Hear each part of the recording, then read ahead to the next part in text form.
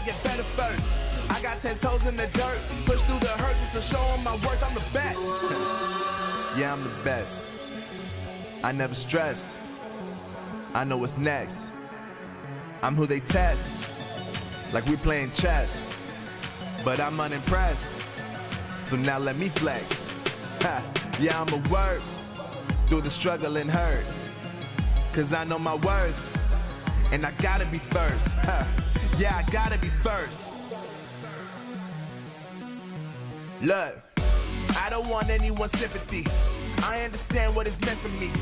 I give my focus and energy. If it's meant to be, then it's meant to be. But mentally, I'm undefeated. They hear that and say I'm conceited. Like there's no reason. Like I don't beat them and come back again just to teach them that when you work under pressure, you reach higher measures. They'll try and bring you down, but you cannot let them, and only get better and focus on cheddar. Eye on the prize and you'll become a legend. Like, when I'm in the room, it's a red alert. You wanna compete, well, get better first. I got 10 toes in the dirt, push through the hurt just to show them my worth. I'm the best. Yeah, I'm the best. I never stress. I know what's next. I'm who they test, like we playing chess. But I'm unimpressed, so now let me flex. Ha, yeah, I'ma work through the struggle and hurt, cause I know my worth, and I gotta be first. Ha, yeah, I gotta be first. They don't know what's gotten into me, how'd I turn pain into energy. Through all the struggle and hurt, remember my worth, and that's why I gotta be first.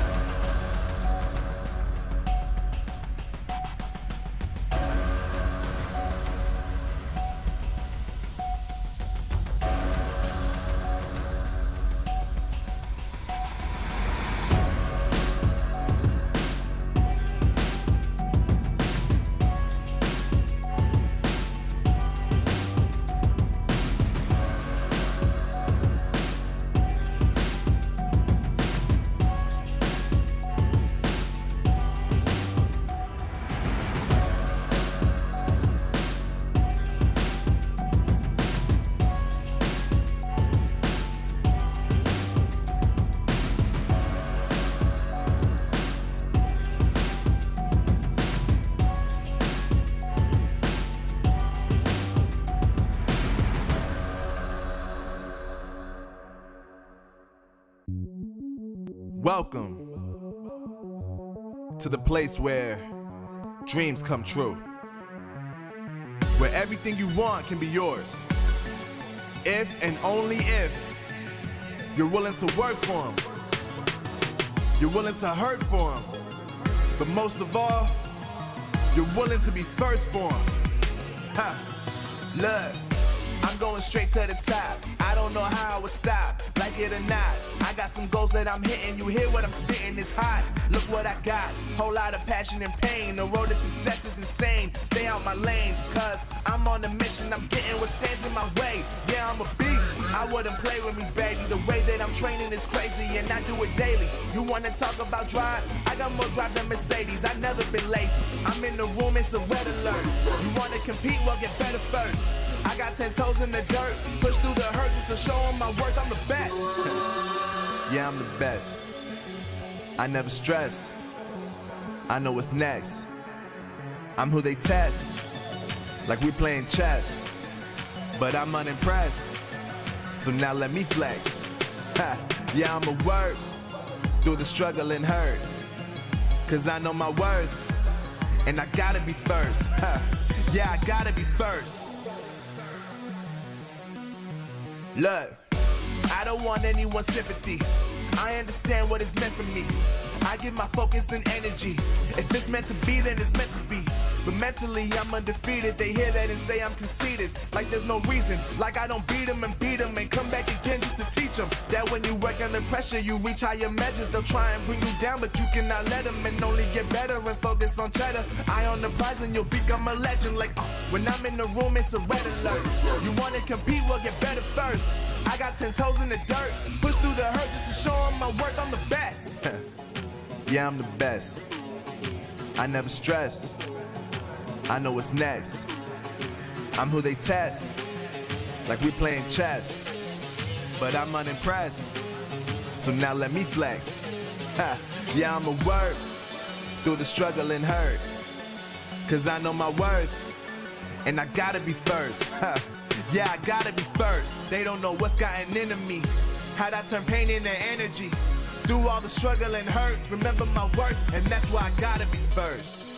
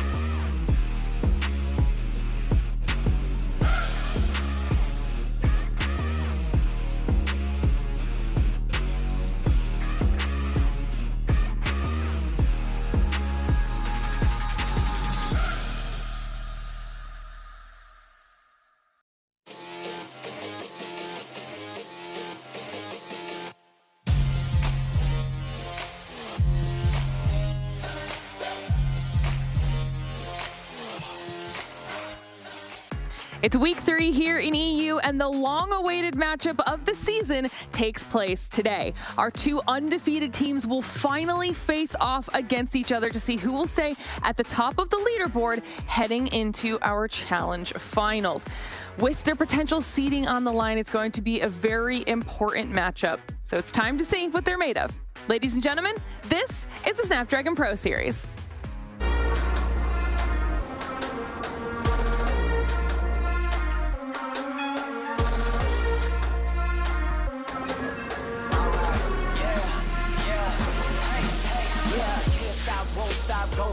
Player on top, know it. Rooftop, penthouse suite. If you really want it, gotta own it. Fight through it, we was at the lowest. Blood, sweat, tears, the components. Riding all year, now's the moment. We are not friends, we are opponents. Yeah, I'm coming for mine. Yeah, I'm making a play, the game on the line. Yeah, I've been on the grind. Yeah, I jump in the spot, I made it my time. Yeah, look in the sky. Yeah, the stars align, no shade to shine. Can't stop it already. Emotional, working devotion. We put in this time. Look,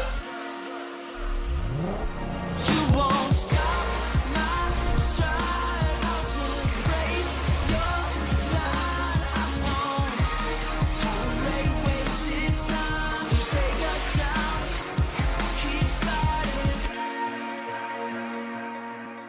Hello, everyone, and welcome to the Snapdragon Pro Series, where today is week 3 in EU for Call of Duty Mobile. 2 days of action coming your way, and it's going to be an exciting 2 days, to say the least. My name is Glitter Explosion. I'm still hanging out with you guys for the entire season, and we've got the gang back ready to do the same. We've got Bobby, Infinity, and Ton ready to dive into today's action. Are you excited? I'm absolutely pumped for today. Obviously, we got the rematch that we have seen multiple times over the past few months. Kings versus Exclusive, the one that everybody's been waiting for. A chance at redemption for Kings after Stage 5, and ultimately just the culmination of the EU season right now. Yeah, I think this is just the week we've been waiting for. I think for the longest time, right? Not only do we have that matchup, we've got Mont versus Omniscient as well. We're kind of spoiling the matchups right out the gate here. There's a lot of good matchups on the line today. I think it's just going to be a great day all around of COD Mobile. Yeah, it's going to be a good one. Look, we've got the 4 best teams all going up against each other. What's not to love about this one? It's the game we talked up since week number 1. So yeah, excited. It's going to be a great day of action. Lots of us for us to keep track of. If you haven't been able to keep track of all the action prior, though, just go to our social media. You can check us out on X, on Insta, and Facebook for all updates related to the Snapdragon Pro Series, or you can join our Discord, discord.gg/Snapdragon Pro Series to join the community, hang out with us, talk all things Call of Duty Mobile, and continue getting all of those updates. All right, now, before we get into all of the action, we've got to get all of the basics out of the way. First of all, how this whole thing works. If you're just joining us for the first time, welcome.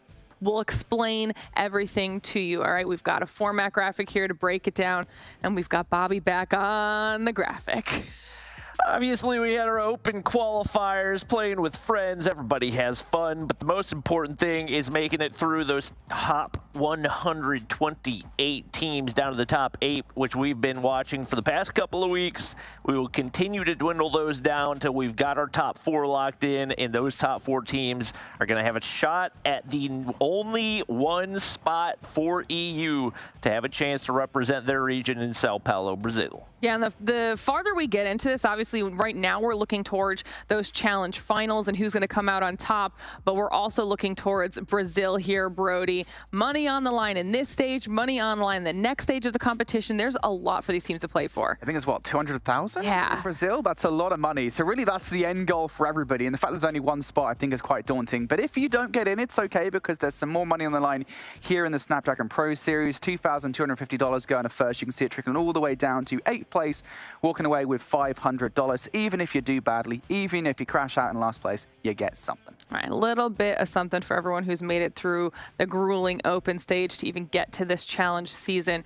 But now that you know how it all works, let's talk about what's happened here so far. And I'm talking about our leaderboard. Okay, this is important, Ton, because we still have 2 undefeated teams at the top. Yes, we do. Well, somebody's is going to have to go today. We know that, of course, but we got a very definitive line between 4th and 5th, and then everybody else, of course, there as well. But Omniscient against Mont also there today as well. I mean, it's crazy. This is going to look very, very different by the end of the day. Yeah. So it's going to be an important one for a lot of these squads, even just for us to get a better idea of, like I mentioned, where that seeding is going to be heading into challenge finals. That's often a very important thing for our squads as well. We'll take a look at the schedule, though, so everyone at home, you know what matches to expect today. Like I've said, it's 2 days here in EU. This is the first day, and this is what we have coming up right around the corner. we're starting off hot here, Bobby. Yeah, obviously, we're starting off with the match that we've all been waiting for in Kings versus Exclusive. But all the way through, all the teams that are going up against each other have the exact same record as the team they're playing against. So Xantium and Nexus looking for their first wins. Mont and Omniscient trying to make sure they can lock in one of those top 3 spots. And then down in that final matchup, we do have Ricey going up against Big, one of them with an opportunity to maybe defend. Obviously, it's a long shot, but it's not necessarily 100% out of the realm of possibility that one of those 2 teams could make it into the top 4.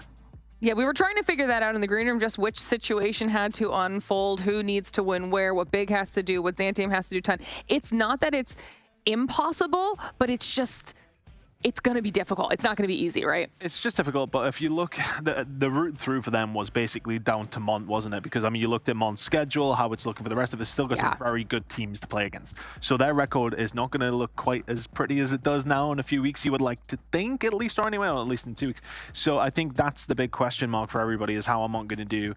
And then can these other teams then reach on through? But Mont's still very much in the driving seat for that 4th spot, as well as a mission, of course. Yeah, absolutely. Well, you saw our schedule. Now you guys know what to expect. We have to talk about that main matchup, the one we're going to be talking about all day between our 2 undefeated teams, because this is obviously not the first time they will have faced off. So we're going to give you guys a little bit of background, a little bit of history of these 2 teams, what happened last time they were able to face off, because they did play against each other in the World Championship, Brody. First, let's talk about what happened when they went through the veto process. Yeah, absolutely. So something going all the way back towards the Season 3 finals. I believe it was the coach of Kings that came on for the post-match interview. He said the reason they won that matchup was down to the veto process. And when it came down to champs, things looked very, very different. Notably, the Summit, I think, was a massive hard point, I think, to pull through to kick off the series for Exclusive. I think it was probably the worst of the lot for Kings back in Season 3. So to get that is huge. And then, of course, we know how that went down afterwards. Then the Firing Range and the Search and Destroy and the Raid and the Control. If it went to Raid, I think it would have been pretty interesting. But spoiler alert, it did not. It did. We'll take a look at it, what exactly did happen in these highlights from this World Championship, Bobby. I think that this is something these teams are going to want to be coming back from, proving that they're better than what we saw here in this tournament. Yeah, no question about it. I think for Kings specifically, they definitely had a disappointing Stage 5 in World Championship in general. Obviously, part of that was missing Inferno, their main IGL, and having him out of the mix is something that's going to hurt you. But 100%, big swing and a miss as far as map picks and bans go to even allow Summit through for an Exclusive squad that has been very dominant there. Obviously, heading into the Firing Range, it just kind of felt like they were mentally chalked at that point. Both of these teams have played a good bit of Firing Range, but the Summit definitely felt like their downfall, especially given how much control they had over the map selection. All right. As we finish continuing looking at these 2, one of the other things that we had mentioned, and this was something that if you guys are just joining us, we talked about very, very early on when it comes to this season. There were roster changes at the beginning that had played into at least our discussion around how well these squads were going to do. Now we've seen 2 weeks of competition after these changes, and it's boded well for them here, Ton. Yeah, of course, just to explain the graphic as well. Champy going out from Exclusive, Spy going to Exclusive, so going up against these former Team Kings, and then Drari coming into that Kings roster. Yeah, look, I think especially for me, I really enjoy what Spy's been doing in that roster. I think he's looked really, really solid. Drari has looked great as well. Honestly, I think there's been no complaints, but I think that's easy to say when they're both 4-0. Yeah. Right? I think we'll really get a good test today of where those rosters are really aligning and whether they have been upgrades across the board. Yeah, well, we also not only get to see how they're going to play, we have an opportunity right now to talk to one of their players. I think we do have Marvel ready, standing by to chat with us. Before we get into the first match of the day, Marvel, hello, can you hear me? Hello, can you guys hear me? Yeah, you sound great. Thank you so much for joining us. Thank you. All right. Thank you for the invitation. Let's talk about this. You've got the match that everyone's been waiting for coming up around the corner. You guys are one of our 2 undefeated teams, obviously Exclusive being the other. So how are you feeling about heading into today's match? Feeling great, excited as always. It's always good to play a majors match, and always good to play like the top dog in Europe. So feeling great, just excited. All right, I'm interested to hear you call exclusive the top dog in Europe, because I feel like for a lot of people, you guys are the. No, do you want to amend that? I don't know if that was. What'd you say? No, I was just saying it was interesting to hear you say that exclusive are the top dogs in Europe, as I feel like a lot of people would consider you to be the best team. Obviously, we'll have a better idea of that after today. But looking back at you guys' matchup in the World Championships, do you feel like your matchup head-to-head would have looked different had you had Inferno in the starting lineup? I mean, yeah, obviously you lose like my second main AR, your IGL, second marksman. Obviously, it's like a big impact on the team. If the outcome will be different, I'm not sure, because once again, none of us were on the Samsung before, and that was like a real struggle for us to get adapt on it. And but I don't know. Like I think it could have went either ways. But yeah, obviously, like it was a big impact to lose Inferno. All right. Well, one match early on this season you did have Inferno was against Omniscient. That was one of the very first matches we got to see you play this season, and it went all the way to Game 5. It was a super close series across the board.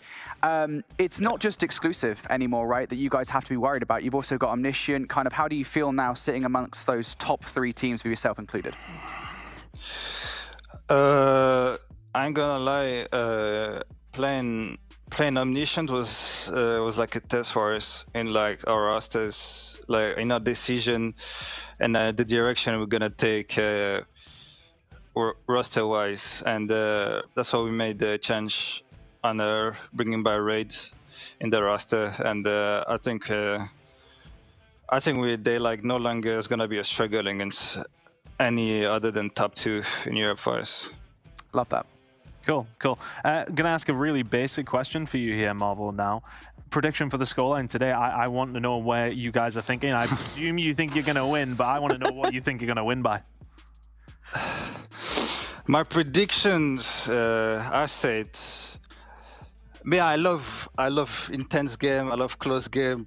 That's why I like that's why I love. So I would say 3-2, and we take the SND at the end. OT.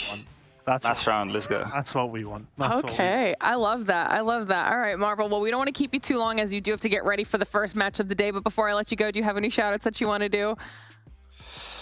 Shout out to my team. Hope you guys ready. Shout out to my mom who's watching. Shout out to Coco and Simpsy. And yeah, love everyone for the support, and love you guys also back there. Thank you for all the cast and everything. You guys are awesome. Oh, well, thank you as well. I'll let you go now so you can go get prepared for your first match of the day, but good luck, and hopefully we'll be talking to you again soon. I'm assuming he heard that. I almost congratulated him early, too. Very presumptuous. Right? We'll have to see how it goes. Okay, we keep alluding to it. Let's just start talking about it. Obviously, match 1 on the day between Kings and Exclusive. What do you expect out of this one? We got the great question. You said that was a great question to get Marvel's thoughts on how he thought it was going to play out. He said it's going to go the full 5, Bobby. Yeah, I would not be surprised to see that. I think with how well matched up these two teams are, it definitely has the potential to go to the distance. I think a lot of it is going to come down to the picks and bans. This is once again something that Kings were very much missing out on whenever it came to the picks that they allowed through in their World Championship matchup up against Exclusive and in some of the other matchups as well. So they're definitely a really, really strong hardpoint team. It's just going to be a question of whether or not they can get through the maps they want to play. Well, speaking of the maps, I believe I think some of them are ready. We've got those picks bands coming through here in just a moment. Kicking things off on the Hacienda hardpoint here, Brody. Yeah, this should be a good one. I think for Kings right off the start, this is one of their strongest maps coming out from last season. So I think this will be all right for them for sure. Also pretty good this season as well. They were 3-0 last season, 3-0 this season. So that is very much a very strong pick for them. And I do just want to very briefly talk about the Arsenal ban, because I'm going to go ahead and assume that that one came directly from Exclusive, because they are not good at that. Why is Summit not in there if it hasn't been banned? Yeah, I was curious about that as well. Well, I'm going to go ahead and assume the Apocalypse pick came from Exclusive because they saw what happened between Omniscient and Kings earlier on this season. I actually rate that pick if that was the pick from exclusive. I get what you're saying, to be fair. I think, you know, your most recent matchup, you smoked them on Summit. It's open. The door it's wide open, and exclusive have looked good on it, so I just don't understand why it's not come through. I don't know. Look, I mean, we might have our theories, but yeah, it's a strange one. I guess just very briefly here, it could also be because of the fact that exclusive will know that they'll have watched that VOD back, and that might well help Kings. So maybe another thing to consider there. All right, looking at the rest of it, obviously Search and Destroy. I'm assuming the Tunisia ban is probably from exclusive. That's one that Kings have looked super strong on. Getting firing range through, definitely something that Kings are going to be happy about as well. They're 3-0 on the map. And then Meltdown, you would assume, is probably for exclusive, although I don't think either of the teams have played that so far this season. So it'll be interesting to see. And then coming down to the standoff, I think that would probably maybe slightly give an edge to exclusive, but both teams have some experience there. Yeah, I will say firing range is super interesting because both of the teams are very, very good at firing range. And of course, it is the replay from the last series these guys faced, right? So that was a 7-2 to exclusive. So yeah, I think that's a really good pick to come through. And then, of course, the standoff control. I actually think this was the control I didn't expect. I expected to see Raid because both of these guys favor Raid. So I'm kind of surprised that that's where we've gone. It depends which team wants to revel in that chaos, I suppose. That is standoff control, you know, who thinks they can win that slaying battle, because that's really what determines the map for the most part. Yeah, for sure. All right, well, I hope everybody at home is ready. I hope you're all settled in and prepared to watch this. It's going to be an epic battle. For now, we'll send Brody and Ton off to the other side of the studio. And Bobby, I will get your final thoughts on this. Do you agree with Marvel? It's going to go the full 3-2. They take it in the S&D? I am not going to make any predictions. Okay. No prediction. I had a friend request that I not jinx one of the teams that is playing today. So I'm not going to jinx or double reverse jinx. I will not enact the Bobby curse here. I'm going to let this play out as it plays out, and we'll see who the better team is. Respect. All right, well, then that means as far as we're concerned, it's time to get into match number 1. Birdie and Ton, let's kick this thing off. Did you hear that, mate? Is that sitting on the fence from Bobby? That's a you move, that is. I can't believe he's done that. This is going to be a great match. I can't wait for this one. This is the one we have been waiting for all damn season long. Exclusive versus Kings rematch for the 3rd time in almost as many months. It's going to be an epic battle. Yeah, I mean, look, this is, as you mentioned, the one that everybody's been looking towards since the season started. It is the one that we would always consensus say is the battle between who's going to be the #1 team. But I still think, you know, there's that question of Omniscient, which we will maybe get more of an answer of when we head towards playoffs, when they all do go up against each other again. Look, this is a game that is very, very difficult to call. I'm kind of agreeing with what Lauren said in terms of we want that prediction to come through from Marvel in terms of that 3-2 scoreline. That would be fantastic. But look, I'm just looking forward to two teams at the highest level of their game going up against each other here. Both sitting at 4-0, you want that #1 spot because then you get to play that 4th spot. And we feel as if, in terms of how that'll work in the bracket play, well, whoever is in that 4th place spot is... I want to say there is a decent gap between 3rd and 4th if we are believing that Omniscient are going to stay there. Well, we'll see today, won't we, yeah, really, right? With Mont, see what they can do. I believe that series is going to be closer, I think, than many people imagine. I feel pretty positive for Mont there. Not necessarily that they can take it, but that they can be competitive. So we'll see. Regarding this match, though, I think this should be an interesting first map of the day because Hardpoint has been really strong for exclusive this season. Now, obviously, stat line here, they haven't lost a single map across the board yet, but that's because their running comparatively to Kings has been, well, significantly easier. And that does change things quite a bit. It kind of boosts the stats up significantly. It is worth saying that they currently have the #1 hardpoint differential here in Europe across the board. That number is 121.75 points above anybody else. So on average, they are beating teams by 120 points. But again, that is because they haven't played Omniscient or Kings yet. Yes, you do have to take it with a pinch of salt, really, don't you? To sort of say, okay, well, yeah, they're playing very, very well, but are they going to be able to translate that into a game against Kings as well? You would think so. I think for me, I look at some of the players on these rosters and who I think is going to pop off today. I mean, I'm kind of I'm struggling to think of anyone particular I think that needs to do. I think as a whole, both two teams need to perform well. Is it going to come down to the SMGs? Is it coming down to the ARs? I'm not 100% sure yet. I feel like definitely for exclusive, the player that I always look out for is Neil, because Neil is just, he constantly plays out of his mind. I think he's the highest KD on that roster at the moment, which I know doesn't mean everything, but I think just in terms of raw slaying power, it is notable that Neil is the player I think that we should be looking out for. And on the other side of things, I think we're looking at players like Marvel and Inferno, who ironically enough are going to be the players that when we get into the search and destroy are going to be carrying the sniper rifles for the roster, and that is where I think Kings have had a lot of success in the past. Maybe not so much against Omniscient, but certainly against the rest of the field.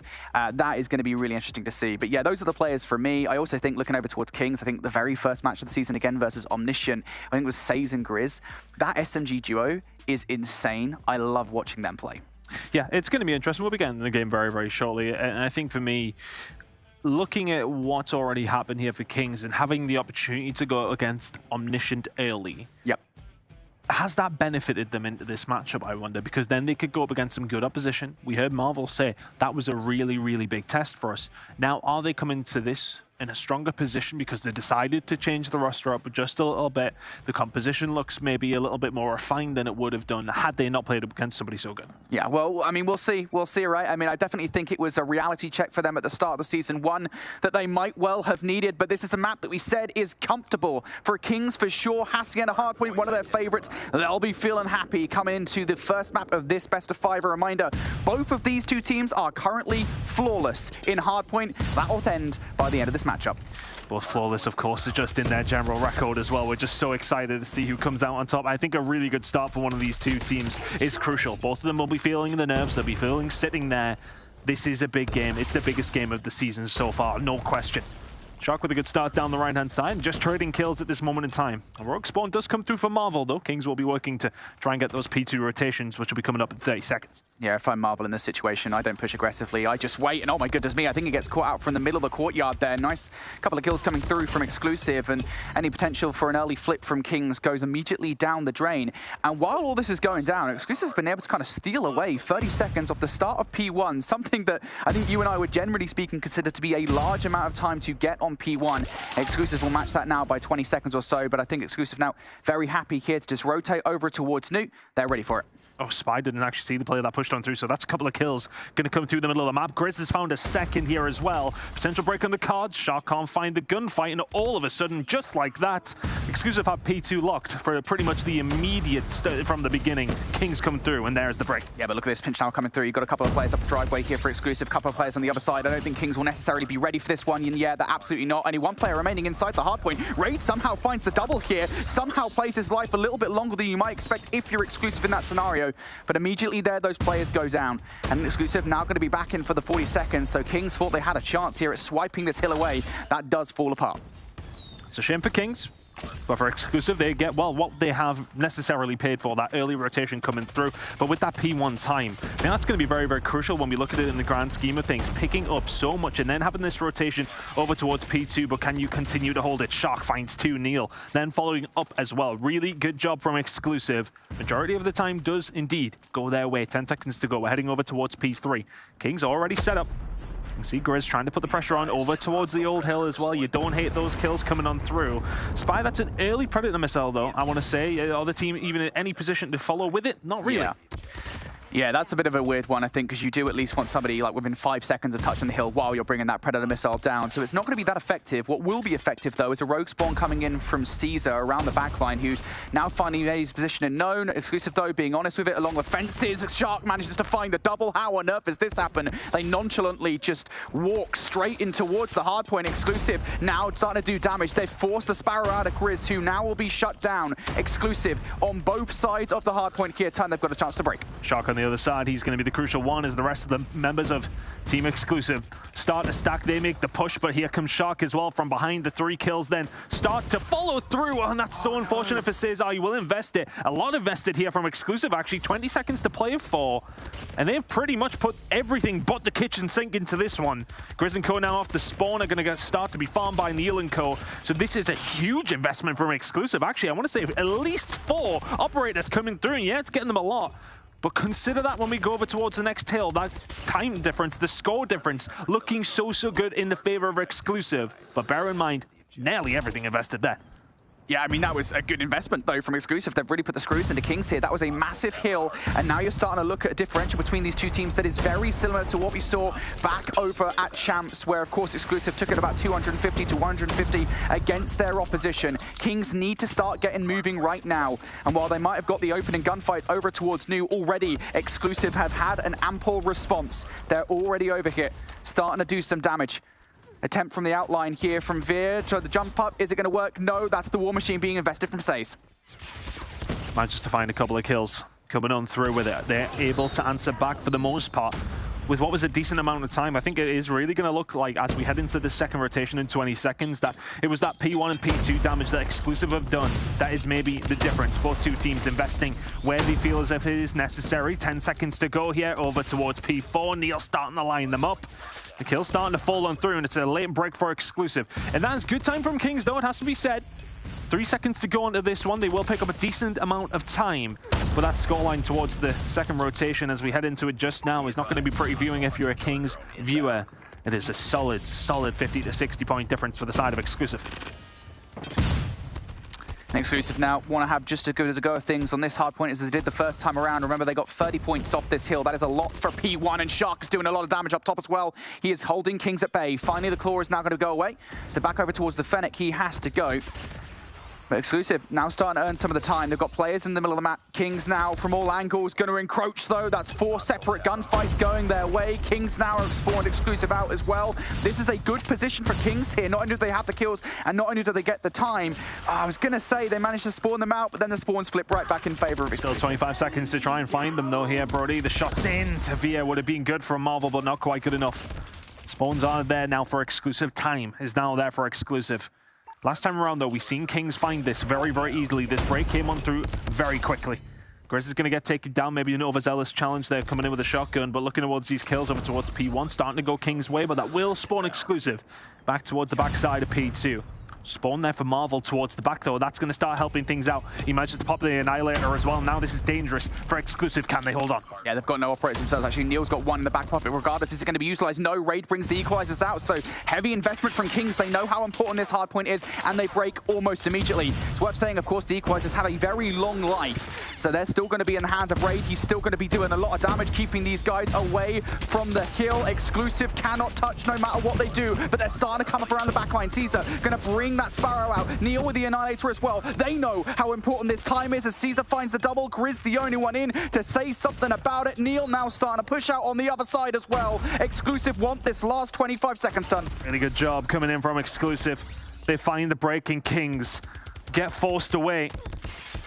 A lot of investment from both two teams, though. Kings invested to get inside the hill. Exclusive invested to get it back. And it feels like the efficiency for both two teams, in far as we're talking as operators being the main thing, it really has been more so on the Exclusive side that they're being used just that little bit better.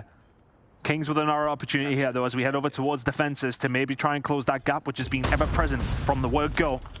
Shark and Via finding a couple of kills. They're going to go for a push through towards the plat side. All these kills going towards the way of Exclusive, and they're going at the wrong time for Kings. It's another clean break for Exclusive. You cannot let that happen once again. And oh my goodness me, Shark's still going as well. We've seen what this guy's capable of for months now. Back at Champs, he was one of the highest performing players for Exclusive, and he's doing it again here when he needs to. Grizz comes out with 3 with the War Machine, and that is a huge utilization. He continues as well. Says with more, and Kings here are on a roll. This is incredible for them. They needed to get back towards this hill, and they are absolutely doing it. That may well be the catalyst that turns this game on its head.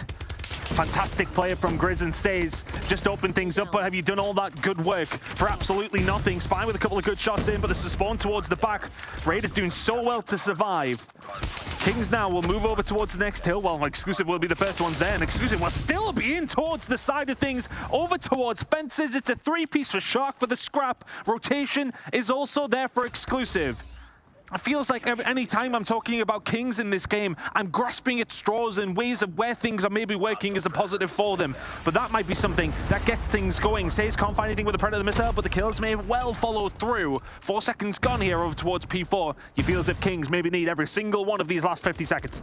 Desperate times, desperate measures. That Predator missile comes down right out of the rip here to make sure that they get control of this hill, but they're already starting to face the pressure. Look at the players now jumping up, and there's no way you let Spy get 4 in a row. How is that happening? happen? It is a total meltdown for Kings, and now they're really starting to boot down on them with the Shark coming out with the claw.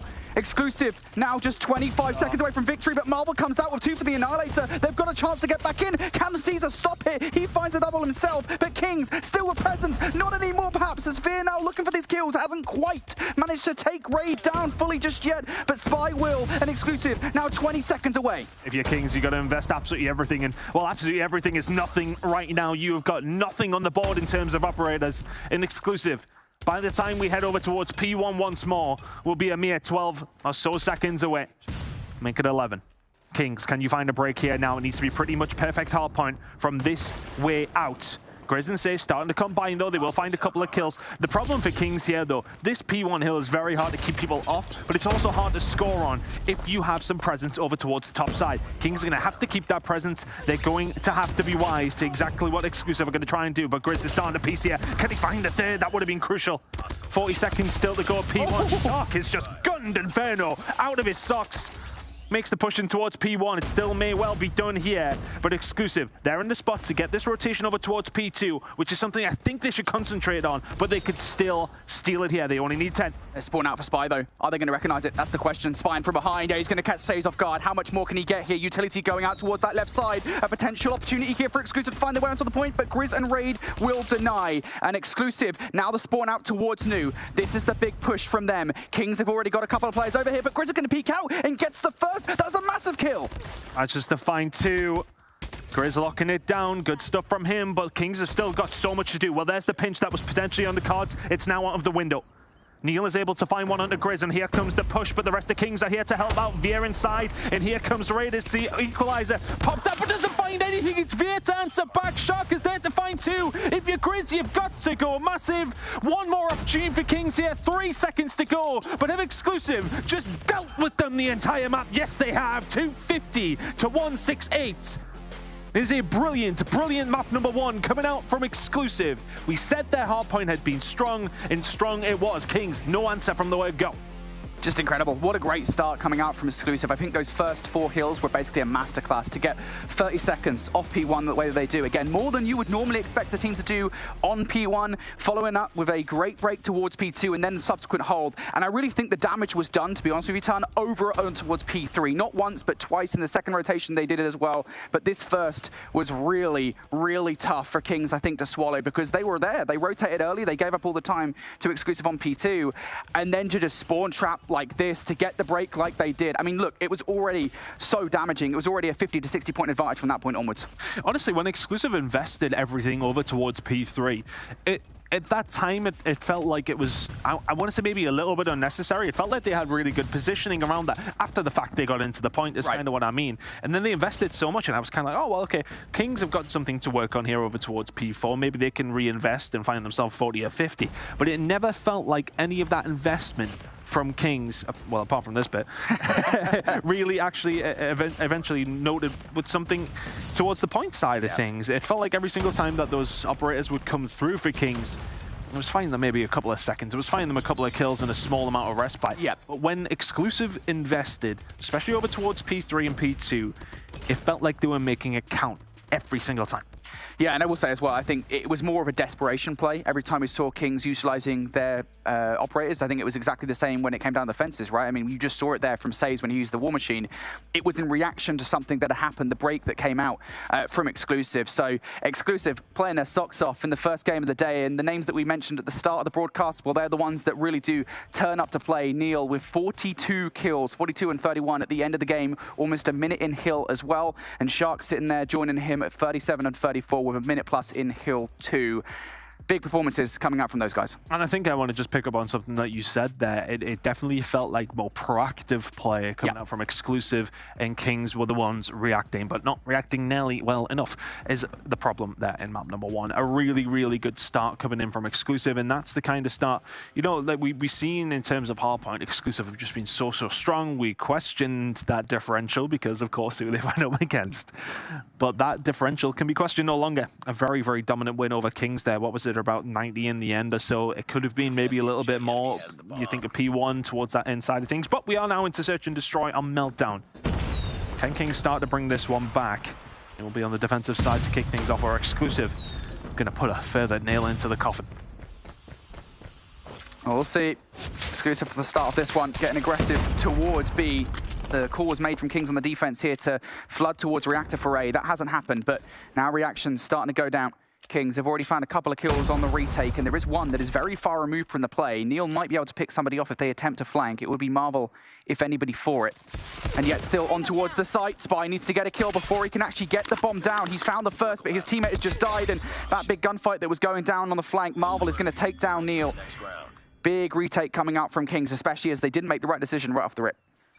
Yeah, that's a tough one. I think, you know, when you move over towards that B site, yes, okay, you want to kind of extend, you want to expand out as much as you possibly can just to make sure you aren't going to get pushed in, because I think these players, when they start to get an angle from mid or an angle from their spawn side up on the jump up, it is very, very difficult to deal with those gunfights if you're the attacking team. Just really good work coming out from Kings for the retake there. Can they do it again here, though? Is Exclusive going to put all their pressure over towards the A side? Spy through the front door can find the first. Marvel will get taken down by Shark, and Via, well, will follow him. Kills being traded across the board, though, left, right, and center. And all of a sudden, it's a 2 versus 2, just like that.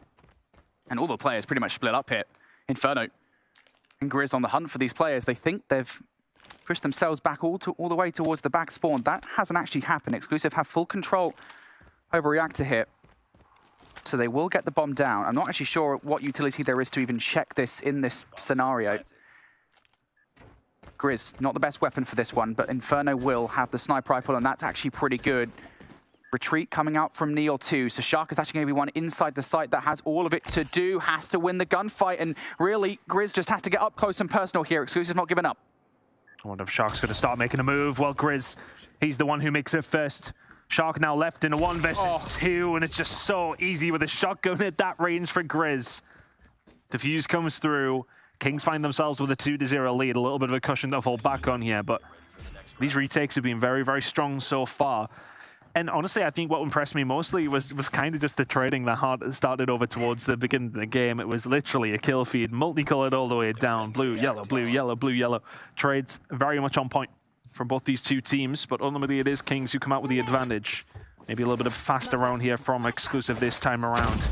Getting themselves very prepared over towards the B side. What can Inferno do, if anything, here to stop this happening? Well, nothing, because he's been grenaded and he's dead. B site now completely taken over. Kings, what is the route back in here? Should be a plant coming in from Exclusive. Oh, wow. These nades! What is going on? That's 3 here in this round. 3 kills, all by way of nade. Finally, Shark will stop the nade fest. But at this point, Exclusive now have a problem because they still need to get the bomb down. Kings know it as well by way of that set nade. And Shark now going to be face down with Grizz, who just peeks in, gets the kill with the R9, gets the hell out of dodge. And now Exclusive, do you really have that problem? Because do you try and go for the plant here? You feel a bit nervous, right? Because is Grizz now just going to run at you as soon as you do? Well, nades on point for both two teams, but more so for Kings. It's criminal, isn't it, really? You would have thought maybe a trophy over towards that side, but maybe not available. Here we are, though. The R9 has been an absolutely deadly weapon in the hands of Grizz so far, and Cesar may well be the next to fall to it. Mate. What was it, Exclusive, I'm sure, do actually have an execution count going on. Well, I think Kings, well, may well have added to theirs, but this time around they will just find the 3-0. No messing around here from the Kings side. Another kill through from Grizz. Kind of feels unfair when he's using the R9, doesn't it? It does. It is really powerful in close range situations. Maybe a bit powerful. Yeah, it reminds me of the Remington from Black Ops 2 in a way. Sometimes when you're looking at it, it's just absolutely insane. But already at the start of this one, you're seeing that high-paced action. Both teams know how important it is to get control of A. And oh, goodness me, Neil, Caesar, and Shark run right into the meat grinder that is Marvel and Says and Grizz as well. Everyone joining a party that is absolutely Kings coming out on top. How about that for a fast one? Fantastic work from Kings. They have absolutely reveled in the chaos that is defense on Meltdown. They've been winning the trades where they need to. They've been retaking perfectly every single time. And Exclusive have not really got much to write home about here, to be honest with you. A couple of occasions they've gotten B-site control and they've just been grenaded out of it. And this time around, Inferno's actually going to find something. Via gets shut down. And that's again just another potential dagger. Inferno with a second.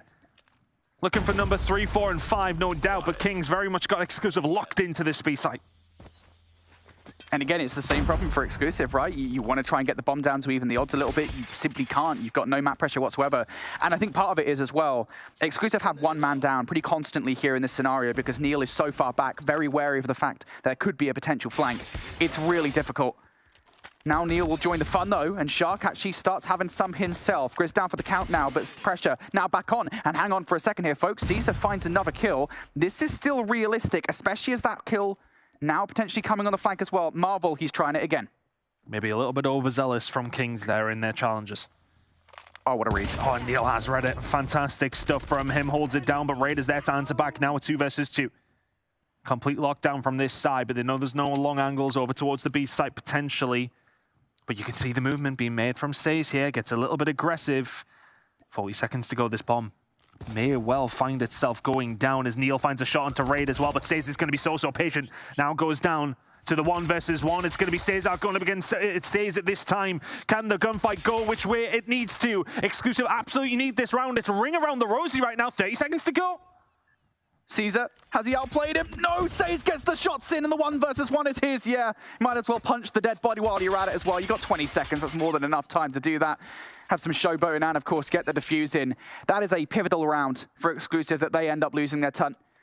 They almost had it in the bag. They almost made the reversal happen, but once again, Kings pull the rabbit out the hat. I mean, they've had everything here so far. First bloods, trades. They've retaken sites. They've found clutches. And that is ultimately why you see them at 5-0. Could it be the perfect defensive side for Kings here? It's another hit over towards B. It feels like they maybe had more luck getting control of this site, but getting anything done with it has been another thing here for Exclusive. Yeah, that's the problem, isn't it? Especially considering I think Kings are once again playing for those set nades. So you have to be very careful as to where you're going and when you're doing it. The timing has to be perfect. Spy now going to get the bomb down. So he gets away with the plant. And now Kings, the retake has to look a little bit different because every time they've done it previously, they've had the numbers. This time they don't. Immediate trades going down, 4v4. Who's this going to be on? Who's going to be the one to break the straw on the camel's back? It's not going to be Kings this time as VF finds a couple unless Grizz and Co can do something magical about this, but I don't think Raid has it in his locker. Eventually Exclusive will find themselves with a round here.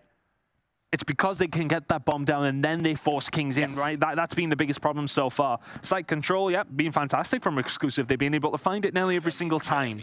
But getting that bomb down was an issue, but the second they did, Kings struggled. Finding something different now. We're going to switch sides here as Exclusive do have 1 round on the board from their defense. Heavy investment, yeah. From the offense, excuse me. Now defense here coming out from Exclusive. Yeah, they are heavily going straight towards B. Kings have played this a little bit more passively. They've stayed back somewhat to survey the land before making some kind of decision. And in doing so, they will have a free A-bomb site, provided, of course, that there isn't much utility left on side for Exclusive that they could just throw straight in towards the site. Spy will be the first one here if he wants to be. But it's a scary place to be now if you're Exclusive. You are starting to gain information because of the lack of. Nobody over towards the B side, so, well, ultimately, where have they got to be? Well, it's inside of A. I would imagine that bomb going down is something they probably want to do quite soon. I presume they were maybe waiting on some utility coming through to potentially stop it. Well, here's the opportunity now if you're Exclusive. No grenades in, bomb down, 5v5. It's so difficult. There's no shotgun on side as well for Exclusive, so going to have to get this done with the Phoenix and the snipers. Neil's down for the count though, so that's that sniper down as well. Exclusive going to trade things back by way of Caesar. Ray just drops straight down, and that's an easy kill for Shark, who was waiting there patiently. How much more can he find as well though? Gets doubled up though. Says and Grizz. That's unfortunate, and now it is just down to Caesar here, 1 versus 3. Way too many different directions to look here, and Kings will overwhelm. And that's just a classic case of, at the start of the round, you have that 50-50 decision on the defense. You choose to full 5-stack on towards B, and it's the decision that doesn't go your way. It's a strange one, I think, on this map as well, because I think if you lose control, especially over towards the A side, it's not necessarily, I want to say, the easiest retake in a 5v5 situation. It's a risky play from Exclusive that this time around does not pay off. This time, though, they are going to read it correctly, and they're just not playing it how Kings played it whatsoever. They play it aggressively. It's a 2-for-2 trade on the site. 3 versus 3, but crucially, Kings have had to back on down. Yeah, I do believe they lost the player over towards A, so technically speaking, Kings could play this hyper-aggressive and rotate straight over towards A and be pretty successful with it. The only problem would be Spy, who's currently sitting up top in the boiler room. He'd see it, and that would be the reaction from Exclusive. Also worth saying, though, Kings are prepared for that reaction. Inferno is watching the middle of the map like a hawk. So even if Exclusive do rotate, Inferno will be there to deal. And that is the game plan here for Kings. Get the bomb down over towards A and deal with the retake. Yeah, information would have been there from Inferno. He's like, yeah, I am inside the reactor, and I am alone. Makes their move over. This bomb will go down. Now, what's the plan here from Exclusive? You look at the positioning of Spy. Is he maybe going to go for a flank? But immediately Marvel playing a fantastic spot here against Neil. That's going to be the gunfight that he looks to win, looks the wrong way. So Neil will find the kill in the middle of the map here. And if you are Says, you have to be careful. Get back inside. Gonna have to be the 3v2 retake now from Exclusive with 23 seconds to go. The timing has to be good. You cannot hit this one by one. You have to make sure you catch Inferno off guard. And Inferno, has he found all the sneaky beaky timing? He was climbing on the ladder, so the player jumping right over him didn't see him in the situation. Says now able to pull it off. Inferno for the 1v2. And all he has to do now is just waste time, get away, try and play your life. Yep, successful for Inferno. There is time for defuse from Neil here, but Inferno goes for the final kill. Beautifully played there as they find the 7th round required here to close out the search and destroy in their favor. What a blitzing start from Kings there. I mean, when you go that far ahead on a defensive side, it's very, very difficult to come back. Look, ultimately, when you find that lead, the confidence is just flowing. They played every single facet of that search and destroy significantly better than Exclusive did. And it felt like Exclusive were just getting picked apart on so many different occasions. It felt like, you know, you can't necessarily put it down to Kings being necessarily better at any particular thing there because they were just better at everything. Well, it felt like every single round was something different to a certain degree. Like it was the nades on one round on the defensive side. It was a slow retake on one moment. It was a fast push in one of the rounds. Yeah, true. It just felt like every single way you could play S&D was shown by Kings there, and they excelled at it over Exclusive in every single way. Yeah, I mean, the set nades for one are very, very good from Kings. The timings, you can tell they have practiced those down to a T. To the point where I think the one round that Exclusive did win there in the search and destroy was the one round where they planted the bomb a little bit later, waited for the nades to come through first, and then went for the bomb just because they knew what would happen otherwise. So yeah, big plays coming out from Kings. You can tell they've definitely watched the Vol on that map, knew how to play it perfectly, and what a performance coming out from Grizz, by the way. That R9, there's very few players that I see using an R9, and I know they are going to destroy people. Raf is one of them. Grizz is another.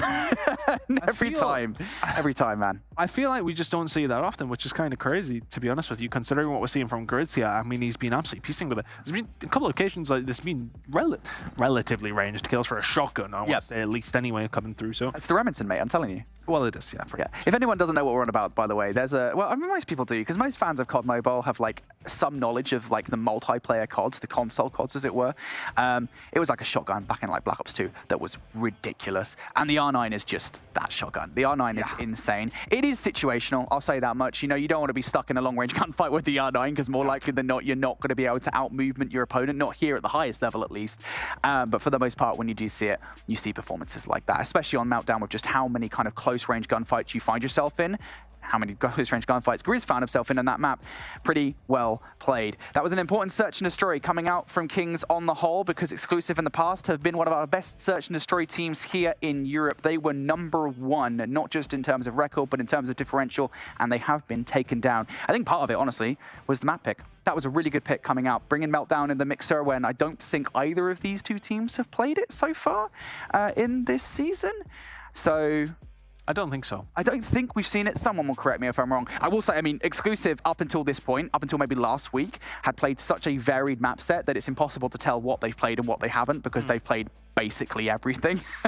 Yeah, look, I think that always helps, but like we've seen the game plan was there for Kings. It felt like Exclusive didn't have one. And I feel like you could tell it when we went onto the defensive side for Exclusive, and it's a 5-man stack in B. Like, it's just kind of, you know, throw something in the wall and see what sticks at that stage for Exclusive, because things really were not going their way. Control, though, like, I mean, let's talk about it, because realistically speaking, with the way that Exclusive played that map #1, okay, we'll not say it's exactly the same mode by any stretch of the imagination, because it's not, but it's more so about that slaying game. Exclusive look fantastic over on map #1. Can they carry that into that map #3, do you believe? Or do you think that search and destroy is maybe just going to settle them a little bit? I think it's difficult because, again, the thing is for Exclusive, what we've seen from Exclusive this season so far is relative to who they've played. And again, the run-ins for these teams are very, very different. We know what Kings are like against top teams, because we saw them go game 5 with an Omniscient. We saw them get 3-0'd in the Control. That was on standoff, of course.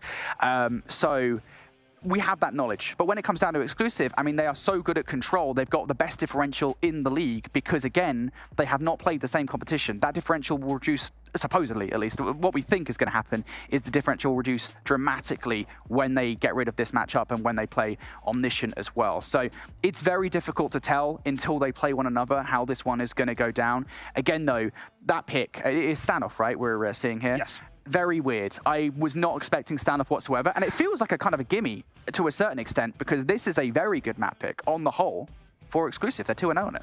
And I think as well, if you look for exclusive in this sense, you're going into this standoff. Raid is more so like I want to say a pure control map in the sense of you really do have to play that objective. You have to kind of play the map very correctly. You have to make sure you're making the right pushes at the right times. Whereas standoff is one of those moments where, well, if you get in the spawn trap, you're probably going to win the game. So I think you always have that Hail Mary to a certain degree, and it's more so about the slaying side of things rather than Raid being more so about the game of control. I don't think we are going to see a spawn trap here, to be honest. But it can happen to anybody, though. You lose a couple of gunfights, and all of a sudden you can get forced in there. And for me, it's maybe not necessarily about this 5v5 spawn trap. You've got them put in there. You're locking them in.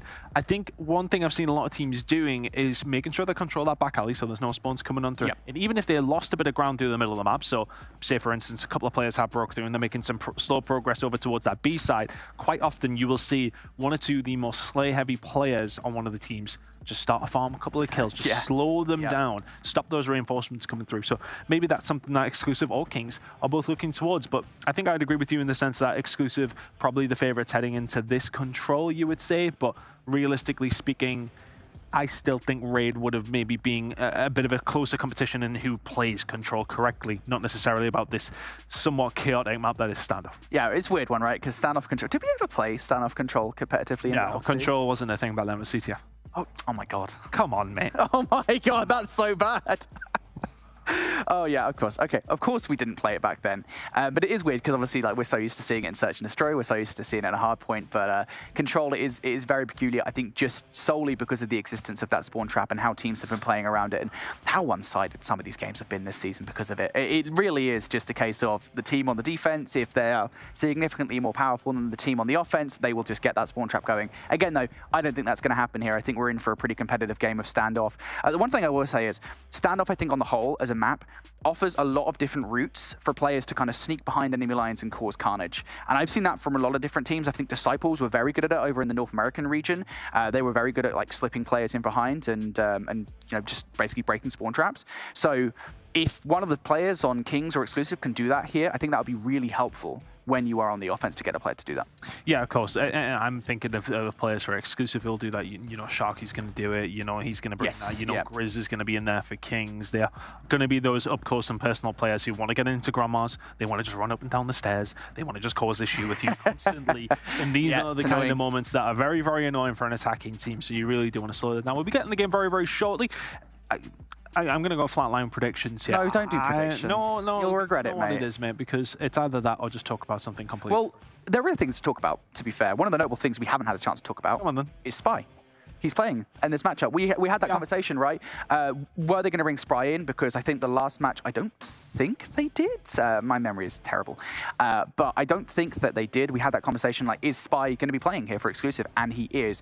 And that's a really interesting talking point because Spy has been on the Kings roster for a very, very long time prior to the roster change. He's going to bring across a lot of knowledge about Kings. And to be fair, Exclusive probably know a fair amount of Kings anyway, but I think that knowledge is going to be really important, I think, for Exclusive moving forward to know, all right, this is what King's strats look like on XYZ map, and we get that information from Spy. So I think that's a really important player, I think, to bring on board. Yeah, and I think for him especially, you know, coming into this one, it's very much about the revenge tour. But we are having a very, very small issue, so we're going to go through a quick break. Don't go anywhere. We do have the resumption of the game between Exclusive and Kings just after this.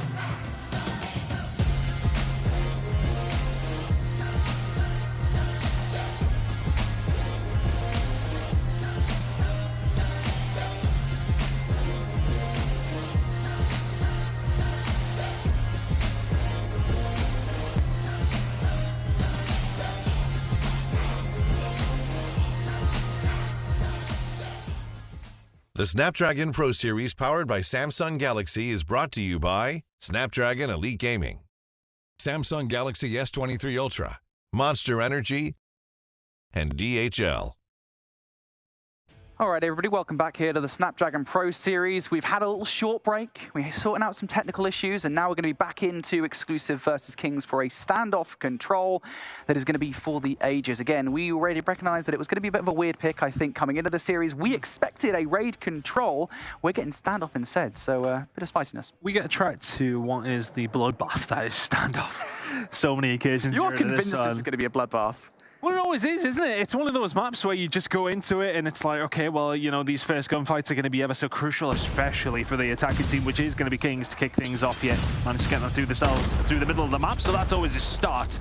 I haven't seen Grizz put the R9 away yet, and for good reason, because he's absolutely frying with it. But this is a really good start from Kings, actually. Is all 4 members, as if I say that, as if the 5th was about to go. Via is there to slow it down, but 4 members of exclusive dying almost immediately. So Kings now have that point. They're halfway up the map. They start to get some objective time underneath their belts. Yeah, and the thing is as well, we always talk about the spawn trap on the defense. What can happen to offensive teams? Well, here on the offense, Kings have a really good opportunity to put exclusive in the spawn trap on the other side. Grizz getting aggressive now through the P2 hardpoint. Cannot get it done. Can only find 1 kill. And a little bit of pressure will now alleviate for exclusive. Have to find themselves at least out of their spawn. But even still, exclusive are just continually sending players that way. I mean, look at number 2 right now. Raid is just chilling over here by P2 side. Has to back up a little bit, but the map control has been entirely Kings. And now I love what that actually means that exclusive have to do. They have to check their corners. They can't just run straight through. They know players are going to be there. So I love the aggression, then the regression from Kings. That sets them up so beautifully to take a hold of A right now. 10 lives, 9 lives now remaining. Kings are just slaying them out on the spawn. They were saying, yeah, you know what, screw the objective. Let's just go for it. It's a transition over towards B, which is now just forcing them further and further back. What a round number 1 this is from Kings. It would take something very, very special for exclusive to bring this one back, and pushing 1v1 into Grizz is not the way to do it. Good shots coming through from Marvel and Caesar, from Caesar, but the damage has been done. 16 versus 2. Don't think exclusive have got this in their locker, Brody. What do you mean, mate? 2 versus 15? Totally possible. 1 to gun B, all that's required. Grizz and Marvel going to close things out there. Kings, how about that for a start? You were worried there about the defense. Spawn trap in the offense. No, how about that the other way around? Kings come right out from the start. Grizz with the R9 shredding. And now we're looking towards this round. Grizz and Raid both have hunter-killer drones. You've got a Predator missile for Raid as well. There is quite a lot in the back pockets in terms of utility. 3 operators. Kings, at the start of this round, they've got some stuff to work with. Yeah, Grizz probably should have known that timing maybe a little bit better. Expecting players to push over towards this side is going to be something you do, but Inferno, second time of asking, will deal with Spy. Now this time around, 1 has slipped the net here, and that's going to be some information at least as the shots start to come on through. Now it's a big kill for Viet to find. He should get traded and does so. And now this is where things can get very, very dangerous. But that's going to be Neil finding a kill onto Raid. And I believe that was actually the operator popped in there. And Grizz will now find 2 as well, so they can start to force this pressure just a little bit. They lose a body a bit further up the map. Those who are exclusive have a little bit of room to breathe. But Kings very much keeping that pressure on so far. Yeah, that was a big investment coming out from Kings. You utilized both of the hunter-killer drones, the Predator missile, and 3 of your operators to try and spawn trap, and that hasn't exactly happened. So exclusive here, weathering the storm for the moment, and now they've got a chance over towards A. As the trade will go in their favor, they can now start to get some progress as the clock will stop at 37 seconds. Raid on our screens, on the hunt for a player that was sitting inside the gas station. Neil going to win that gunfight, and all of a sudden here, exclusive, yeah, you are 5 lives down, but you're relatively happy with the way this one is progressing at the moment. Just going to get some back alley control, which they are now going to get a hold of. So now they can start pushing through, get a hold of that P2 green control. I mean, you say that, but you have let Raid slip the net, and he has found 2. There's a claw in your spawn that gets dealt with. The problem is you can't let Red get those 2 kills. That just turns it so quickly on its head. And now Grizz can force through, and here comes the R9, and here comes the spawn trap. 15 versus 5. This round has taken a turn very, very quickly from relatively close to absolutely not. Good shots coming on through. Neil will find 2. It would take a small miracle for exclusive to find their way out of this one. Kings, quite literally brilliant in the middle of the map there. And honestly, I think the 2 kills that basically win them that round is Raid. Yep. He finds them in towards Grandma's when there's pressure being exerted, and then all of a sudden, Kings can then get on the front foot from that. Exclusive was sitting in an okay spot, maybe an awkward spot where they aren't necessarily getting a lot, but they've got some decent control. like that, gone. Yeah, and the thing is as well, I don't think Spy and Shark have even learned their operators yet. They've got 4 kills apiece. They've had such a slow game so far that they are not even options on the board at the moment. Exclusive though, at the start of this round, they do want to set up the spawn trap early on. They haven't been able to do so, despite getting the first wave of gunfights. It's Raid and Grizz that are the ones answering straight back, and Neil thinks it's time to invest. I was wondering whether or not that would be the play call coming out for Exclusive to invest something to have a dominant defensive round. It's only one investment at the moment. That's coming by way of Neil, who is finding a fair amount of value here inside Grandma's. He's doing a lot of damage at the moment to Kings, but there is a couple of players that did manage to filter through. One of those has just been dealt with. The other one is going to be playing number 1, who finally does get traded on and out. And you're happy with this, I think, if you're Exclusive. Yes, you haven't got the spawn trap 100% just yet, but you have an 8 life advantage off 1 investment. You look at that map, though, you think about a 50-yard line on this map. Very much Kings, not past that whatsoever. Exclusive do have to win a couple of these gunfights, though, to keep that being the case. Spy with a couple of important ones over towards the tank side. He will keep them just that little bit further back. Marvel finds 2, though. Maybe Neil offered himself just a little bit too easily over towards the B side. All of a sudden, there is going to be a walkthrough coming on through, and it is going to be Grizz finding himself over towards that B side. Raid just causing absolute chaos in the middle of the map. The Switchblade has just been so stunningly used in his hands all game long. Grizz now just trying to put this hurt on a little bit. I'm not too sure about this investment. He is all on his own, but he's just trying to keep this pressure away. Because he's a B, they have to turn around and deal with him, or do they? They can just leave him, and they've left him to do a lot of damage. 2 ticks about to come in over towards the B side. Do Exclusive turn around and deal with him, or do you just keep Kings in? This is damaging. I was going to say that Exclusive are really happy with this round because they have a massive life advantage, and of course they haven't given any ticks away, but now that's entirely changed. Grizz has single-handedly given 2 ticks of progression over by B. Kings now have presence on A as well, and it's just down to a 3 versus A. It's still a pretty tough situation to be in. Saze is trying to make the best of a bad situation, but he's going to get shut down. Raid has something to say on the other side. He needs to pull off a 1 versus 7, though. Now 1v6 off the back of that first kill. He can't get it done. And yeah, I briefly mentioned it there, to be honest, Ton. Exclusive, they invest 1 operator, and it looks pretty good, right? It looks like a very efficient usage of the operators. They've still got 4 remaining, but that was a very good round for them. And then it wasn't. And I think Grizz getting away with the 2 ticks that he did, I think there might have been 1 on A as well. That is, I think, the best possible situation for Kings there. Kings got forced away, and it's just that solo play that can sometimes make the difference. Oh, that's a big kill coming on through, though. And ultimately, it's just going to be operator on operator. Via manages to deal with Spy. So the equalizer working out one way, not the other. And now Exclusive all of a sudden can maybe start to get something going here. Shock trying to lock it down over towards the B side. Via just causing chaos. Finds a couple, but no more that was needed. He really could have done with finding that kill to then back his team up over towards the B side. And all of a sudden, what was a wonderful start from Exclusive in the round turns into, well, maybe this is a little bit dangerous. Say's starting to do work down the back alley. And Cesar will find 2 and just relent that pressure that Kings were starting to put on. Neil has found a way out here. There may be something on the cards for Exclusive over towards the B side. Yeah, a couple of players here over towards B, but going to be shut down is one of them. Nice trade coming out from Shark, so realistic shot at getting B control for Exclusive here. Of course, they do need to win this round. Kings, are they just going to give this one up, or at the very least just leave it to Saze in hopes of just setting up that spawn trap? I think that might just be the play here, because these players are going to have to regress from the point as soon as they get the capture. That capture will now come through, and it's about what happens past that point. Double back was player number 2 there from Kings. That was Raid to pick up a kill over towards Tractor side. Those players have to double back from Exclusive, and they're being picked off. Shark needs to play his life as much as humanly possible here. He is the only one outside of that spawn trap. Back alley control is going to be here, though, for Exclusive. Oh, they could have done with winning that gunfight. Shark falls, and welcome to the spawn trap if you're Exclusive now. There's players over towards the back alley, and here comes the Predator missile as well, just to put the herd down further. 10v7 in favor of Kings. You've really been forced back if you're Exclusive, but the small amount of breathing room that you may well get is from Shark. It's managed to find a way out. It's not a definite spawn trap just yet. But Exclusive really not on a good spot now. 8 versus 4. You need to find every single gunfight this time round. One spawn out coming out from Shark here. Huge potential. Neil going to use the Annihilator to try and save the round. Spy as well finds 1. So now 4 versus 6. This is still possible. And that Annihilator could still find value. Neil's going to find another one too. 1 more in the middle of the map. Does he find him? No! Saze is going to win the fight. Now a 4 versus 3 though. Neil has brought it back into the possibility. Exclusive.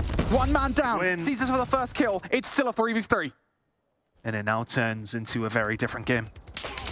Oh, 3 versus 2 though, as Shark gets taken down over towards the back alley side. And really for Exclusive, that was the man you needed further pushed up. You needed somebody alive around. Cesar does have his operator available. And really, it feels like an investment is needed. Grizz also does have a hold of it. The next kill is so crucial. Do you bring us back to a 2 versus 2, or does it go to a 3 versus 1? Time starting to tick. 25 seconds, and if you're exclusive, you've got to find a route through this defense. You've got to get a touch. They get it. Caesar, investment. Starting to come through here with the operator. As you can hear it ringing out, he's going to find a 1-for-1 trade. It's now a 1 versus 2 for Spy. At least the Sparrow if Grizz is gone. So Spy can realistically do this, but he's got to deal with 2 different players from different directions. That's the first kill, but Raid with the slide. The slide is going to out-chal him in the situation. And Kings come out on top. How about that one? Right from the start, the aggression, the venom from them in that very first round. I think that was really the difference maker, because those back 3 rounds were relatively competitive. That first one, though, I think was just the statement that Kings needed to start the control the way that they wanted. And it was such a peculiar choice of weaponry from the start as well. I think Grizz just utilizing the R9 straight through the middle of the map, I think was the route that he chose to take. Insane plays coming out from Kings. A couple of crucial kills in that final round specifically, though, when you at that stage where you're exclusive, you're allowed to push yourself out of the spawn, you get over towards the B side. And I talked about it at the beginning of the game. You've seen a lot of these teams allowing those players to do, right, okay, that's cool. There's 2 of you out, no problem. We will just trap the rest of your team in there. Then, of course, you don't have those reinforcements. What Exclusive do, though, is manage to get a hold of that on their own and find a couple of kills whilst they're doing so, which really did help. But ultimately, it was always about those rounds from Exclusive where they weren't able to get out this one, or they weren't at least able to get past that 50-yard line, especially on these attacking rounds. It can really make the difference.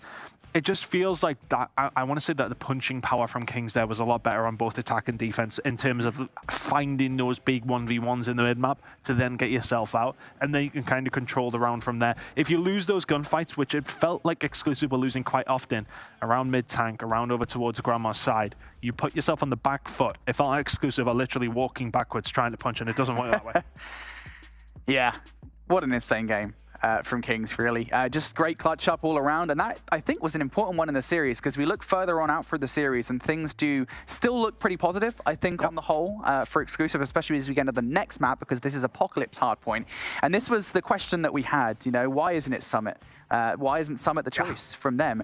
And I am speculating that the reason they didn't want Summit was because of the fact that Kings, more likely than not, will have gone back, they will have watched that VOD, and they will have done the prep. Exclusive, well, they've got a fair bit of prep here against Kings on this map. This, of course, was the map that they made the iconic comeback against Omniscient at the very start of the season here in the European Snapdragon Pro Series.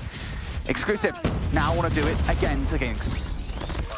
But the thing that happened with Kings is their fundamentals on Apocalypse didn't look solid, did they? Yes, okay, you can say the comeback was there, but have Exclusive looked at it? Have they said to themselves, right, okay, rather not play them on Summit, let's just do what pretty much Omniscient did to them, but let's make sure we finish it.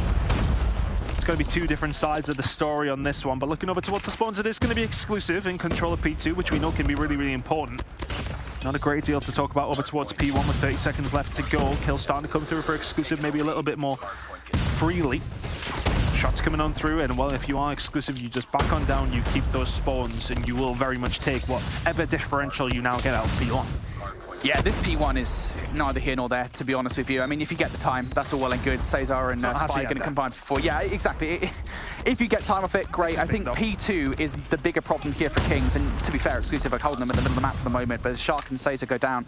Now, Kings are on their way. Raid actually going to follow up with another one here. This is investment coming out from Exclusive right off the rip. They know how important this is. This Predator missile doesn't even get anything as well. And now Kings are knocking at the door here. They're trying to come around the back line. Raiders going to find one. Caesar and Marvel also there.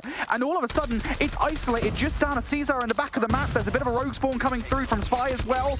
Players in the middle of the map from Exclusive. They've still got a chance at this hill, but now maybe not so much anymore as Neil's the last one left alive. How on earth has that happened? Oh, you just can't let it happen. That's the thing. Exclusive do absolutely everything right over towards P1 to keep those P2 spawns alive.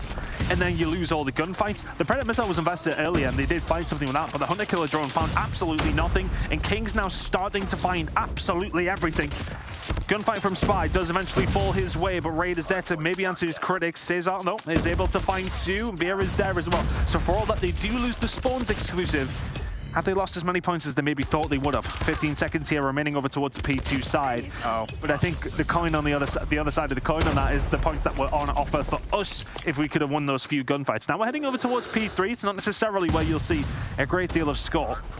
But 30 seconds is the difference between these two teams. Now Exclusive would like to get themselves back into a better position, but that kill feed, every single time I'm talking about them maybe coming back into it, just looks like it's Kings all the way through. Yeah, and you let Marvel get a fair bit of utility on side as well. The Hunter Killer drone is going to contribute here to this initial break. Now the Predator missile coming down as well from the sky, and again that kill feed is all Kings as they are picking up every single gunfight. Now, like I say it though, Caesar and Neil going to combine for 3. Shark's going to make that 4, and Exclusive are up back in, but they're going to have to deal with split spawns coming out from Kings. 2 towards the new hard point, 2 towards old. Now are they going to read it? Marvel not read through the middle of the map. He's able to find a couple of kills here.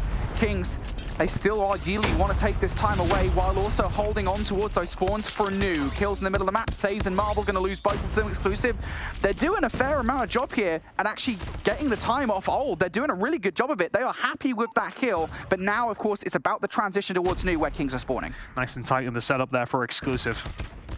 Set out their stall, invited Kings into it, and slayed them every single which way possible. Find themselves in the lead, but this is going to be a difficult break now, especially with no kills falling the way of Exclusive whatsoever. It's been all Kings until Shark can answer back, but that is maybe something that is on the cards to invest here to get yourself back into it. Grizz completely wasted his Sparrow, but he does have an R9 alongside of him as well. But now the spawns for Exclusive start to become a little bit more linear. They can push from one side. They're going to have to start finding some kills. Marvel will invest the Annihilator. Spy will find a kill into Raid, and this is the opportunity now, but can say start to clean up. That second kill is huge, and the first decent offer from Exclusive is completely shut down. And nicely done from Kings. They've invested quite a lot into this one, and I think every single operator has come out to play here so that Kings can get control of this hill. And to be fair, I like the restraint coming out from Exclusive because they have used nothing. So well played Exclusive for the moment. Can you break in without using anything is the question, because Inferno says everybody is contributing to spawn trapping you at this point in time. Say's now just trying to line a couple more kills up. If you give away the last 10 seconds or so, not the end of the world. They might not even have to though. Inferno just chilling for the remainder of this time is finally going to get cut down from that post box side. So that is that back 10 seconds for Exclusive, and as I said, Ton, Exclusive actually didn't invest anything into that, so you're okay with that? You're 20 points down, but you've still got your specialist. I suppose so, but I felt with the setup from Kings there, it was a good opportune moment for Exclusive to maybe invest something. It's a hard gunfight on occasion, but at least I'm kind of thinking War Machine or something like that, just try and clear one of the rooms out to then push forward. I don't know, it's one of those, do you stick or you twist, and they, well, chose to stick and now find themselves behind, but it's not too bad. As we did mention, some really important gunfights were going on over towards the kickoff of P1. Over towards the back ruins, Kings made sure they locked that down. Spy and Kodo starting to find a couple of kills. Exclusive will get past that halfway line. 35 seconds remaining here at P1. They've got them in a decent spot. That would have been a huge kill because Sage would have fallen, and they may well have been able to put the pressure on for P2. I feel like now is when you need to use one, to be honest, because if you keep them in the back pocket for this amount of time, you're giving time away to Kings, you've gotten P2 away to Kings, and you're going to get to the point where they've got their operators again. This is just not good whatsoever, but kills now starting to come through for Exclusive. Now you get the splits for Kings. You have not got the numbers, and oh, goodness me, what is that? Oh, the COD gods are blessing Exclusive. Fear, though, has to do something with it, and he brings out the equalizers to no effect. The most powerful operator goes completely to waste, and now Exclusive, having invested something, get nothing. Kings in control of that next rotation. They're knocking at the door, 6 points behind. You need to see this operators come out now. Oh, if you're Veer there, you maybe just get a little bit too excited thinking, I'm behind them, I've got everything I possibly could want here. They invest it and get nothing. Spy will manage to find something with the War Machine before falling.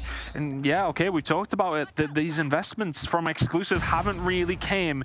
And have you maybe missed the bear market and the bull run's already started at this stage? It's a crypto joke, you might not get it, but it's there anyway. Kings now starting to find a few kills over towards this side the majority of the time. 30 seconds gone here over towards P2. And still Exclusive are holding on to them. Feels like they're waiting for the opportune moment. It may not arise. I mean, to be honest, I can't believe it's this close, to be honest, if your Kings are only just about in the lead. And I talked about it, right? If you wait too long to get your operators out, Kings are going to have theirs, and now indeed they do. You see the Sparrow coming out there momentarily. Now you're starting to see some investment on the other side. Shark's going to come through with a double. It is not enough, as that is the rest of the time to Kings. This is not good. Exclusive, now 60 points down or so, going into the next rotation. Last time around, this is where they managed to make things level. And they do still have 3 operators in the back pocket, but you'd ideally want to do it without them for the moment. Spy now going to be the last one left alive on the new point as everybody but he dies. And Spy has played his life pretty well. Might now just be the player, if anybody, that tries to cut players up through the middle of the map while the rest of the team spawns close. And yeah, nicely done from Veer and Spy. They get the couple of kills. They're going to give this the first look. Kings trying to force their way through. 45 seconds left to play with here over towards the P3 side as Exclusive trying to find a way back in. It's a decent lead here for Kings. They've started to find just a little bit of something, and Neil finds nothing with the Annihilator. 2 whiffed shots. You can't let that happen against the best in the business. Shark and Co are just going to have to try and scramble now. You're going to have to try and find something because you've lost the spawns again for P4. Kings, they really did well over towards this hill last time around, and they are going to do it again if you allow them to get control. Kings get control of P3. They've got the spawns for P4. If you're Exclusive, things are starting to get a little bit scary. This is the worst possible position you can be in. Yeah, you're right, you're only 50 points down in the game, but you do not have control of the hill in which Kings dominated you last time around. And you're still, for whatever reason, holding on to these operators at the end of the game. You need to use them now. Predator missile coming down from Inferno. That's going to clear a little bit of space. Things looking pretty if you're Kings here in this scenario. Marvel's actually going to bring the Annihilator down. He's going to get shut down pretty much straight away. But Grizz with the R9 might well be an operator here. He's going to get shut down. And now we're finally seeing these operators come out to play. Exclusive, no, this is the time to get it done. They want to get into the hard point and then get the kills off the back of it. And for Veer, this is a much better usage of the equalizers. Got to win the second gunfight of your Shark as well. There's a little bit of company inside the point. The shots are very well held from Raid. Manages to find the second as well. And can he continue to cut off? Finds a second. But Veer is going to lock it down. But where are the comms? They're all over the point. Kings have waltzed on through and just stolen this hill away from Exclusive. Feels like that was just far too easy, like a knife through butter. They couldn't really communicate it quick enough. Kings came from so many different directions, and there's 10 seconds on offer here. The 200-point mark may well be broken as we head over to another rotation of hills. It's a chunky lead for Kings here. These next couple of gunfights over towards these P2 spawns are going to be very, very influential of who wins this game. But it's very much looking like it is going to go over towards Kings at the moment in time. And Grizz is starting to maybe just heat up once more. The pressure starting to come in over towards P2. Oh, will have an arrow to your forehead. Will kill himself as well. I don't think Kings will mind right now. Again, every single time you have these advantageous positions, it is Kings that are currently sitting atop them. Exclusive continually unable to close this 50-point barrier. And things might well get even worse here. Say's coming in from behind to do some damage, looking for it, but now the spawn's going to flip out here. Exclusive in a really good position, and I think part of that was because the Kings did get hyper-aggressive, did start to push just a little bit too far forward, and all of a sudden, Exclusive, while they might be 60 points down, they've been offered a lifeline. With 30 seconds to go towards P1, the chess game starts to happen. The spawn's still coming in there. Not enough pressure for Exclusive on the map. But because of all this that has gone on, Kings had to retreat. They have to give something up. And giving up is that P1 time. That difference now down to about 30 or so. Good kills coming in here from Inferno, though, just trying to slow them down as best as he can. But has anybody slept the net? Not quite. It's 3 kills from Inferno. Just like that. Is he going to get the 4th? Not quite. The slaying game in the middle of the map for the side of Kings there from Inferno was huge. Investment now from Marvel. The Annihilator is out. He's being tagged up, though. He goes for the Charl, and he falls. Doesn't find a great deal from that. Now, where is the spawn? It is not in. It is very much out for the side of Marvel. Now comes the aggression. It needs to be there for Exclusive, but that kill feed looks like a Kings game. They're starting to fall their way. They are 25 points away from closing the series. Yeah, Neil and Spy already used their operators as well. They are down. They are done. But now players in the backline here for Exclusive. Maybe they don't need them. Shark comes in for the double, and the kill's going in their favor. Just one player left alive in the backline. It is Raid who finds the first kill. Just one more to deal with, and the door opens up. Raid is keeping his team alive here. Now to the equalizers to close the game. Raid is on a tear. 3 for him, and Kings now just 10 seconds away. 2 players spawning in the backline. Raid is just cutting these guys down like they're so easy. Nobody from Exclusive can touch the hill. Not when Kings are doing this. There will not be a new crown here as Kings 250 to 190. What a game from them. Raid just absolutely took over towards the end there. Absolutely fantastic plays coming out from Kings. Wow. And it felt like, you know, they were controlling the map for the most part, but it felt like there were opportunities for Exclusive in that game. And I wonder if they'll look back at that. And I'm going to go back to the first P4, where we were debating, saying, do we like the lack of investment for, okay, well, they've kept it relatively close, but if they go for that investment at that stage, they then will probably have another roll of all of these operators by the time they actually got around to actually using them. It was one of those moments where if they invest that, maybe they can find something. Look, we're spitballing, we're theorizing, but realistically, it felt like they were holding back just a little bit there.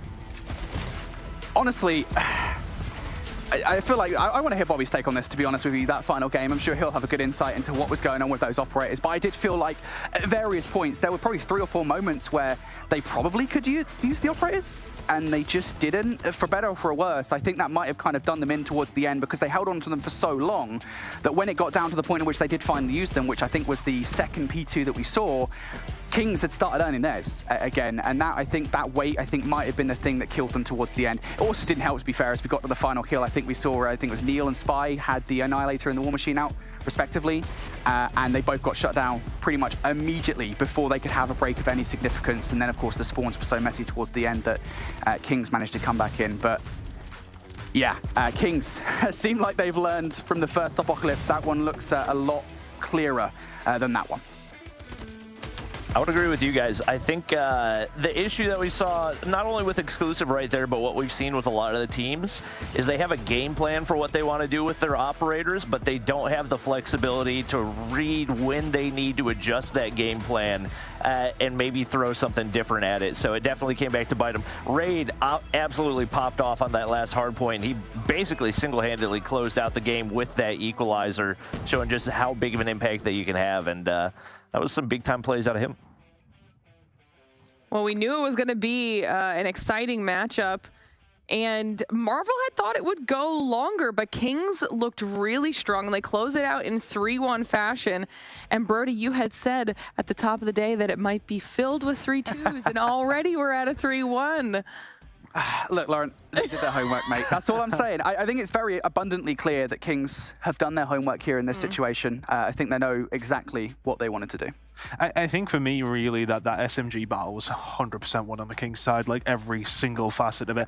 Definitely. We're talking, well, for Grizz, it was the shotgun battle, but I mean, you look at what Raid did, you look, he closed out the final game there in those final moments, absolutely, but the entire game, he was finding clutch kills. The control, he basically won them the last round.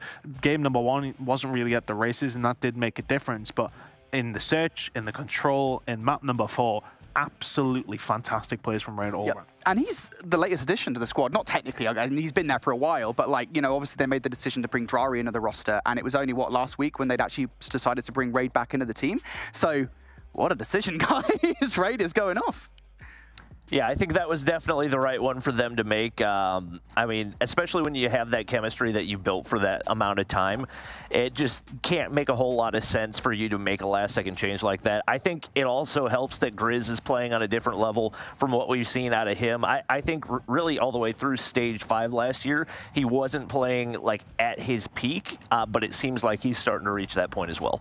Well, we can take a look back at the leaderboard just so you can see it visually reflected. We no longer have 2 undefeated teams. It is Kings who put themselves at the top of the table, 5-0, and will look to try and maintain that now going through into our last final week next week. But still, this is a pretty top-heavy top 4 here, Brody.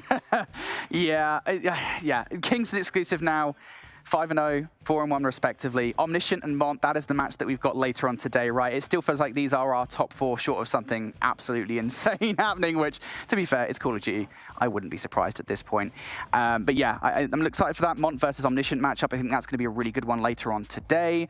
I think now, though, with Kings beating Exclusive pretty convincingly, I do wonder, where does that leave Exclusive versus Omniscient tomorrow, right? I mean, that's going to be a big question, because, I mean, if Exclusive beat Omniscient now, I don't know what to think anymore. It'll be exciting.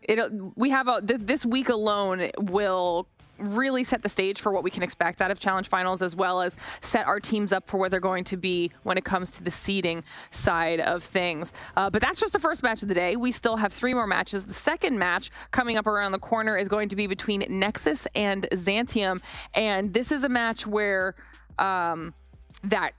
potentially crazy situation that Brody's talking about when it comes to could there be a 4th place bubble change up. This is one piece of like that multifaceted puzzle that will have to come into play in order for something crazy to happen. So all these matches today still matter, just in different and small ways, Ton.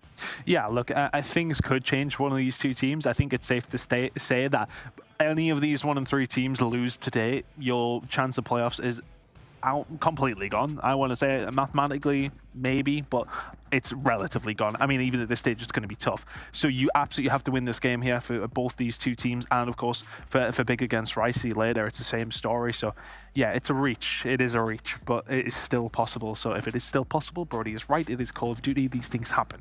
Not only that, but it also determines the prize that they'll win at the end of it all, okay? It changes how much money they're taking home. So these teams are still fighting for those placement spots on our leaderboard. But before we get into that and continue talking about it, we'll send it to a short break, give everybody a little bit of a reset. And when we return, match number 2 between Nexus and Xantium. We'll be right back.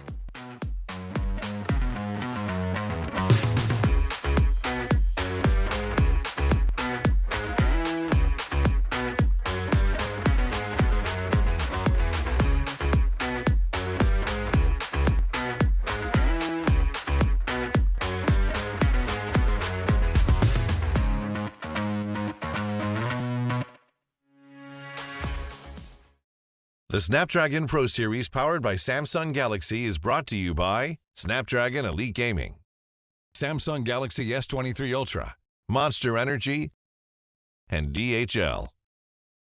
Welcome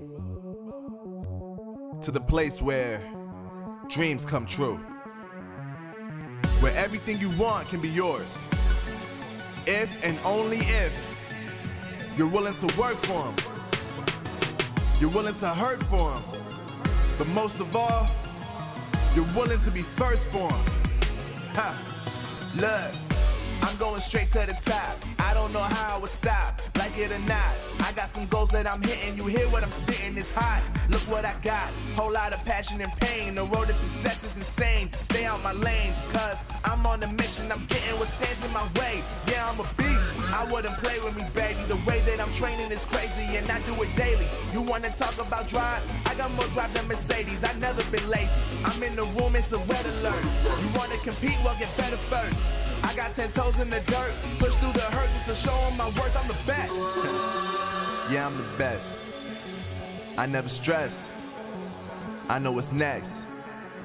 I'm who they test, like we playing chess. But I'm unimpressed, so now let me flex. Ha. Yeah, I'ma work through the struggle and hurt, cause I know my worth, and I gotta be first. Ha. Yeah, I gotta be first.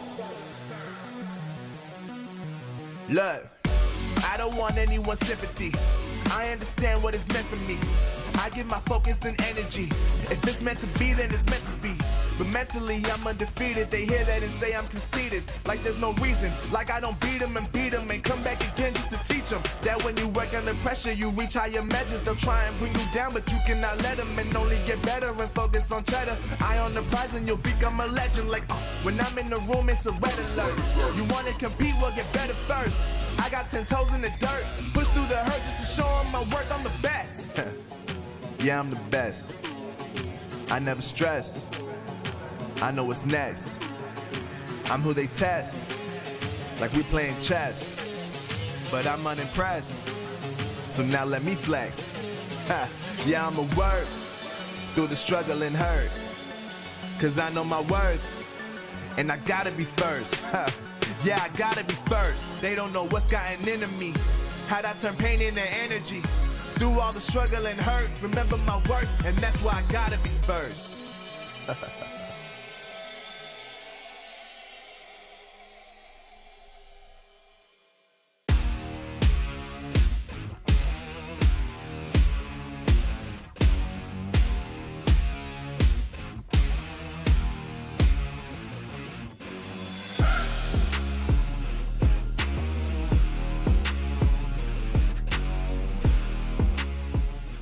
Hello, everyone, and welcome back to the Snapdragon Pro Series. We are getting ready and geared up for match number 2 on the day after we just saw an impressive 3-1 out of Kings, being the only remaining undefeated team now at the top of our leaderboard. We're now turning our focus to the match between Nexus and Xantium. Pretty evenly matched matchup here, Todd. Well, it is all day, isn't it, right? Every single game is pretty much everywhere where we would expect these games to be close in terms of where they are on the leaderboard.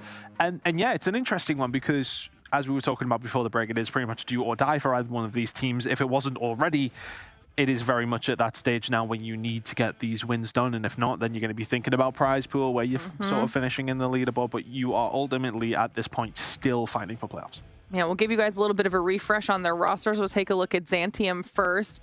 And when we're talking about these two teams, Brody, Zantium is the one that, with our crazy scheme of things, if they win, will start a potential everything must be perfect to domino effect. Yeah, it's kind of weird, right? Because Zantium's schedule, it's difficult to actually remember exactly what it is, but they've still got games effectively where they can affect what goes on with Mont, I believe, especially today with the potential matchup versus, well, the matchup that they're going to have against Nexus. So there's a lot of ifs and buts regarding this team. I think Zantium have to get over themselves first. I think that's the biggest hurdle for them, because I think in the past when we've casted with Zantium, I think the biggest thing with Zantium has been they'd make simple mistakes, simple errors in the gameplay where it would end up costing them quite largely. And I think if they fix that, then maybe we'll have that conversation about Zantium potentially causing upsets. All right, well then on the flip side of that, we've got Nexus, Bobby. What are your thoughts on them? I think Nexus are a team that we haven't given enough credit just because of the strength of their schedule. I think they are a team that has a lot of potential and could make some noise at the bottom side of things. I think they are, for the most part, out of the playoff picture, but I definitely feel like I got to give them the edge heading into this one. Just looking at how many of those top teams they played against, Kings, Mont, and Exclusive are all three very, very tough teams, and even Big are a team that they had to go up against after making that Rondo change as well. So even though their record might not reflect it, I think this is a solid Nexus team. And that's something we had talked about as well, even just last week, was the fact that teams like Nexus that had to have the beginning portion of their season go up against all of the best squads could completely flip things on their head if they're able to then bounce back against one of those middle or bottom teams. Yeah, I think the big problem is losing to Mont, though. I know Mont are a good team, but in terms of actually getting to that playoff side of things, I think that's where their difficulty lies. You know, they could still go on to win their games against Ricey and Co. and all these guys down low, but realistically, you've already lost to what was probably going to always be the biggest competition for that fourth spot. So that's where things are a little bit tough for them. Well, we'll check in with our picks and bans because I believe those are about ready to come through and see if these inform how things could play out as we kick things off with the Apocalypse Hardpoint, Brody. Yeah, I was actually kind of surprised here because I was fully expecting these guys to pick Hacienda because they played it a lot. Both of them play a lot of Hacienda. And they've lost it a lot as well. So I thought they were going to be really stubborn and get it in there regardless, but no, not today. Apparently it just hasn't been picked, hasn't even been banned, which is good. We're learning, guys. You love to see it. We do have an Apocalypse though, which is always a fun one to cast because teams seem to have a weird aversion to it. We've seen it twice this season, including the match that we just saw, and we get a takeoff from map number 4. I think that's much more standard of a pick from these teams. Yeah, obviously, Zantium, typically the stronger hardpoint team, at least as far as record goes. Once again, very different strengths of schedule. But Nexus have been super solid in the search and destroy. So seeing firing range, first pick in there, not too terribly surprising. This is one that I think really could go either way when it comes down to the Express. But overall, edge in the series, I feel like you do lean toward Nexus a little bit, looking at the experience, looking at the difficulty of the teams they played. Nothing super surprising right there. No, nothing in particular to speak of. It's nice to have Riot in there as well to see how these teams can manage to deal with that one. But yeah, I think it's nice to have something a bit different other than Hacienda to kick things off. That's always a positive in my mind, at least anyway. And I think every single time we've seen the Apocalypse between any of these teams, it's been an interesting one. Yeah, no, I like the map set from a pure viewing standpoint as well. I think it should be an interesting one. But yeah, I think Zantium will be looking at this and sort of saying to themselves they have the opportunity here. But I think we always knew this one's going to be a very close game. Yeah, definitely. I will say, just going back to that takeoff very briefly here, that is a map I think that Zantium have won. They've won one map this season, just the one map, and it was the takeoff hardpoint against Ricey. At the very beginning of the season, it was the very first map they played, and it's the only map they've won. So. Well, we'll see how they do, see if they can repeat that type of performance. For now, I'll send you two off to the other side of the studio. Get yourselves set up and ready to dive into match number 2. And any final thoughts for the boys before we kick it off? I think it is a hard one. It realistically comes down to who plays best on the day for this one. I think, we kind of haven't spoken about that so much in terms of, we talk about stats, we talk about who we think the favorites are, but ultimately Call of Duty is a very on-the-day game, and there's so much that can go into both these matchups or every single game mode that it's hard to sometimes just put a pin on it. And I think this is one of those games where whoever turns up, whoever can bring out that fire, especially in map number 1, is probably going to be the team that walks away with it. We'll have to see who does show up on the first map. Match number 2 is ready to go. Brody, Bobby, let's dive into it. All right. We didn't talk about the control, mainly because neither of these teams have won a control map so far this season. So it's kind of difficult to break down expectations for that one. Both teams have managed to take rounds of controls, so it gives them a little bit of an edge, but not many. not anything super decisive. So a lot of this is really up for grabs for both of these teams, and it's really up to them on whether or not they're going to capitalize. It's funny because I actually do think this is going to come down to the control this series, if only because I expect Zantium to take the hard points. I think that's where they've been best so far this season. I mentioned that as the only game mode in which they've managed to even take a win the entire of the season, and the other day we saw them play within 50 points against Exclusive. So Zantium are best in hardpoint. On the flip side, we've got a Nexus squad that very clearly have their strengths lying in Search and Destroy. They've won 2 maps. Both of them have been in Search and Destroy this season. One in Express Search and Destroy, which is going to turn up later in the series, and that was against Mont. So, I do think this is going to come down to control. We'll talk about it when we get to it. For now, though, it's like I haven't even left, mate. We're going back towards Apocalypse in map number 1. You would presume that this is going to be a Nexus map pick with them starting on the weak side. Zantium find the opening frags right there. And Kree struggling to find an angle. Not going to have any openings, and Denisio's going to pick up 2 as he pushes through that bottom side. Does get shut down, but players on the inside of the objective will be able to lock in some of this initial time. Shots not connecting for Zantium right there, but at least finding some contest. And for right now, the priority for Nexus, trying to flip out these spawns toward P2. Yeah, again, it's just like we said in the last map, guys. If you weren't there for that one, well, you damn should have been. But regardless, the same kind of, I guess, Call of Duty is exactly the same as that, which is the case of Nexus don't really care too much about the time they get off P1. They just care about flipping towards P2 for those next spawns. So for the moment, Zantium very happy to just sit here and pre-aim. Smoke going down to provide some coverage here for perhaps a push through for Nexus. Zantium, big chillin' at the moment, just waiting for this push to finally happen. They have given up a fair amount of time against Nexus on P1 to let it happen, and now here we go. HBC going to start proceedings with the first couple of kills. 1, 2 towards the backline here. Zukers and Ryu that want to put a stop to Nexus, and well, they've done a good job of it so far. Feints, turns, and burns right there. One more player left to be dealt with. That's Aspect on the bottom side. Obviously, players, for the most part, spawning out, but they do get some reinforcements in the top side for Nexus, and this is the opening that they were looking for. Aspect, big 2-piece right there, nearly able to find 3, but can't quite make it happen. And just like that, Zantium left spawning across the map, able to find 1 through the front side, but they've got to find more than that if they're going to look to funnel through that mid-angle. They will get shut down right there, and Nexus in prime position to stack time right here. One player pushing up, that's Forget, who's shut down. Aspect, what can he do? Not a thing. Feints very happy to pick that one up as well, and now we'll likely see Nexus give up that topside positioning, and any kills that they find here will leave Zantium spawning in a bad spot. Yeah, that's a big start coming out from Nexus. We talked about how they spawned on the worst side of the map on the whole. Well, they get the better side pretty quickly as we move over towards P2 and get the vast majority time away. So 60 points of Archer or so, moving in towards the next hill. Nexus going to want to hit this quickly, and Feints is pulling off some solid snake moves at the moment through the middle of the map. Being really annoying. Forget's not going to expect to be in that position, and yeah, Feints going to catch that player off guard. Now looking for more behind. Hang on, the communication. How the hell has Feints got past behind enemy lines like that? And how much more damage can he now do? Hunter Killer Drone going to go out. Actually not going to even have the chance to throw it, but regardless, Feints there almost penetrates the hard point pretty quickly. Was very, very close to a Pred missile. I think that's what he was working toward right there, but not going to be able to find it. You can see some of those operators have been saved by Nexus. The Claw is called in by Legacy.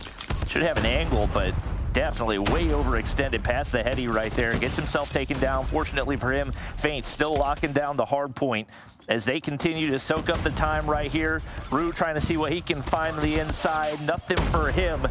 And Zantium finally find an opening in the hard point to pick up a little bit of scrap right here. Denisio looks to cut off rotations, and for the time being, Nexus are going to have those close side spawns toward P4, so they have been putting themselves in position to succeed time and time again. Solid feed right here for Zantium. This could be the opening for them to start closing that gap. Yeah, you need to get this time, to be honest with you, and I would have been a little bit more proactive in terms of actually getting on towards the hard point, because in being slow, you've given Nexus now a chance to get back towards the point. Korean Faints have already opened up proceedings as well, and now it's time for Sakurs with the Annihilator to find arguably a little more value than that. He only finds 1 kill, and now we're seeing investment on the other side as well. Faints momentarily brings out the Sparrow. Is it convincing enough, though? A couple of players now coming in from the other side as the spawns will flip out. Bouchon's the only one on the other side doing any damage, and to be fair, he is doing more than enough. He finds 2 crucial kills. Now towards the back again to try and get these guys away from the hill. Time to see a bit of a rare operator coming out. The Gravity Vortex gun from Aspect to try and zone some players away. Zantium will be relatively happy with how this hardpoint has gone so far, as long as they get the remaining 15 to 20 seconds or so. One last effort coming through from Denicio and Legacy here. Denicio going to find 1 kill, an opportunity to slide towards the kill, and Legacy will be the one to pick up that time. So messy from Zantium, I will say that much. Very, very messy. Maybe struggling a little bit with the grasp of how to control the spawns, as nobody anchored those spawns toward P4, and they really had to put themselves in a rough spot trying to hold it, but they're able to lock things down. 2 players spawn on the top side for Nexus right there. That's what they were looking for, and HBC is going to need to wrap back toward Temple. He goes ahead and gives away those spawns for free. So that's going to put Nexus at the disadvantage, and with some of these operators coming through for Zantium, they're all of a sudden in position to not only lock in this hardpoint time, but maintain those top side spawns, and if they play these next 2 hardpoints correctly, could very well be in the lead and potentially a big one. Yeah, an opportunity here for Zantium for sure. They don't want to over-aggress towards the middle of the map, though. If they can get a couple of players in and maybe take some of the time away, that's pretty good, to be honest with you, or at the very least contest. But I got a feeling that, yeah, they will not be able to do so. Faints and Legacy going to very quickly dispatch with a couple of players from Zantium. It'll be Bouchon given one last look at the hill before falling. However, the problem for Zantium, 1 player has snuck behind enemy lines. It's Kree, who's being all sneaky-like. Zantium spawning out. They probably know that something is up here. Something's gone awry, and now Kree finally going to reveal himself. Smoke screen no more, but he's got to find a little bit more value towards the back line and just not going to be able to get it done. However, through the front line, all of a sudden here, Faints and Denicio going to open up proceedings with a couple of kills. Faints somehow going to take himself out of the equation. I've got a feeling that might have been by way of Sparrow, but regardless here, Forget now trying to clear out the house with the War Machine. What can he do? Faints on the other side, finds the double with the nade. Forget doesn't find that much value, and so still, Nexus continue to knock at the door. I don't know how Zakura's had enough HP to win that gunfight, but he does it. They got to get players in the hard point, though. A lot of time being given up. Fortunately for them, they're able to take down Annihilator. Zakura's with one in his hand, able to find 2 and keeps himself alive. So Zantium are slowly creeping their way back into this one, and Nexus, with each push, are going to have to decide whether or not it's worth the extra investment and the risk on the flip out right there. We do get players spawning in the back of the map, and temple spawns have been enabled for Nexus. So once again, with every death, you're once again putting yourself in a very difficult spot. And we'll say on the whole here, Zantium have done a stellar job at getting themselves back in towards this game. They're now just 10 points behind Nexus, who have had a lead for basically the entirety of it so far. Zantium want to be careful, though. They don't want to get overzealous here in this game. Nexus now looking to push through, and yep, that's exactly what happens. Faints finds 3 kills towards the new hardpoint.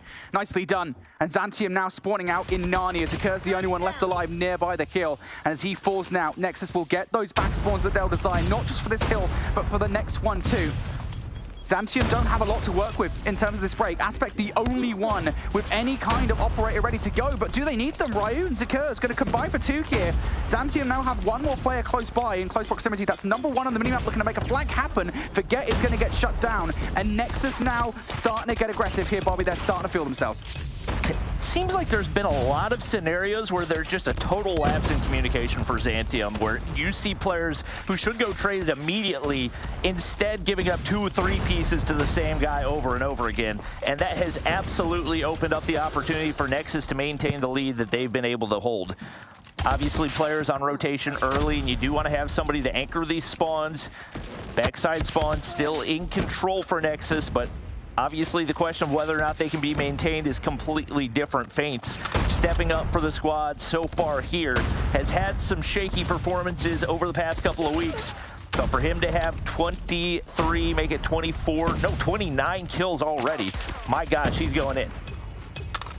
Yeah, Feint's now on 30. He's hit the third bomb here in this game. Zaker's on the other side on 35, though. So Zantium do have their own slaying power to fight back. The problem here, this has been a really valuable kill for Nexus, in which that lead that Zantium previously brought down to 0, well, now Nexus right back there, but now starting to fight back in towards this hill. You're seeing the Predator Missile being utilized by Feint. He knows how important maintaining the lead is. HBC needs to follow up with another kill, though, switches to his secondary weapon to get it done and get shut down. Aspect finds 3 and completely wipes Nexus away. That is big, especially considering we saw Feint bring that Predator Missile down. Zantium will still be down by the end of this hill as we go into the next, but nonetheless, Zantium here, an opportunity, 40 points behind. They've got to make sure player number 1 into Kurz gets those spawns for new. And once again, both teams just big mistakes, giving away spawn control entirely. Kree's not going to anchor anything, so Temple's going to be wide open, but fortunately for him, everybody for Zantium still spawning in the bottom side. I don't know why Zaker's moved. I do not understand for a second there why Zaker's moved over towards P1. It makes no sense whatsoever, because now you've given up all spawn control for the next hill to Nexus. And granted, that could still change, but you had an opportunity to be sneaky-like and do something, and that just falls completely apart. Now Nexus going to cross that 200-point barrier here. They're not going to have convincing enough gunfights, especially as Bouchon going to invest the claw to get control of this hill. One more player towards the backline is going to get shut down for Kree, and all of a sudden here, Zantium don't actually need to go rotate early. They've gone straight in towards it with a full 4-man hit. They know how important this rotation is. They invested the claw for it, and they got it, Bobby. So they'll be 70 points down by the end of this hill. They need to hold full here. I think these teams got to realize, if you want to anchor Temple spawns, you need this hop-up control, but you also need somebody on the inside of Temple, and that's something that neither of the teams have done so far. And obviously, it's resulted in a lot of flips that have been very costly in regards to hardpoint time. Feint's making big plays once again. He's on a 40 bomb already in this one, and trying to set up his team for another break right here as Zantium desperately need to hold the line. Sparrow goes across, Feint connects for another, and that's going to earn him a Pred missile.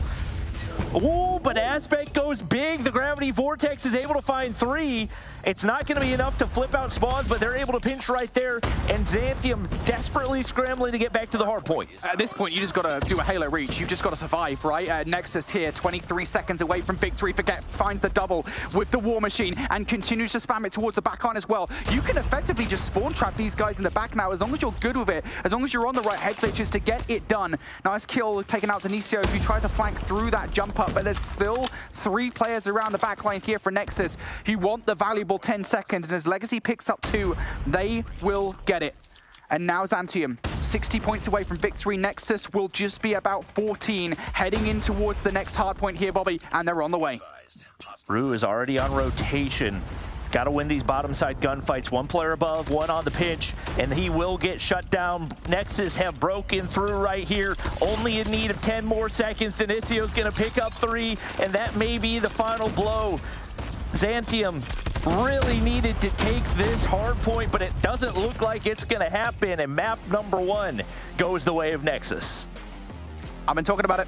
Zantium, small little errors in their gameplay that will cost them heavily, and it happens again here, where Zantium just cannot get it done versus Nexus when it matters.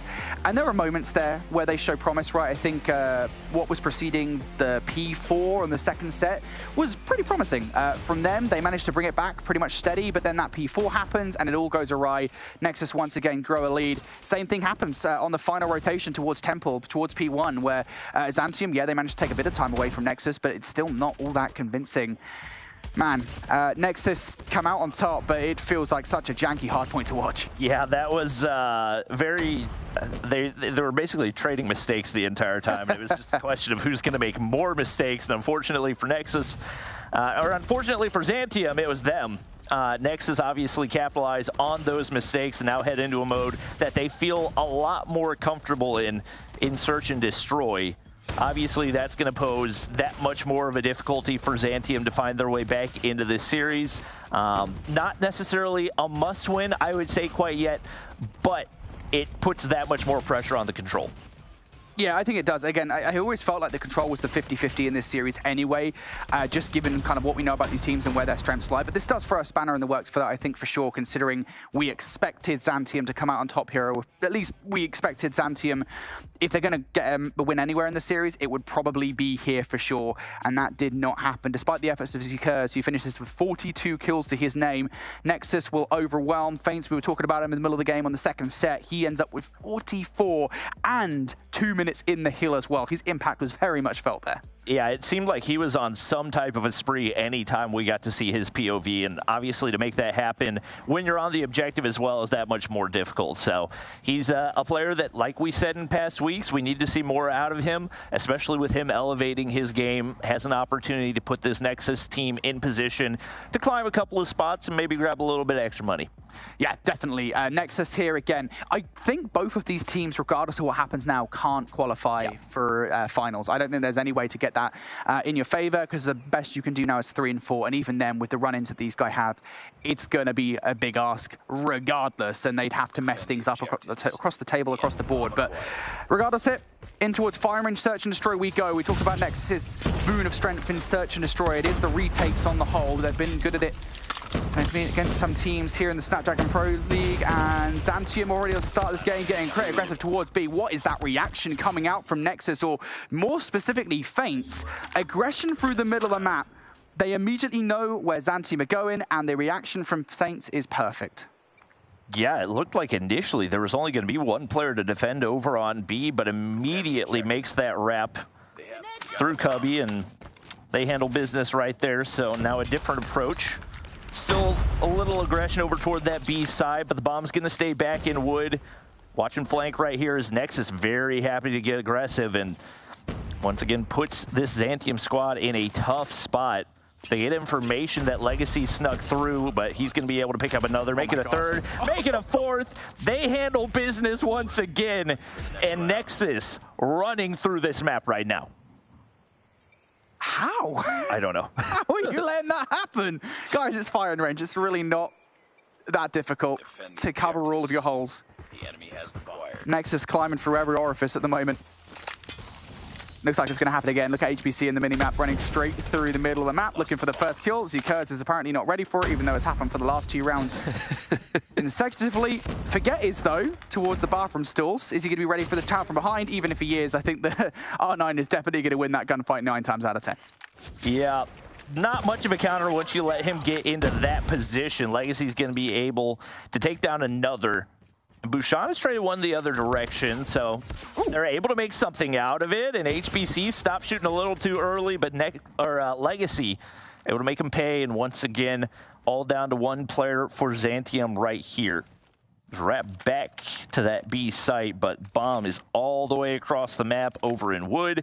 With that sniper overwatching, you've only got an SMG in hand. That information's given away. They should be able to pinch fairly easily right here. As long as they know where the bomb is, this round should be theirs. And I don't necessarily know if they do. Legacy, at the very least, is going for a check through the middle of the map here. Might catch some timing on Ryu, or maybe Ryu would catch some timing on Legacy. If he peeks out at the right angle with the right timing, Legacy would be dead to rights, and it would be a 1 versus 1. But it's a big ask, especially with how long Ryu has taken to make this one happen. Repositioning is actually now coming out for Legacy, so he might actually get some good timing across the middle of the map, potentially. Did Legacy just see him? I know Ryu did. Oh, that's unfortunate. Ryu's going to follow up the kill. Now 1 versus 1. He's going to make his way over toward B. I'm pretty sure Denisio's already read that. He did indeed, and Nexus extend out the lead even further. Valiant attempt right there, but well played by Denisio to clean things up. And once again, Zantium find themselves in worse and worse position here on this series, on this map, in desperate need of a regain. We'll see if they make some adjustments right here. Obviously, a lot of aggression up the middle of the map. This time, more players in position to make them pay, and Aspect's going to be able to find first blood. Absolutely the start they're looking for. The question is, do they check their corners right here? Legacy, an opportunity to open things up, and just like that, 2 players have fallen. Yeah, we might well see a little bit of use case of adapt, survive, overcome from Zantium, but you can't quite overcome short range R9 from Legacy. He will punish. Now bring this down to a 3 versus 3. I was going to say at least they've got the bomb, but as Zkers goes down to Legacy, now they don't. It's a very similar situation to what happened last time around. Aspect's going to take down Kree. I imagine the reaction from HBC will be to pre-aim, and yeah, going to get that kill. But on the other side, Forget, I think, might have actually found 2. So now this is a 1 versus 1. HBC got the first 3 shots in. He is weak, though. Around the wall. Does he get the timing? Forget sees him, and the snipe as well. Nicely done from Forget. And Xantium finally have something on the board. Well played, reading the audio cues right there, getting position. Locking things in right here. Keeps the hope alive for Xantium on this map. Once again, good adjustments to lock down the middle of the map a little bit more. You don't give up as much real estate and let the shotguns run wild the way that they have for Nexus. And now you get aggressive, throw all your utility at A and see what you can find. You've been able to zone players off, at least from the bomb itself, but Denicio is going to be able to shut down 1 as HBC drops, but 2 go through for Xantium. And just like that, an opportunity here on the A site. Oh, nicely done from Kree, though. Going to slow things down significantly, and I think that's just the game plan at the moment for Kree. Slow things down for long enough that maybe Feints can do something on the flank. Aspect has kind of the peripheral vision on it, and yeah, Aspect has actually now just straight up seen Feints here in this scenario, so Feints is going to have a tough time catching him off guard. Bomb finally now going down. Trophy system will prevent that Semtex from actually connecting. A couple of players now being sent to deal with Feints over in this direction. On the other side, Kree hasn't actually been able to pull away with much. Oh, Feints stops shooting because he thinks he's got the gunfight in his favor, but he doesn't. And Forget going to punish. And now they know where Kree is because he got that kill earlier. Wow, what a read by Aspect to shut him down off the slide. And now back-to-back rounds for Xantium. It seemed like Nexus were going to run away with it on the defensive side right here, but great adjustments, great reads, and we'll see if they can finish it off with 3 straight rounds as they once again get aggressive over toward the A side, but it is going to get read by Nexus right here. So we'll see what they can do to defend, but players going to be able to push through initially. Denicio shuts down 1, and you got to start making the adjustments early. Forget takes down 1, but the shotgun is there, and you have got to deal with that earlier. Fortunately, he gets a little bit too aggressive, and once again, an opening for Xantium. That player split up, though, for the moment here. Feints. Dude, what is going on with these players at the moment? Just crawling across the map. Feints is going to get shut down there. HPC was looking for a trade. Zkers is giving him very wide shoulders at the moment. Yet still not enough for HPC to actually get the kill. Bomb now going to be planted here, so this will increase the urgency. Once again, if Kree is one of the players here in this 2 versus 3, Xantium will know more or less that Kree will be inside American. This time, though, he's got a bit of help from HBC, who has been tagged up. That will slow things down for Zkers. It's going to quicken the pace. Well enough here to try and get the first kill versus Kree. Can't get it done, and HBC actually manages to cover up to Kree. So now it was going to be a 2 versus 2. Now a 2 versus 1 as Kree gets taken down. HBC, again, they know exactly where he is. Has the kilo in hand, switches out towards the second floor. That kill cannot get it done versus Bouchon. And Xantium, 3 rounds on the bounce there, Bobby. I really thought he was about to put the moves on him, but does get shut down right there.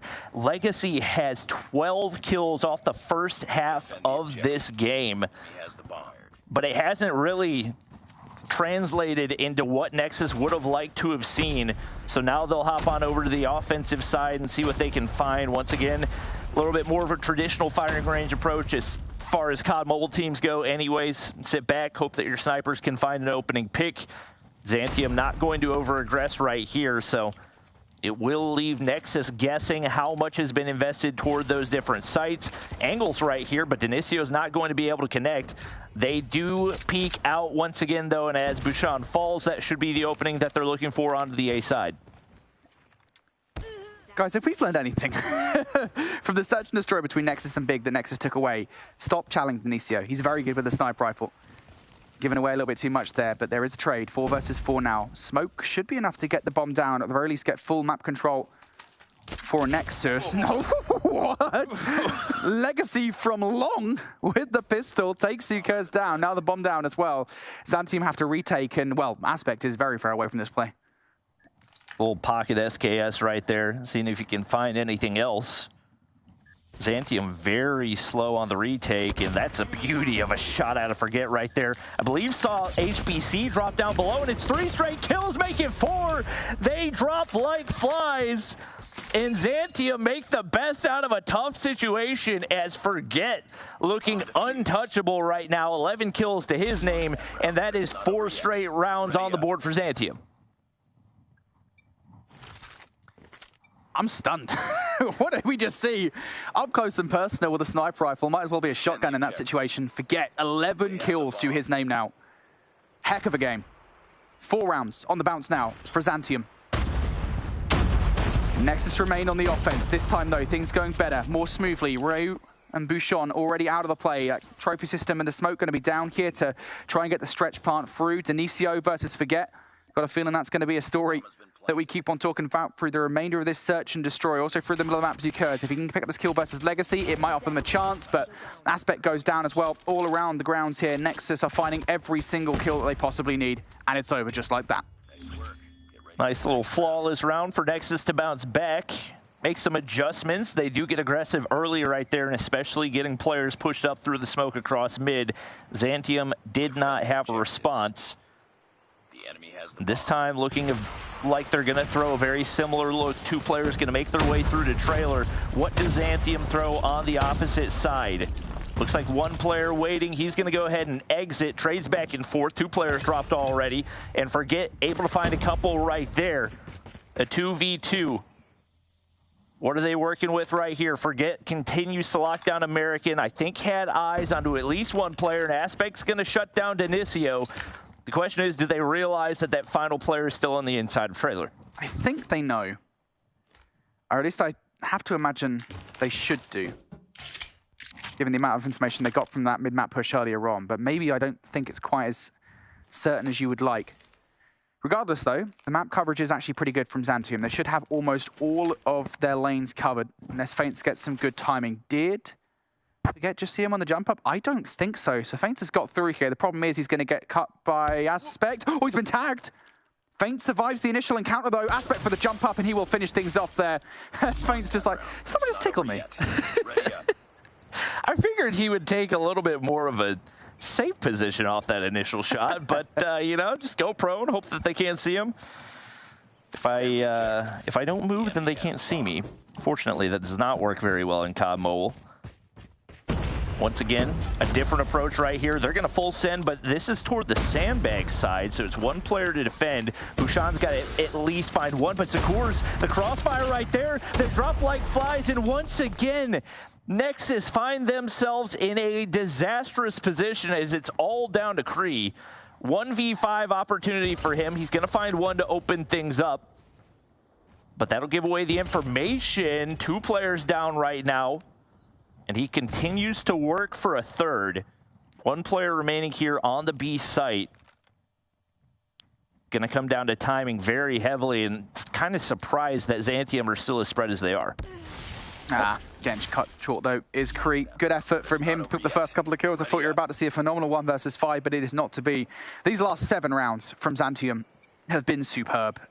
Just honestly insane. They've given only 1 away to Nexus in that period of time. They seem to have gotten all the adaptations correct, everything that they need to do, and now they just need 1 more to close out this search and destroy. Aspect on the jump up here, looking over towards the back alley. Nobody going to challenge just yet. Nexus are much more preoccupied with somebody coming through the middle of the map, and that was a good call because Zukurs gets caught out right around there. So Xantium already 1 man down here. Nexus now, though, still haven't actually got that much map control for it. They get 2 players down, another pick. Believe that one for Denicio, and with that, can go with a little bit more confidence toward their site of choice. Trying to find information in the sneakiest of ways. And once again, it's only 1 player making his way up toward A. That's going to be Kree. They continue to sit back, and at this point, you don't need to find picks. You need to just commit to a play. And it looks like they are going to head over toward the B side. Information checks right there, and your cautiousness has cost you as Denicio is going to get picked by Aspect, so some of that man advantage has now disappeared. And once again, 2 players heavily pushed up toward the B side.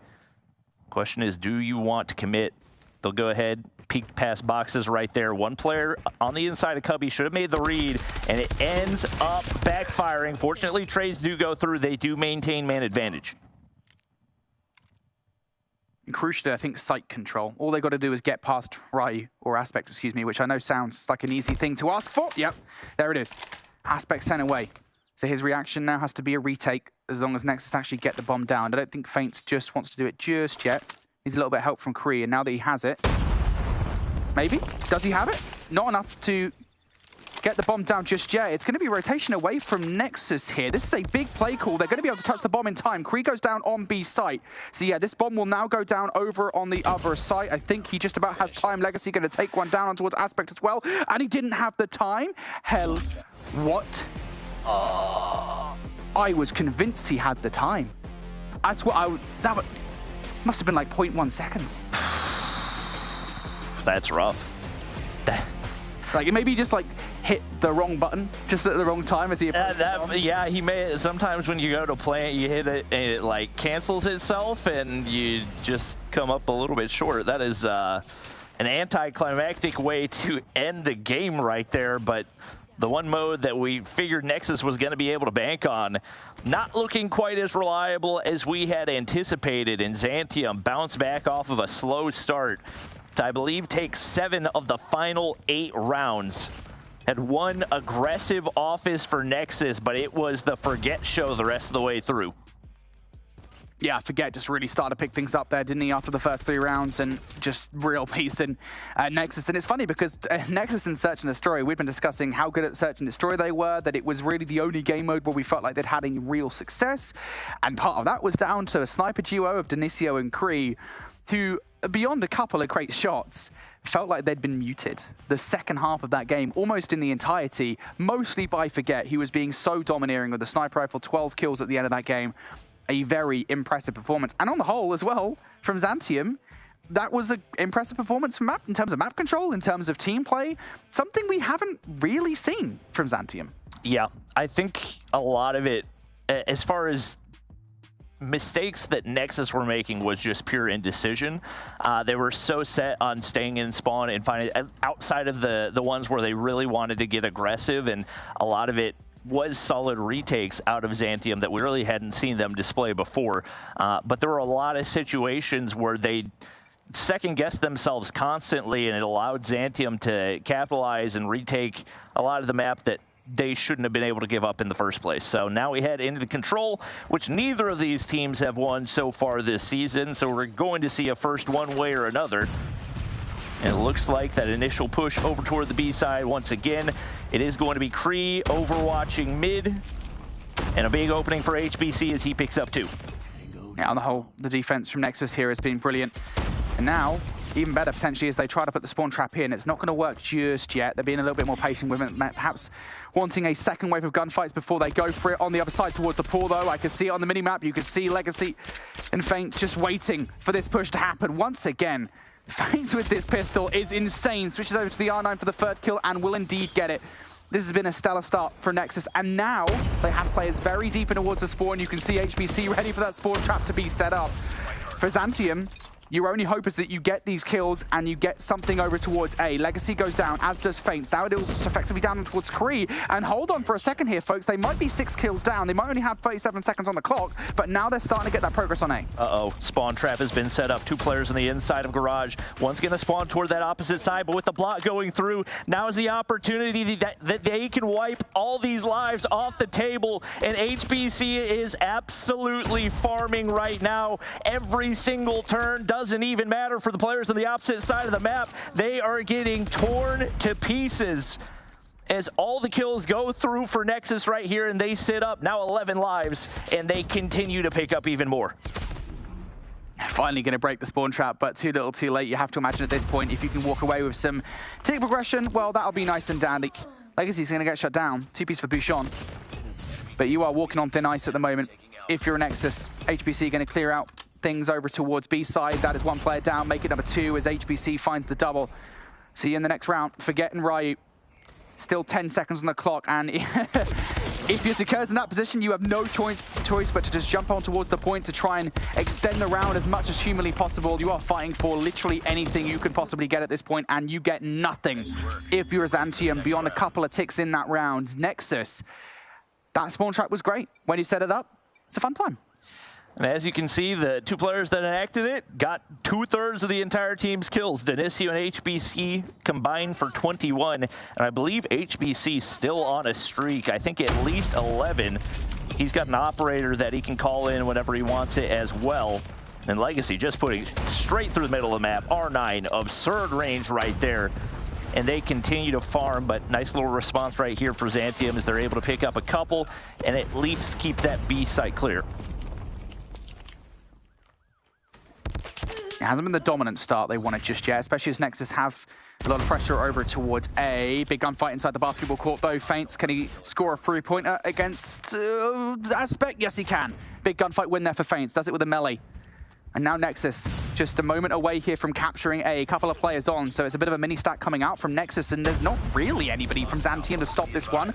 I think they're looking for the reaction for the post-capture coming out from Nexus with 3 kills going down. I like the positioning from Xantium here. Not only do they have kills, but they've also got map positioning, got 3 players towards that art side.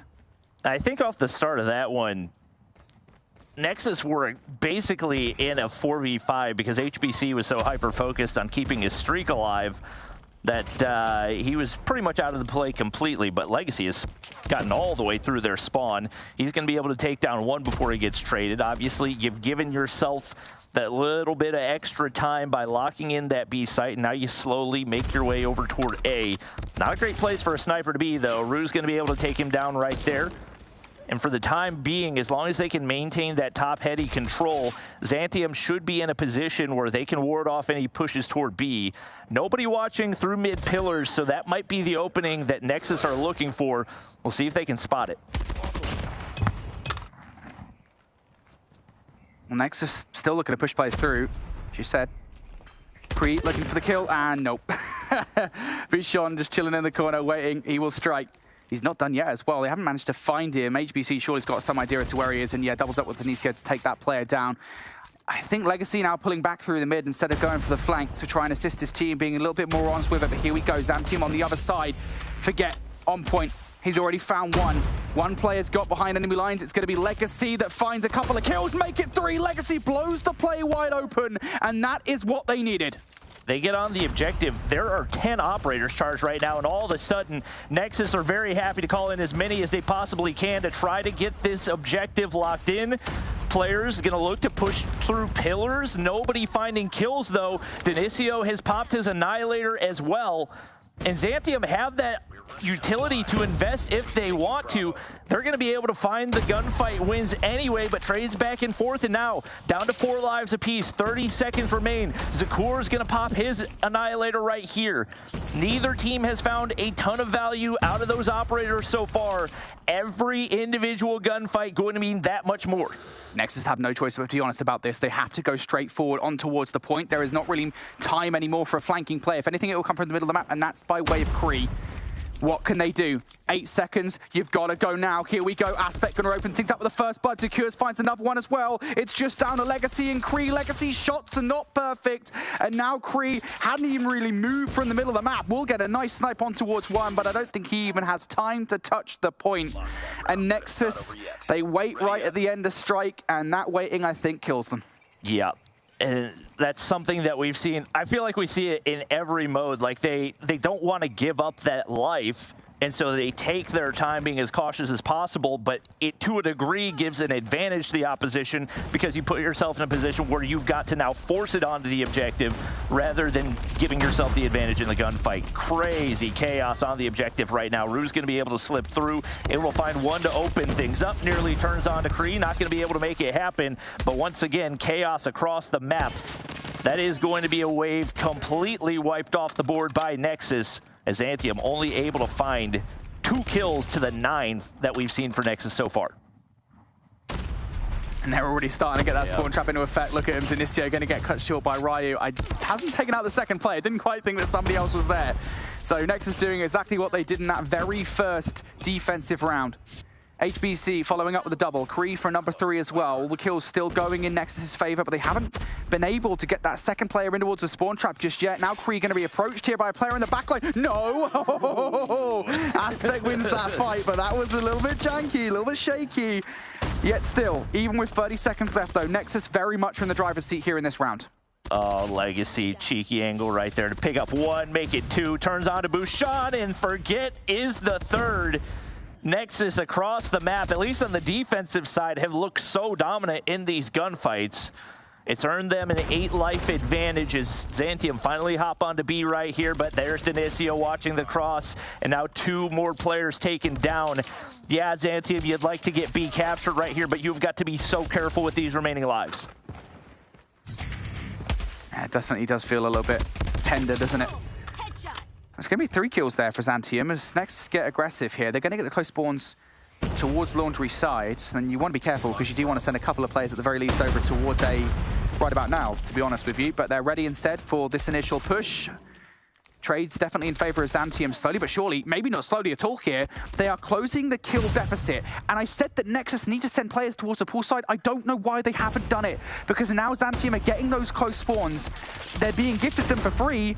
And HBC might well take one down, but Xantium here in a 5 versus 8, they still have a chance. They've given up so much more than they need to. Fortunately, Feint's able to catch one off guard and keeps control of Kitchen, which is going to be prime for them to be able to close this out. Rue gonna call in the equalizer in a 2v7 right here. That is a ballsy move, but not one that's going to pay off, as now it's all down to Aspect. 1v7 for him. And the main priority is just not giving up any more utility than you need to. He gets taken down, Feint steals with business, and Nexus retake the lead, but ended up being way closer than it needed to be. The only reason they won that round was the start. That was literally, if Xantium had more lives, I got a feeling they would have done that. But fair play. Nexus now 2-1 up here in this control. Xantium have a couple of streaks to work with, as does HBC for Nexus.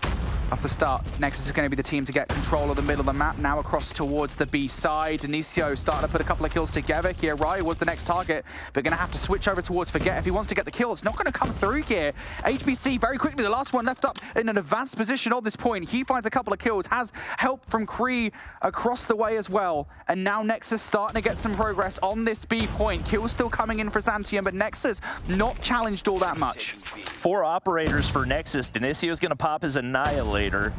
Not a whole lot of value to be gained from this position, but does know that Zakurs is in that top side. He's going to be able to take him down, and that should guarantee the B capture. Feint's going to be able to read one across mid steps. Does get traded out by Aspect. Bad timing for Denisio, but it doesn't matter. The hip fire connects. Nexus going to be able to get B completely locked in, and it looked like they may have the opportunity to take some kitchen control. One player does get taken down, but Legacy has crept all the way forward. And if he can find one kill to open things up right here, that should be the avenue that Nexus need to get onto A. Yeah, Predator missile coming down from HBC, so Nexus know where these players are located. Off the back of this information now, they want to try and eliminate them. Get them in the spawn trap, and once again, get some kills in their favor. Not going perfectly just yet. Aspect now going to bring his Predator missile down as well, and again, that is information to them as to how many players are coming on the defense here. Utilization of the operators, though. Legacy's going to bring his Claw out on the other side. We're seeing a Claw and an Annihilator for Xantium, so this is a big investment coming out from the defense here to make sure that Nexus do not get in. Legacy's going to get shut down, so they've shut down one, and there goes Feint 2. Zakurs is now the only one across the board with an Annihilator in play, and that will go to waste. Xantium, just one kill behind at the moment with just 60 seconds left on the clock. HBC, it's time to bring the equalizers out. He's going to be comfortable tucking away right here, maintaining kitchen control. Should be able to zone this off for the time being. The question is, can he get any assistance? And that's a lot of trades both ways. Nothing too decisive. An angle for Denisio to work with.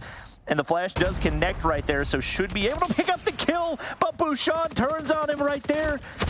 And Xantium have been able to hold off this push completely. Finally, Legacy slips through. Aspect has an angle, and I believe he's got a sniper in hand, but Legacy picks up another, and just like that, they've made their way onto A. Aspect does not get hunted right there. They do have reinforcements, and some streaks have been earned. Yeah, one in the back pocket for Aspect. Might need to use it here as well. They're in a 5 versus 6 scenario. I would use it pretty quickly. Yeah, Hunter Killer Drone now coming in towards the sky. Kree now going to invest the War Machine, but he is down straight away. Bouchon going to trade things out. 4 versus 4 now. Nexus now pushing forward. Feint's trying to double up. He can't get it done. 2 versus 2 after that flurry of kills. On towards the Tiki. HBC trying to take Ryu down, and Aspect's going to bring the Predator missile down. Big investment. He knew he needed to do it, and now he knows where Kree is located too for the 1v2. Kree definitely saw that sniper. He's got a flash, should have that information, knows where the other is, but Aspect strikes first. And we're going to a round 5 between these two, searching for their first control wins. Definitely feeling like the swing mode in the series. Unfortunately for Xantium, they saved up 3 operators on the back end of that one. They have not looked great on the offensive side, but that may be the chip that they need to find an opening advantage and have a chance here on the offense. Well, Xantium want to start this one strongly. They don't want to get in a position where Nexus can put that spawn trap together. The first wave of gunfights, for the most part, do go in their favor. Forget is going to invest the War Machine pretty much straight away, and it doesn't actually produce that much. It does, granted, give them the space that they require, and Nexus do feel pretty static in terms of not actually doing much about B. I think they might have just fully acquiesced B to Xantium here. They're going to send a couple of players. As Inicio picks up one, maybe that'll rally the troops to do something about this, but they've already got 2 ticks through. Yeah, and that's something that we've seen a number of teams be fairly comfortable with, but unfortunately for Nexus, they were not able to find those opening lives, so they're now giving it up, and they're at the life disadvantage. Legacy going to be able to shut down one. They keep control of Art right there. And lurking across the mid-map is going to be Forget. He's going to get shut down. So for the time being, Nexus have the map control. 2 players to watch mid, 1 player on the objective, but he's going to get shut down. Aspect with the sniper in hand may have just found that opening. And if you're HBC, you've got to play your life as much as humanly possible. You are the only player pushed past that defensive line at the moment. You are the only one that could do something because Xantium are picking up kills over by A. You've got to come and help, to be honest with you. Xantium are putting numbers on this point. You have to start to make the move now, and I think Xantium might be ready for it. They're pushing players through towards elbow side. Ryu, he's got the equalizers out, and he's finding the kills necessary, and HBC has now been taken down, and all of a sudden, for Xantium, they are dealing with a one-dimensional defense here, where Nexus are now going to be on the run. Nexus, you got to get closer to the point and take players off right here. Finally, Fane's able to open up one, but they're not getting aggressive enough, and that means they're all peeking the same doorway, and they get mowed down. Not a whole lot of time to work with, and the lives are disappearing one by one. Nexus, 6 lives left to work with, and only 1 tick of progression needed for Xantium. They left the door open, and they walk right through as the Pred falls from above. 3v13, Bouchon has got to get dealt with. Dinicio goes for 3, making 4 right there, and it's not over yet. Dinicio might have just saved Nexus, but he still needs to do more. They still need to pull off a miracle. The Predator missile coming right away down, and it is going to pick up Ryu, so there is some value to be found and some information off the back of it, but they still need individual efforts here from Nexus. Everybody needs to go big. Kree opens up with the first kill. Aspect with the sniper rifle, looking to take these players down. The set nades are so good, and it's all down to Dinicio. Can he pull off the impossible? Absolutely not. As Xantium, their control woes are over. They find one, the first victory for them this season in that mode. And what a mess that was. That was just straight chaos for every single round.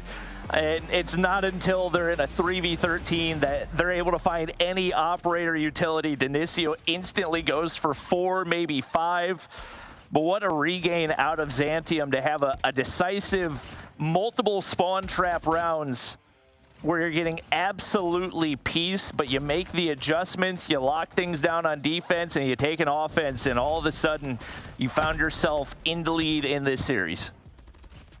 Just so weird. And again, a reminder, folks, that coming into this game, these guys were number 7 and number 8 respectively. It's Xantium number 7 and Nexus number 8 at control in terms of raw differential. So just, you know, not just in terms of how many differential or how many controls they were losing, but the way in which they were losing them, 3-0s and 3-1s at best.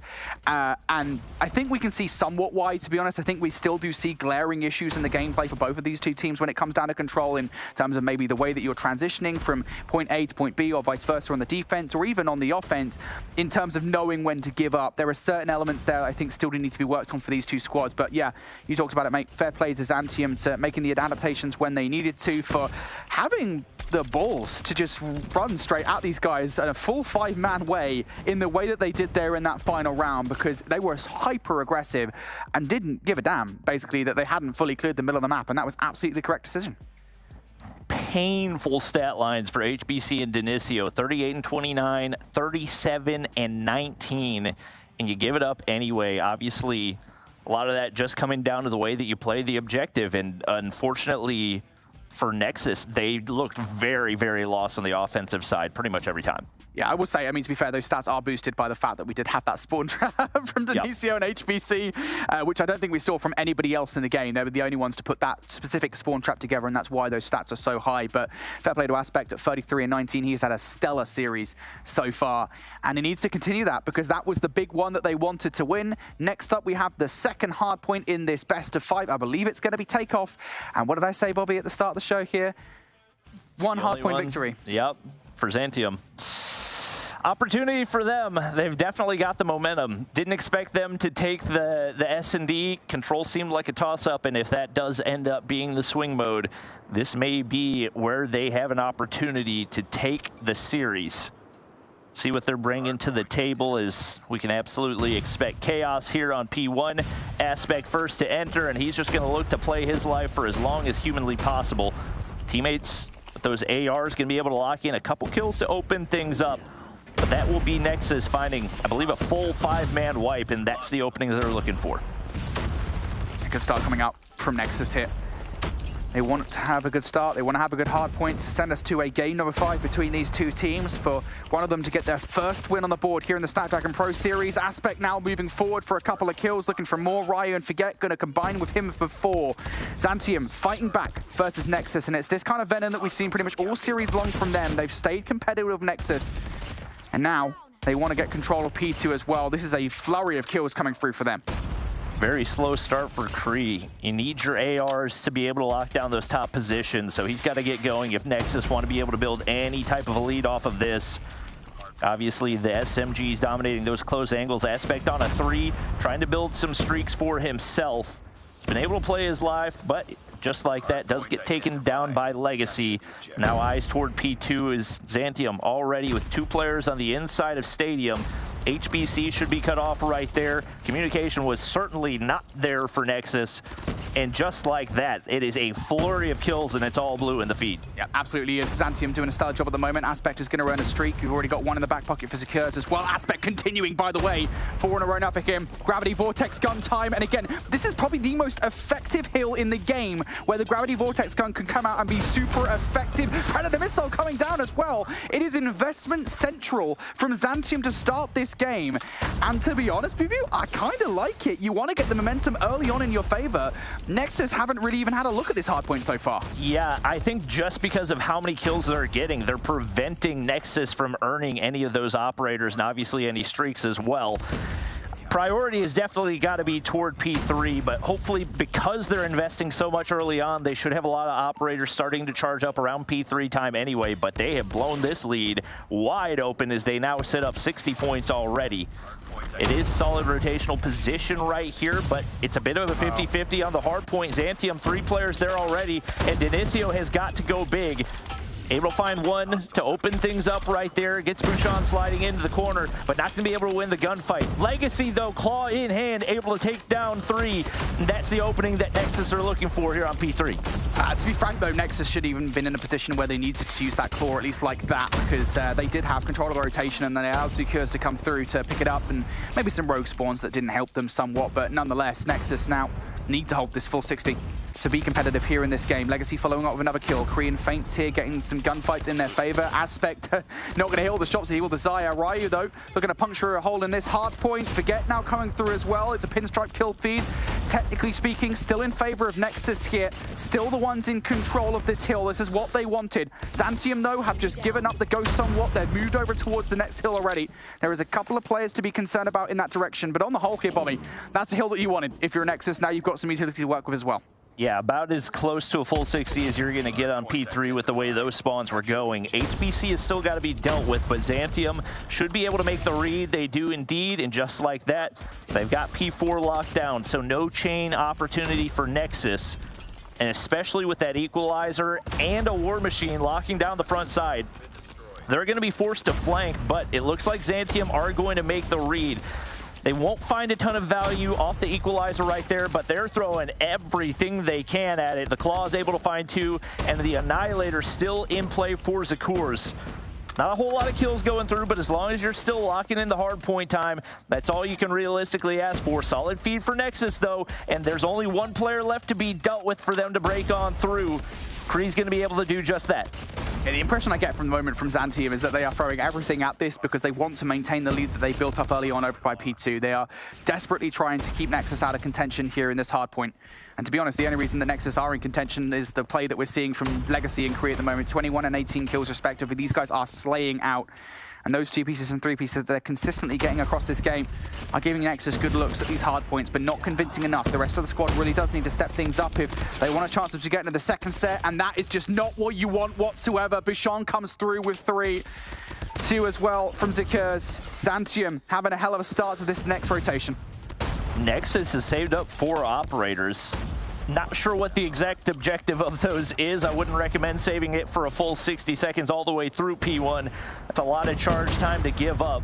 Feint's locking down the objective for the time being, and he's going to be able to take down 1, make it 2 right there. So Nexus remain in control here on P1 as the trades continue to go their way. And despite the fact that we're not seeing any operator investment, they're still locking in hard point time. But with that, nice little feed for Xantium as they break on through, and time again, they're just giving away any advantage they could find from those operators, leaving them in their pockets for long periods of time. Feint's off to a slow start right here, but obviously eyes toward P2. Yeah, I was going to say, this is a really important P2 hill for Nexus, as they're going to be the first one to touch it. We talked about it. Got the operators in the back pocket, so they should be able to hold for a full 60, much in the same manner that Xantium did previously, but you can't afford to lose the first gunfights like this. We're already seeing a big investment coming out from Xantium. They're investing everything that they actually have here. Gravity Vortex gun to both sides of the entrance points here for Xantium, but Denicio now going to bring the Annihilator out. A couple of kills starting to come through from Feint as well. Denicio on 4 in a row inside. If there was ever a time to need an Annihilator to come out to play, it is absolutely now. Nexus need every single second from this hill. 2 of those operators invested. Aspect able to find 1 with that window opening. That's the opportunity to at least find contest time, but HBC has an equalizer. Should be able to find some value, but only 1 kill goes through. And in that position, you would love to find a lot more value than you do, but fortunately, Denicio there to reinforce. He's got a Pred missile to his name, largely courtesy of that big Annihilator play that we already saw. And Nexus continue to have a crucial P2. Feint's already on rotation. Not his best game so far, but in position to once again set Nexus up for success. That was a big hill though. We talked about it, right? Nexus now just 10 points or so away from Xantium, but they invested quite a lot into it. They've only got 1 operator now, comparatively to the 4 of Xantium, and you've got to imagine Xantium will probably invest at least 1 or 2 of them here to make sure that they do get this time, just like the last set of rotations. Denicio trying to do some damage, though, to those spawns. That is a nice nade coming out from Aspect that isn't actually going to tag him. Denicio looks away for a second. Another player spawns in, but it's okay. These kills are mostly going in favor of Xantium. Inside the hard point, we're seeing Forget utilize the War Machine. Ryu is bringing out the operator as well. The equalizers for him. Forget they takes himself down with the War Machine, but nonetheless, I think the end result looking pretty good here for Xantium. This first hole has been excellent. Equalizer still alive on the point as well, so he can continue to zone. We see the Annihilator coming out for Zakurs. 1 goes through for him. And not going to be easy to break through that front side. Aspect absolutely farming from above. Not your typical SMG position, but he's making it work, and Forget is pushing out across the map. They're setting up for a really solid chain toward P4 right here. It's going to force Nexus to wrap all the way around the back side. They are going to be able to win a couple of those opening gunfights, so they maintain that map control. But Xantium, beauty of a P3 right there as it opens that lead back up to 60. Xantium now want to break this pretty quickly. In comes Ryu from the other side. You can't double up like that. You cannot let him get the kills like that. Aspect going to land the 100-killer drone as well. And all of a sudden, it takes 10 seconds, but Xantium are through. And now Nexus, those close spawns, they're going to have to face down the Gravity Vortex gun of Aspect. Who's just going to fire these away. Gets 1 kill against Legacy. Straight slide out towards the players. He's going to get shut down. Xantium, though, are starting to earn all of this time. Nexus trying to come through, and they just can't get it done. Legacy, the only player to find any value. He finds 2 kills. Can he find number 3? No. And Xantium still hold on. Only 30 more points needed, and they have been near perfect here on P4. Nexus finally break on through. Bouchon not going to be able to find anything right there. Looking for players on the flank. It's Feint shutting him down. Finding a little bit more success now is Nexus, trying to avoid disaster here and trying to not be the last remaining no-win team. But Xantium have set up really well right now. Players in those high ground positions. You got Aspect locking down these mid steps. Not going to be able to win the gunfight, though. Only one player there to reinforce. He's going to get shut down as Feint takes him out. And Nexus on P1 doing everything they can to stay in this one. Yeah, they've got one streak in the back pocket by way of Feint, who has absolutely picked things up from the first set of rotations for sure. Kills now starting to come in across the board as well for Nexus. This is good, but it's a big ask. Xantium are just 29 points shy of victory here, if my maths doesn't fail me. And Nexus needs a hold every single second off this hill. Here we go, Forget finally offering up the first bit of resistance for the first time in a very long time, to be honest. When we look at the kill feed, Nexus has been controlling it for the last 20 to 30 seconds or so. And in doing so, they've been getting control of the hill as well. But you can't even afford to give this 20 seconds up if you're Nexus. You have to spend resources here. And you also need to split yourselves by making yourselves over towards P2 too. These are big gunfights to lose, and Kree loses that rotational battle. They are forced to use a Pred missile right there, but they've saved all of their operators. Legacy trying to see what he can find with the claw. No kills right there. That cannot happen if you're trying to close this gap. Rue's going to be able to lock down the backside. Denicio up above, able to find one, but traded out immediately. That's been the Annihilator wiped off the board. Kree, Equalizer, or War Machine in hand, and the Equalizer shut down for HBC. The operators are finding absolutely nothing for Nexus, but somehow they've been able to break into the hard point anyway. And just like that, they're only down 15 points. One more operator charged and ready to go whenever they want it, but the War Machine is able to do a little bit more. Xantium break through the top side. They can still win it here if they find these opening gunfights. And Nexus now spawning away as well. Ryo now coming out from behind here. He can do a lot of damage with his Equalizers. Here go. Bye-bye HBC, and bye-bye Feint as well, and see you later Kree, and Legacy too. Every single player from Nexus is down for the count. These Equalizers are so strong in the hands of Ryu. He's gonna zone these guys away, and Xantium now just need 5 seconds. Time for Zakurs to come out with the Annihilator and the melee as well. This is utterly insane from Xantium. They are gonna get it done here. Nobody from Nexus will touch in time. Xantium on the final kill here towards P2. They get control again, and it feels like the second or third time we saw it in that game where with the operators they're able to just take complete dominance over P2. Yeah, and the difference was really the operators on that last point, because we had 5 charged ready to go for Nexus, and we saw maybe 3-4 total operator kills out of that entire investment. 100% the difference down the final stretch of that game. And I came into this one feeling like Xantium were absolutely the ones with something to prove, but they proved it right there. They take their first win here in the Snapdragon Pro Series, and they take down Nexus 3-1. Man, that is wild. It is the exact same way that they beat, I think it was at the start of the season, Ricey, I think, on this map. It's the exact same way it happened, where it's P2 control. I don't know what's going on with P2. I think it might be the Gravity Vortex gun. Honestly, it's such a peculiar pick because it's something we never see. If I was to look at the statistics for how often that gets picked, it would be like less than 5% of the time in any given game, in any given series. But right there is when it is so useful for hills like P2, when it can give Xantium full control over it. Just really well played from Xantium. They win 2 hard points. It is unusual, I would say, because typically I feel like in just about any other region, it's P3, P4 that you focus on chaining together, and that's usually where the majority of the investment goes. But for these guys, for some reason it works to just throw everything that you can at P2, and maybe that's something that you don't do on the first set of rotations. Maybe you wait toward the second, depending on when you get your charges, but man, a lot of value found off the back end of that one, and Xantium come out on top. We knew it was going to be a close one, too, back and forth between these two squads, but 3-1 has to feel good for Xantium, getting that win in their column, their ton, and improving their chances, moving up the leaderboard, getting some more prize pool in their money. in their pockets? I mean, look, it was such a topsy-turvy game, though. It ebbed and flowed, it felt like, all the way through it. I think especially when I was looking at Nexus, like, starting to come back in the session, like, it was all over the place, and it just kind of felt like a strange game where you still didn't really know who was going to win, really, at any stage during that one. So a really entertaining game. Yeah, big game for Aspect over towards that last side of things. And I think for XTM there, especially with the way that Nexus would potentially bring it back in map number 4 to close that out, was very, very important, because I think, you know, you lose that lead, you head to a map number 5, there's one team who are probably feeling a little bit better about that than the other. But ultimately, it will be a win on the board there for this side of Zantium. There you go, nicely done.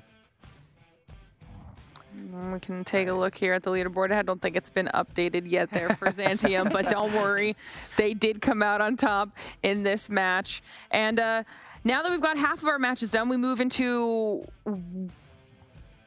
This one is going to be up in the air. It can either be super close, depending on what has happened between last week and now, or we will start to see a little bit more of the cohesion and really strong teamwork that we've seen out of Omniscient. What I'm talking about is our third match of the day.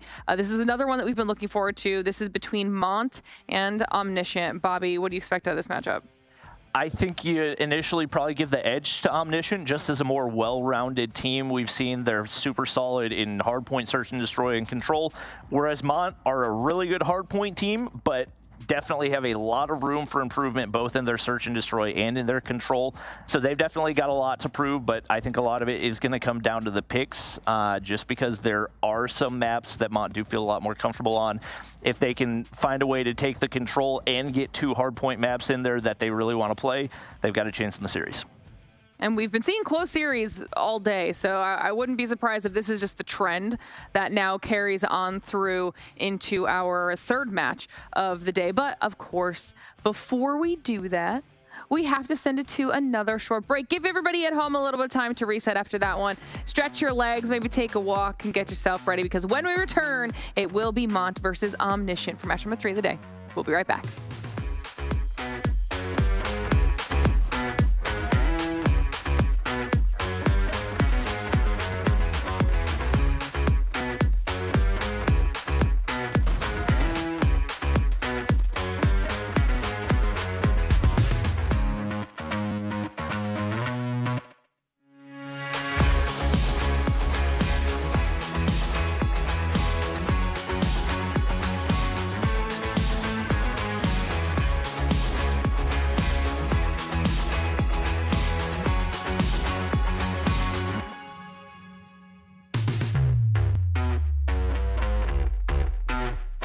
The Snapdragon Pro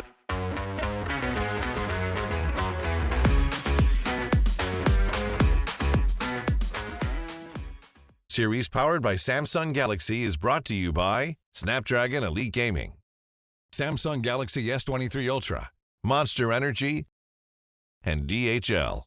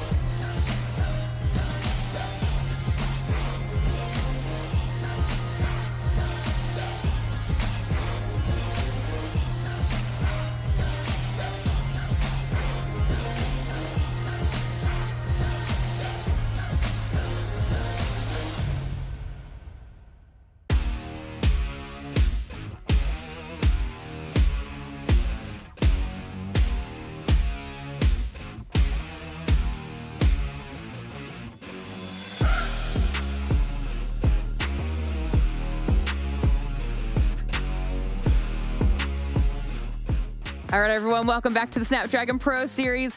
It is week 3 here in EU for Call of Duty Mobile. We're halfway through day 1 of this week, and we're now turning our attention towards match number 3 on the day between Mont and Omniscient. This is going to be an exciting matchup to get into. We heard Bobby talk about it a little bit before the break.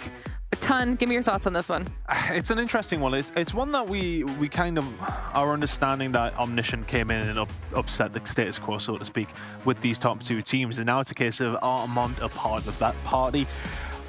For the most part, we're not too sure on that, but this is where we will get our answers in this series. It should still be a very good one. Yeah, we've had close series all day. If you guys are just joining us, you can go back and check those out on the VOD. But really, really good performances across the board so far. We're now down to 1 undefeated team, and now this should be another close back and forth match. Let's start talking about the teams here, Brody. We'll start with Mont.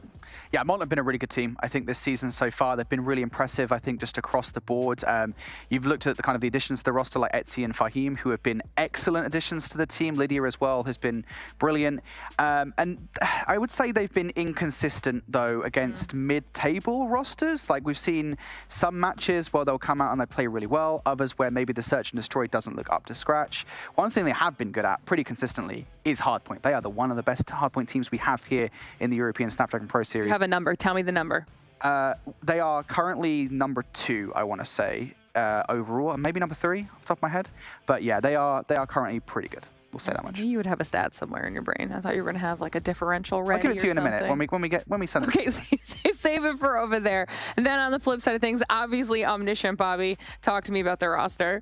I mean, you look at the players on the roster and you see a lot of players that were on top teams last season, but unfortunately not many players that made it through, with the exception of Balance, but was not on that Stage 5 roster. So a lot of these guys with a chip on their shoulder with something to prove. We've seen a lot of different looks out of the roster as well, and it seems like the one that they've landed on is Saturn, Scathilla, Lucky, Balance, and Rasmo as their starting 5. That has definitely looked to be the most effective roster that they've tried out yet. And we've actually gotten a chance to speak with Omni just once this season so far. Got the chance to talk to Gathilla, and he had mentioned at the very beginning that they haven't had as much time as a roster as maybe some of these other teams have, and now they've started to really kind of settle into their own, starting to look a little bit better. So like you said, Ton, this will be a good test for what's going on in that top 4, kind of who sits where, even within that, looking forward to challenge. Yeah, and just to allude to your point, if that is the case, then they can only get better as time has kind of gone on, which makes me more excited for playoffs to see how they do against who we do now think is the best team in Kings after that previous game today. But I think realistically, this is still going to be a relatively tight game. I think it's definitely one Omniscient will look at and think to themselves they should be able to win this. I don't want to say it'll necessarily be comfortable, but Mont will be looking at this and will go into this as the underdogs. I don't think anybody can kind of question that. So Omniscient, I think it's for me to solidify their place in this top 3. If they're going to lose this, then all of a sudden they're in that mix again. And if things go really badly, you could be staring down not being in the playoffs. I know it's maybe a reach, but it's a potential that could happen. Right. If you do go on to lose this game, you definitely want to solidify that top 3, and this is their opportunity to do so. Yeah, and you guys also did point out that part of either team's success could hinge on their picks and bans, and I believe those are ready. So we'll pull those up and see what our teams are starting on. It looks like we're kicking things off on Hacienda here, Brody. Yeah, this is a good pick for Mont. They have been pretty successful here. They're currently 2-1-1 on it. I can't remember who the loss is to, but they are still pretty good on this map, so I think that will be their pick for sure. Takeoff is more of an unknown from me. The one thing I'm kind of glad that we're not seeing here is that Apocalypse, because we know that Omni are good at that Apocalypse. So happy that that's off the board from Mont. The Hacienda, I think, will be a good start of the series for them. Yeah, the one Hacienda loss was to Kings, so I don't think... That explains it. Oh yeah, it was the 50-point one, right? It was. So obviously they played it really close. To be honest, I really like this setup for Mont in general for the hardpoint because Takeoff has been one of their other go-to hardpoint maps. I'm assuming that's probably an Omniscient ban on Arsenal, as that's the 3rd map that we saw Mont look super good on. And then you get the firing range and the Express. The Express has been... actually, the firing range has been really shaky because we saw Mont win 7-3, but then they lost 7-0. That was up against Kings, but 7-0, I think, in any scenario is cause for concern. But at the same time, I think, we're rounding all these stats off. Munt are losing heavily to good teams, whereas Omniscient are very much running Kings very closely and dealing with the opposition they should do. Munt, I think that the gap between Munt and everybody else below them is there, but it's whether or not they can close that gap to Omniscient here. This is the big story, I would say. And when we got the control as well, the big thing for me is Omniscient haven't lost a control yet. They are completely flawless in control, and 3 out of the 4 controls they've played have been 3-0s. So for me, I think we're kind of setting up a storyline here where they have to win on the hard point. That control, I think, is just very unlikely for them. All right. Well, we'll have to see how they manage now that this is all settled. I believe the game is about ready to get underway, so I can send you 2 off to get prepared on the other half of the studio. Go ahead. You may see yourselves out while we get Brody's final thoughts on the matchup. Yeah, you asked for that hard point stat earlier on, so I can actually give you this specific number. I believe it's I knew you had it. You were holding out on me. Yeah, I do have it. A plus 83.83. Point differential here, which is the number 2 in the region. Again, though, that same asterisk that we had earlier on during the broadcast lies, just like it did for exclusive, they haven't yet played Omni or exclusive, and so when those matches happen, when this match happens and that match versus exclusive happens, things will be looking different. But I still think they are probably one of the better hardpoint teams we have here because they smashed everybody else in the middle of the table, and they only had that 50-point loss against Hacienda, or against Kings on Hacienda to speak of. So they have to win the hard points. That's the bottom line for me. All right. Well, we'll see what both of our teams are able to do in just a moment because match number 3 is about ready to get underway. So, Bobby, Ton, let's get it. Thank you very much, Lauren. Very excited to get into this one. It is going to be a close game. It's kind of been the running theme of the day. It has been all these teams very closely matched up in terms of the leaderboard, and who would have thought that we'd get some good games out of it, Bobby? We've got another good one here with Mont against Omniscient, but I think I agree with the story and kind of the aim of where we're going with this game. Mont need to win some hard points here, which is still going to be difficult.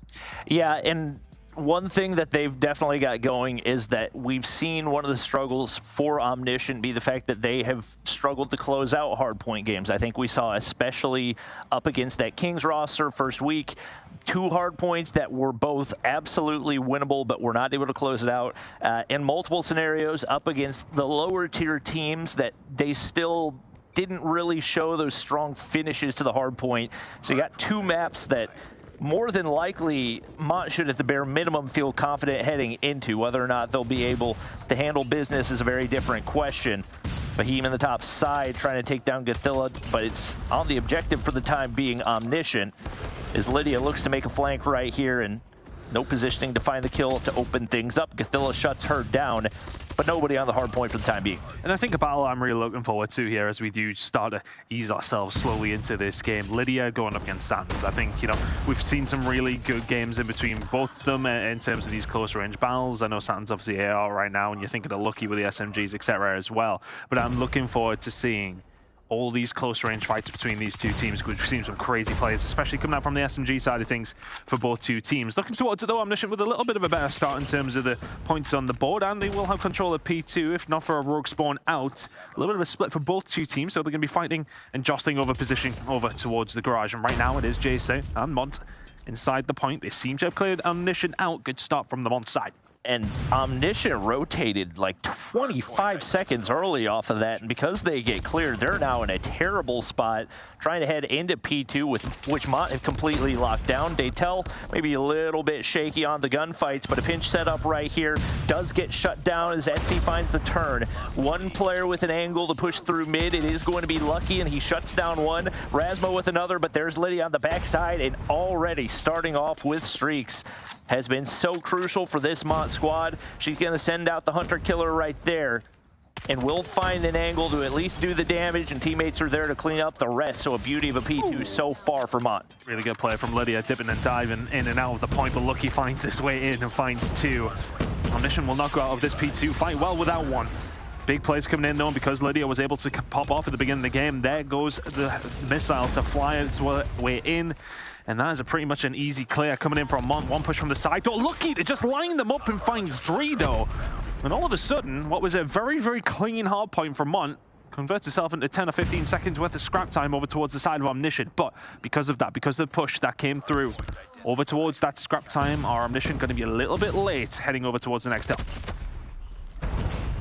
Fortunately, they are going to have the high ground control entering this hard point. Fahim trying to keep things locked down with an LMG in hand on the objective. Not the easiest spot to be, but he's able to find one. Omniscient going to hop down, push through barn, and see what they can find. We do see one operator coming through already. That's going to be Lucky with the Sparrow in hand. Not able to take down anything, and Etsy finds two just like that, completely gone to waste. And another Hunter Killer send out. It's going to be able to find two. So Mont, even with a little bit of a shaky rotation, are going to be able to find control of this hard point. Definitely anticipate that Omniscient are going to be able to contest, but Lydia continuing to burn through this roster. 12 kills to her name. It feels like Mont are the ones having the pop-off moments right now. Omniscient not quite able to keep pace at this moment in time with this Mont roster, who are slaying it out. I mean, look at the kills in the top left and top right corner. It's a very different story whether you look left or right. Omniscient really have not warmed into this game, but still, it is albeit a 60-point lead very early doors. There is more than enough time to catch this one back up, but if you look at that kill feed, once again, Mont dominating. Still not quite in full control of the point. Balance is here to try and do something about it. He can do absolutely nothing. Omniscient with a potential pinch opportunity here with 50 seconds to go. They need to make it count. Nice spot for Razmo if he wants to use the claw, but he gets shut down by the War Machine in the hands of Jace. He's instantly traded, but Gathilla's going to invest the Annihilator, and he's able to find two. He's taken down as well, so no big value for either of the teams, but with Saturn pushed up this far, he's got to get dealt with by Mont. They're not able to do a thing about it. Hits the flank onto Fahim as well, and this is the opening for Omniscient to start closing this gap. A 4 spree for him. Daytel on the flank trying to see what he can find, but that is a bright flashbang. Daytel pushing on through, not going to be able to win the final gunfight, but Jace is there and they're able to keep things contested. Really, really good job by Mont to actually fight through that. It was a really good play. I think it was coming out from Razmo, who's sitting himself up top in the office, looking down on the spawns coming in over towards the dock side and slowing Mont down. But I want to say it was Fahim over towards this point to stay alive for so long. Omniscient had the numbers, and yet they couldn't make it count.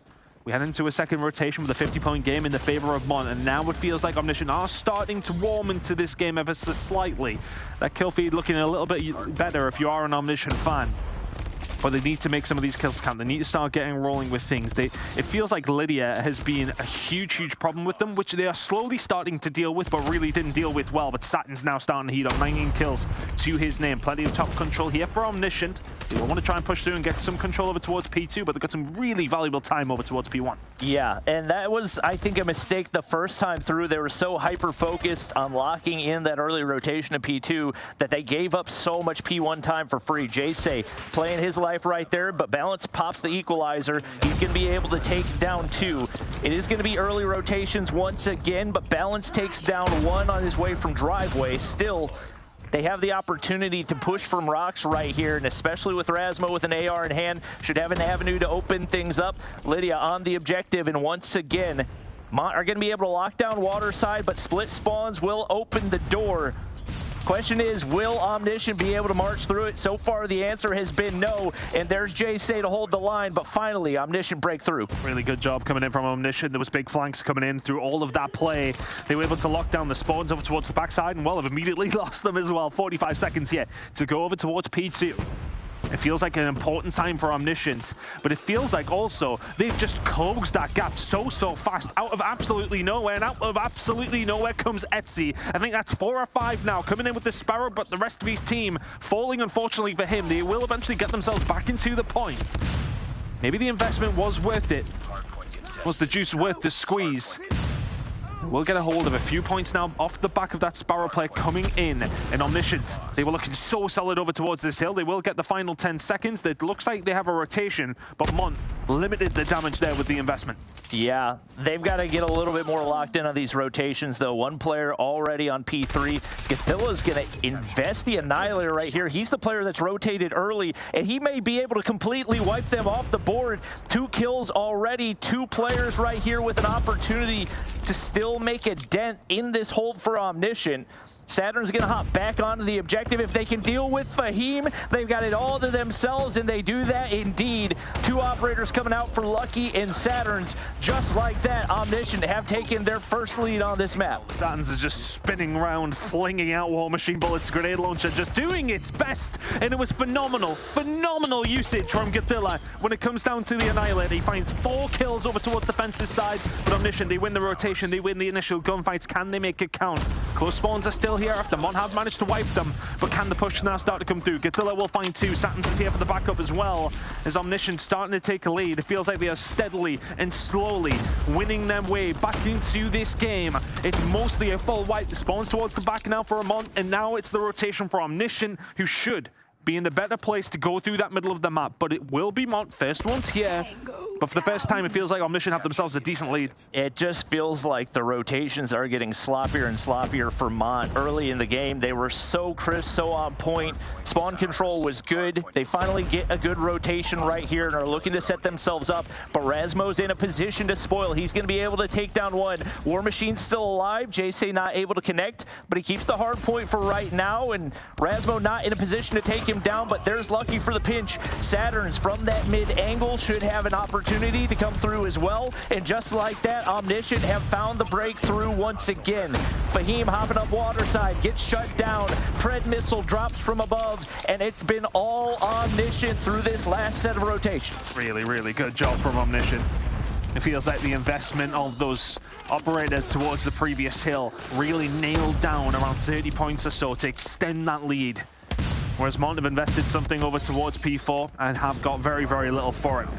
We're heading into the third rotation of hills in a very different place than where we were when we were heading into the second one. It was a 50-point or so lead for the side of Mont, and now it is a 40-point lead for Omniscient. It's a big swing within the space of 4 hills. Last time around, it was Omniscient who managed to pick up some really decent time over towards P1. Mont have got to stop that from happening. It feels like the big difference in this last set of rotations is the fact that the teamwork for Mont is not looking the same as what it was. A lot of one-by-one shells that have put them in a difficult position. It's forced them to not get a lot of utility out of those operators, and it's made it very difficult for them to find breaks. Jay on the bottom side, seeing how much time he can lock in. I think Rasmo taking himself down with an operator could be an opening once again as Mont try to close this gap a little bit. Saturns nearly finds the turn, but Omniscient remain on the hard point regardless. Mont trying to make sure they have those spawns toward P2. They will be able to keep them locked in for now. And through all of that, Mont actually pick up about 25 or 30 seconds over towards P1. They've closed the gap ever so slightly. They have P2 spawns.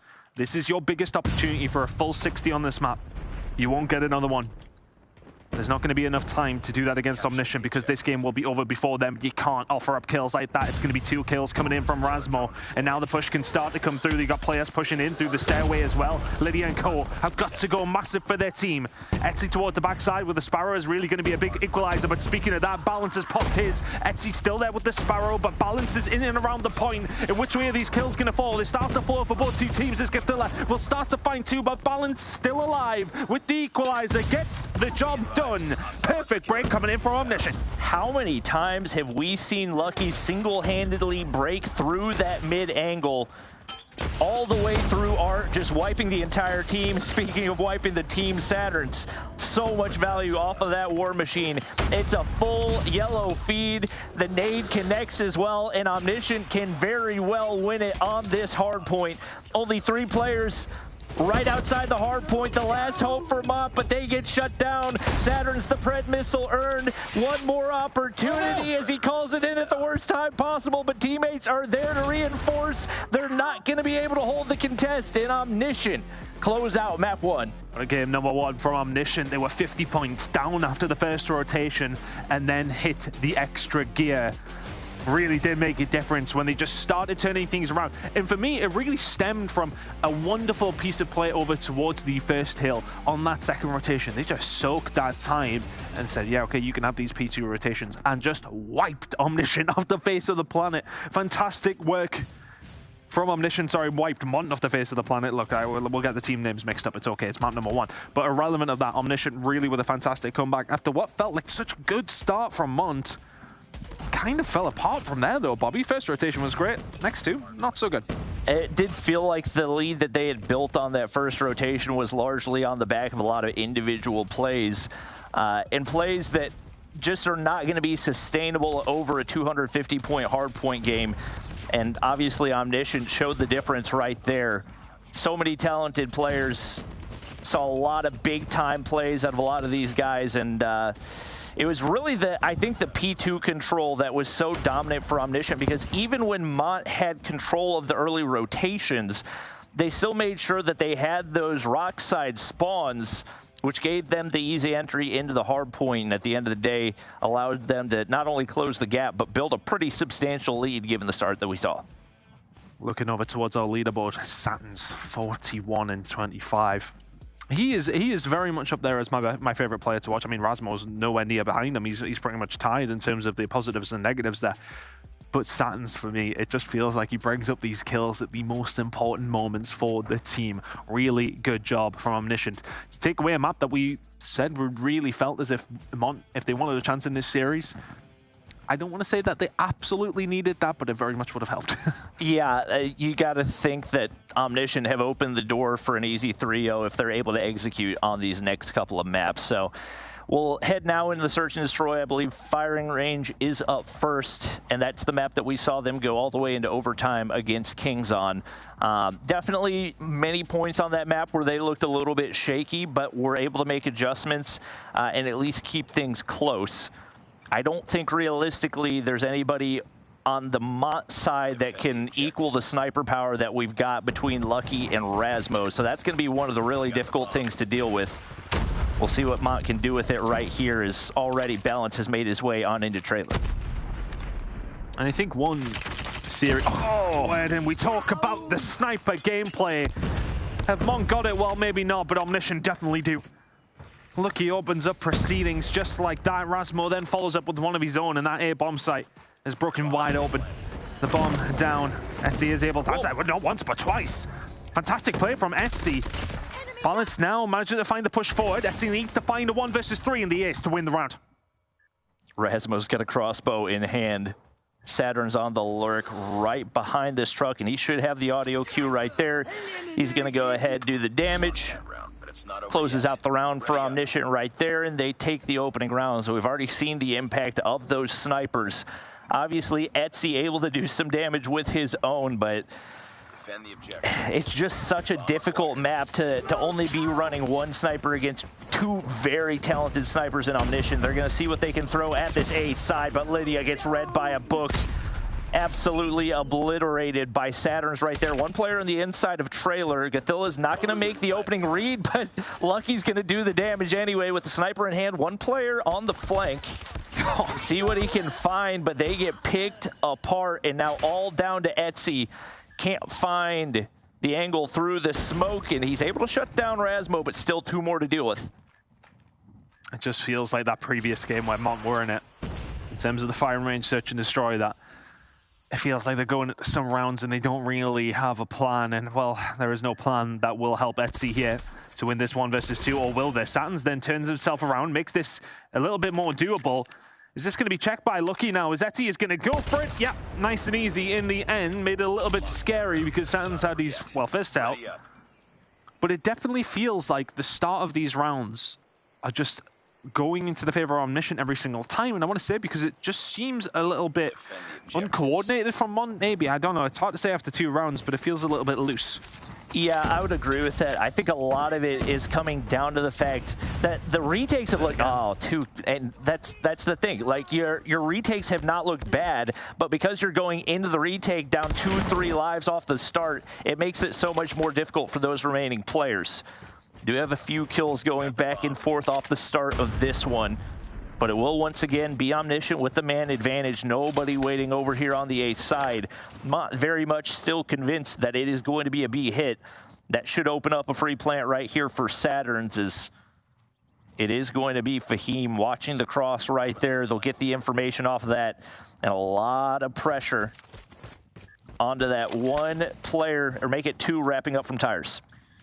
I look towards it though. Omniscient, for all that they had complete control of the site, have given it up for the most part, apart from leaving Satins there Playing it on an island.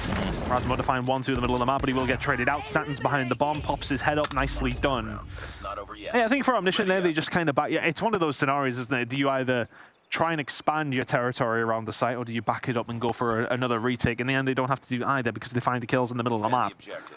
Omniscient still looking so solid on these attacking rounds at this moment in time, and you can only imagine the defensive side will feel nice as well. Now for Omniscient, it's a big push over towards the B side. Balance has been slowed down, which I believe came in for his own team, but that shot from Balance is absurd, as is the second. Data will find two towards the back, eventually does get shut down, but a glimmer of hope here for Mont in round number 4. And they get Balance super weak right there, so they get the information, but he's going to be able to like lurk back toward mid. And Saturn's maybe a little bit over aggressive right there as Jay now with an opportunity at a 1v3. Unfortunately for him, Rasmo sniper in hand is there, but beams out of Jay as now the door has been opened. Balance in position where he's going to be able to hear any defuse, and he can very comfortably just sit behind sandbags right there and wait for Jay to either push up or go for the defuse. He's definitely got an idea where he is, and obviously Balance is going to have to check off of that. Beautifully played head glitch by Jay, and the timing is perfect for Mont to find their first round. It's the 1v3 from Jay to give Mont a lifeline in this search and destroy. I mean, I think it's hard to blame Satins in that one because I think he just doesn't expect him to be all the way over there. They got control of the site completely, but it was the immediate flank that came in from Jay that ends up being the catalyst. 4 versus 3, the snap from Rasmo though. And while maybe things are continuing where they left off in the previous rounds, it's once again all about Omniscient. First bloods are just coming so easily for Balance. He's just skating through the middle of the map. Is there gonna be another one? It's absurd from Balance. Make it 3 in the round. It's now a 5 versus 2. Is the ace on the cards as number 4 falls his way. Unbelievable round from Balance. And if you're Mont, like, there's got to be some communication there. There's no way somebody's lurked all the way toward wood and gets completely caught with their pants down as he is turning and burning onto everyone in his path. Oh, man, what a heartbreaker after it seemed like Mont were starting to get things figured out in the search and destroy to get completely decimated like that. They're able to find one off the start of this, but there's Lucky able to trade. Oh, good shots. Lydia picks up 2 right there, and I think this is the first time we've seen Mont with a man advantage for the entire game. Aggressive push comes through from Mont over towards the A side. Now this would not be an issue necessarily for Omniscient had the bomb carrier been with them at B. Unfortunately, Gothilla gets caught out, but with Satins and Balance still left alive here for the side of Omniscient, this is more than doable. Now for me in this scenario, Satins has just walked through B bomb site. It feels like this is free for Balance to push round. No, it feels like they've maybe overthunk.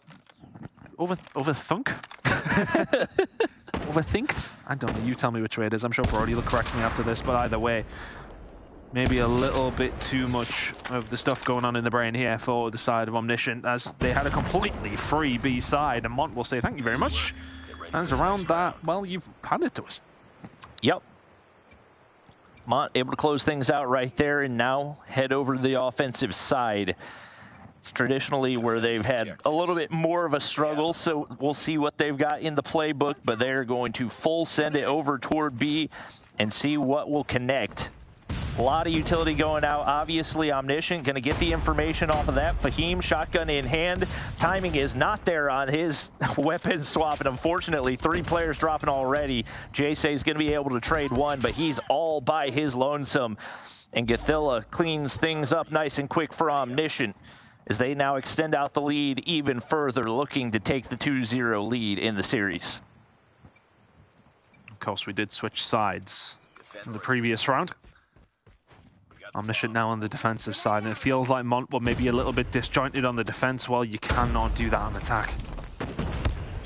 You need to all be one in the same, and well, Gothilla already managing to find a small route through. Fahim is waiting on him. If he can find this kill, it may well just slow things down, but Gothilla just walks through and guns him. And the potential trade that was there is maybe not anymore. Lydia up top, but that is definitely going to be watched by Erasmo. Peeks it for just a second, throws the shoulder, but she gets out. Pretty much scot-free. But the problem is here for Mont, they know that Gothilla is around. He's somewhere. He's just going to cause so many problems. There's another couple of kills falling his way.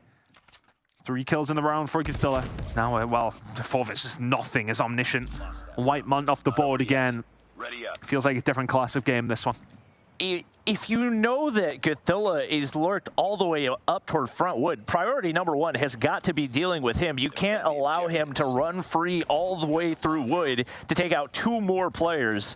That's something that Mont have got to deal with immediately, and they do not do that. Fahim finally gets aggressive right there and finds a first blood, so an opportunity for them to make their way over toward that A site. 1 player still over in wood, trying to watch any flankers, but it's actually going to be a little bit of a mid play right here for Omniscient. Jay shuts down Saturns, and that should be the opening for the bomb to go down.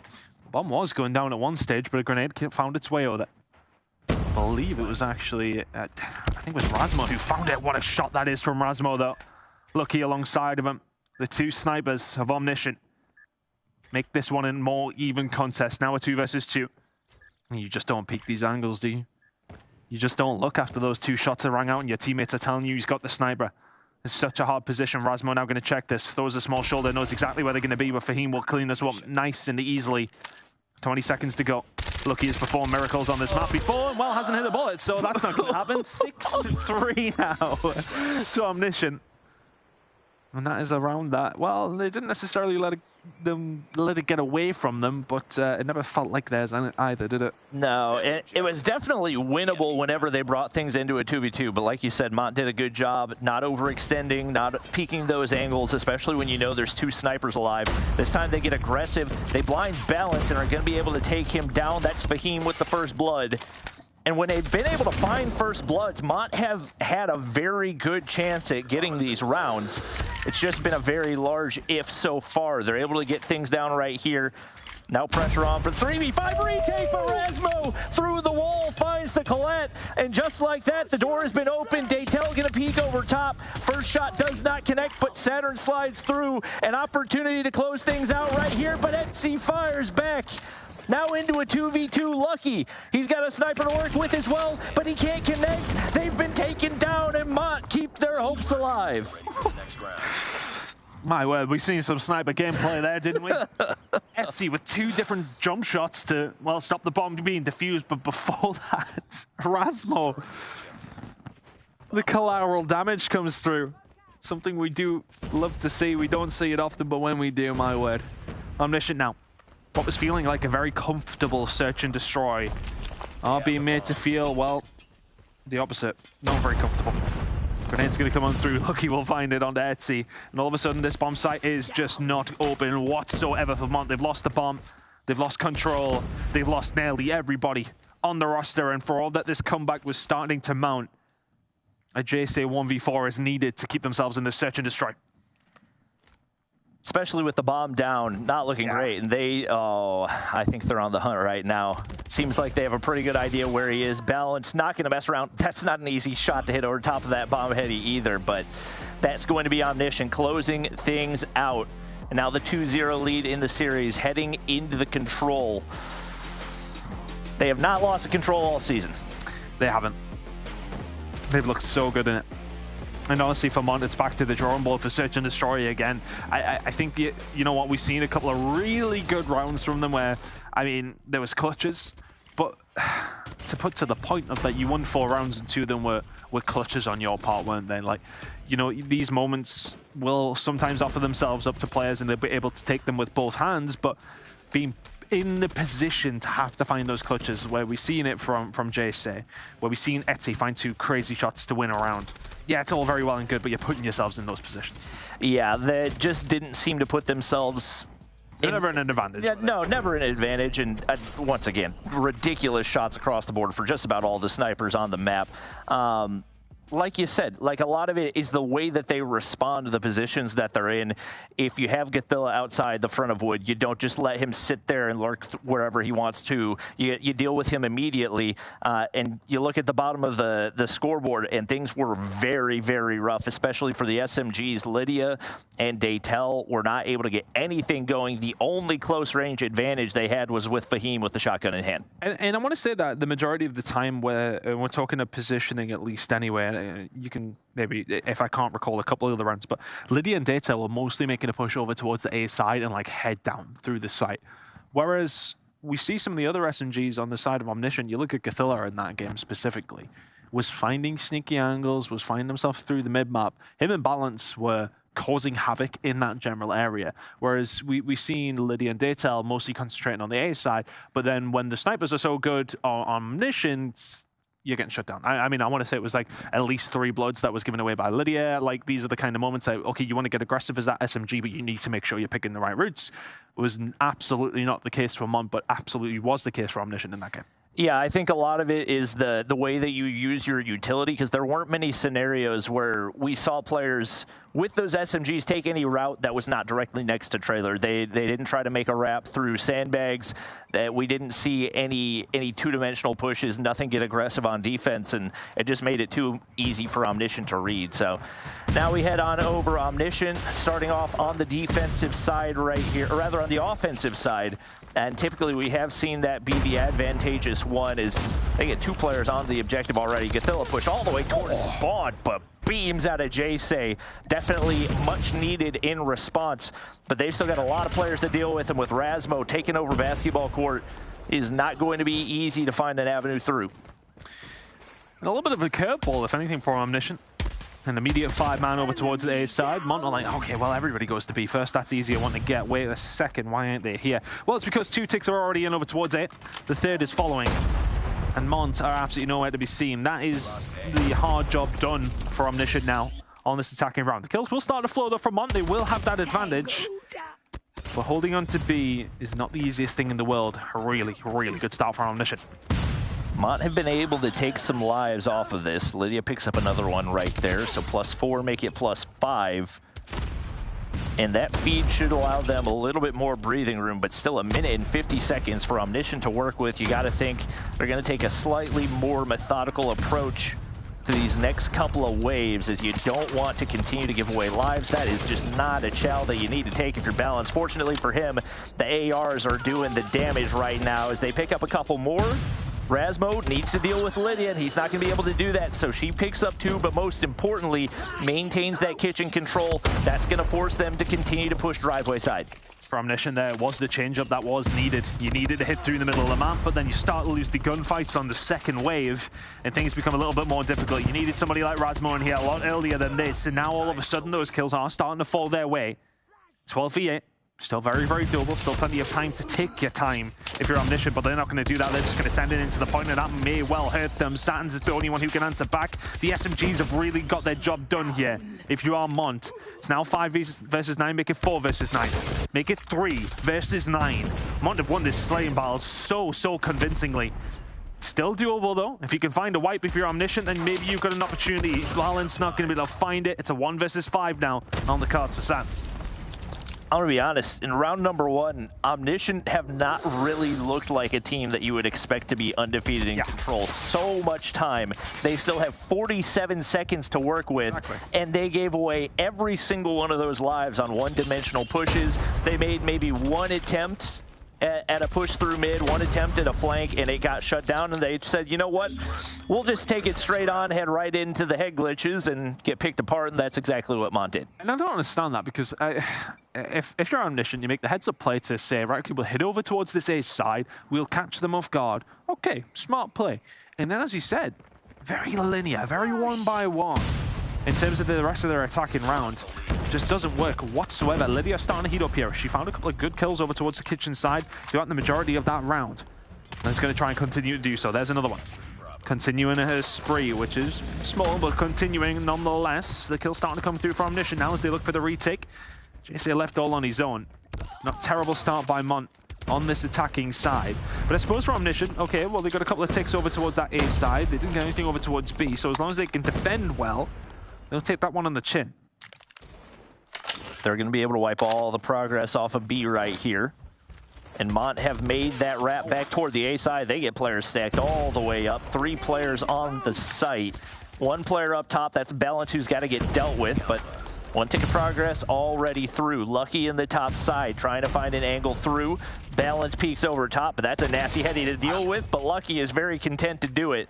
Lydia, now the only player remaining. She's got to be a little bit careful right here because she can earn streaks, but she overextends. Lucky shuts her down, and once again, full reset forced, and Rasmo very, very happy to tuck his way into garage right here.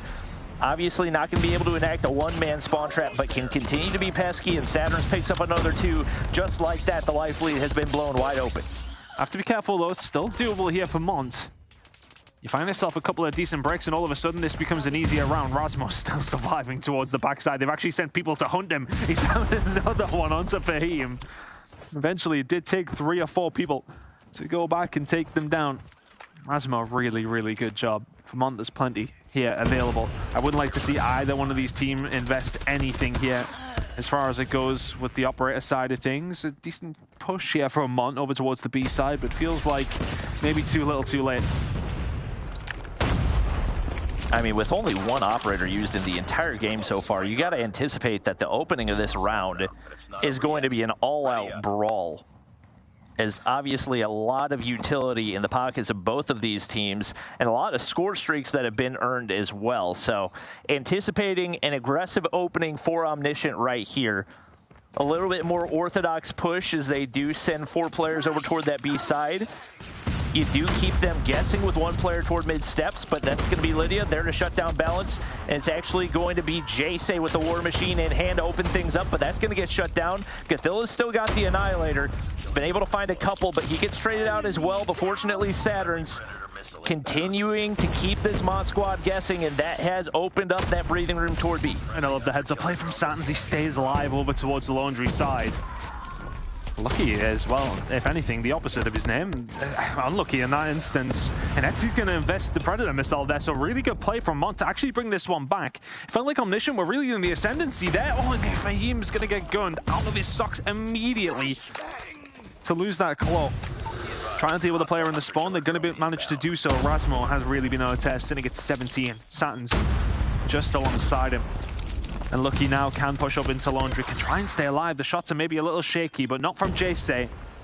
For all that B has been lost, Mont have not necessarily disgraced themselves by any stretch of the imagination here in this round so far. In a decent defensive spot, and I just want to point out there's a really important kill from Lydia there. She can now put herself over towards that bedroom side, hold that down. It's a good position to be in if you're a defensive player. Yeah, and the players on the top side going to look to push down and see if they can create a little bit of breathing room toward the top of basketball, but obviously Mont going to have things locked down from right there. More than likely going to require an investment of those operators, and there's Saturn's slipping on through, spots out Etsy as well, and that's the opening that they're looking for. He's going to be able to make his way into Sniper's Nest right here. Lydia beams across the map. That's an SMG, by the way.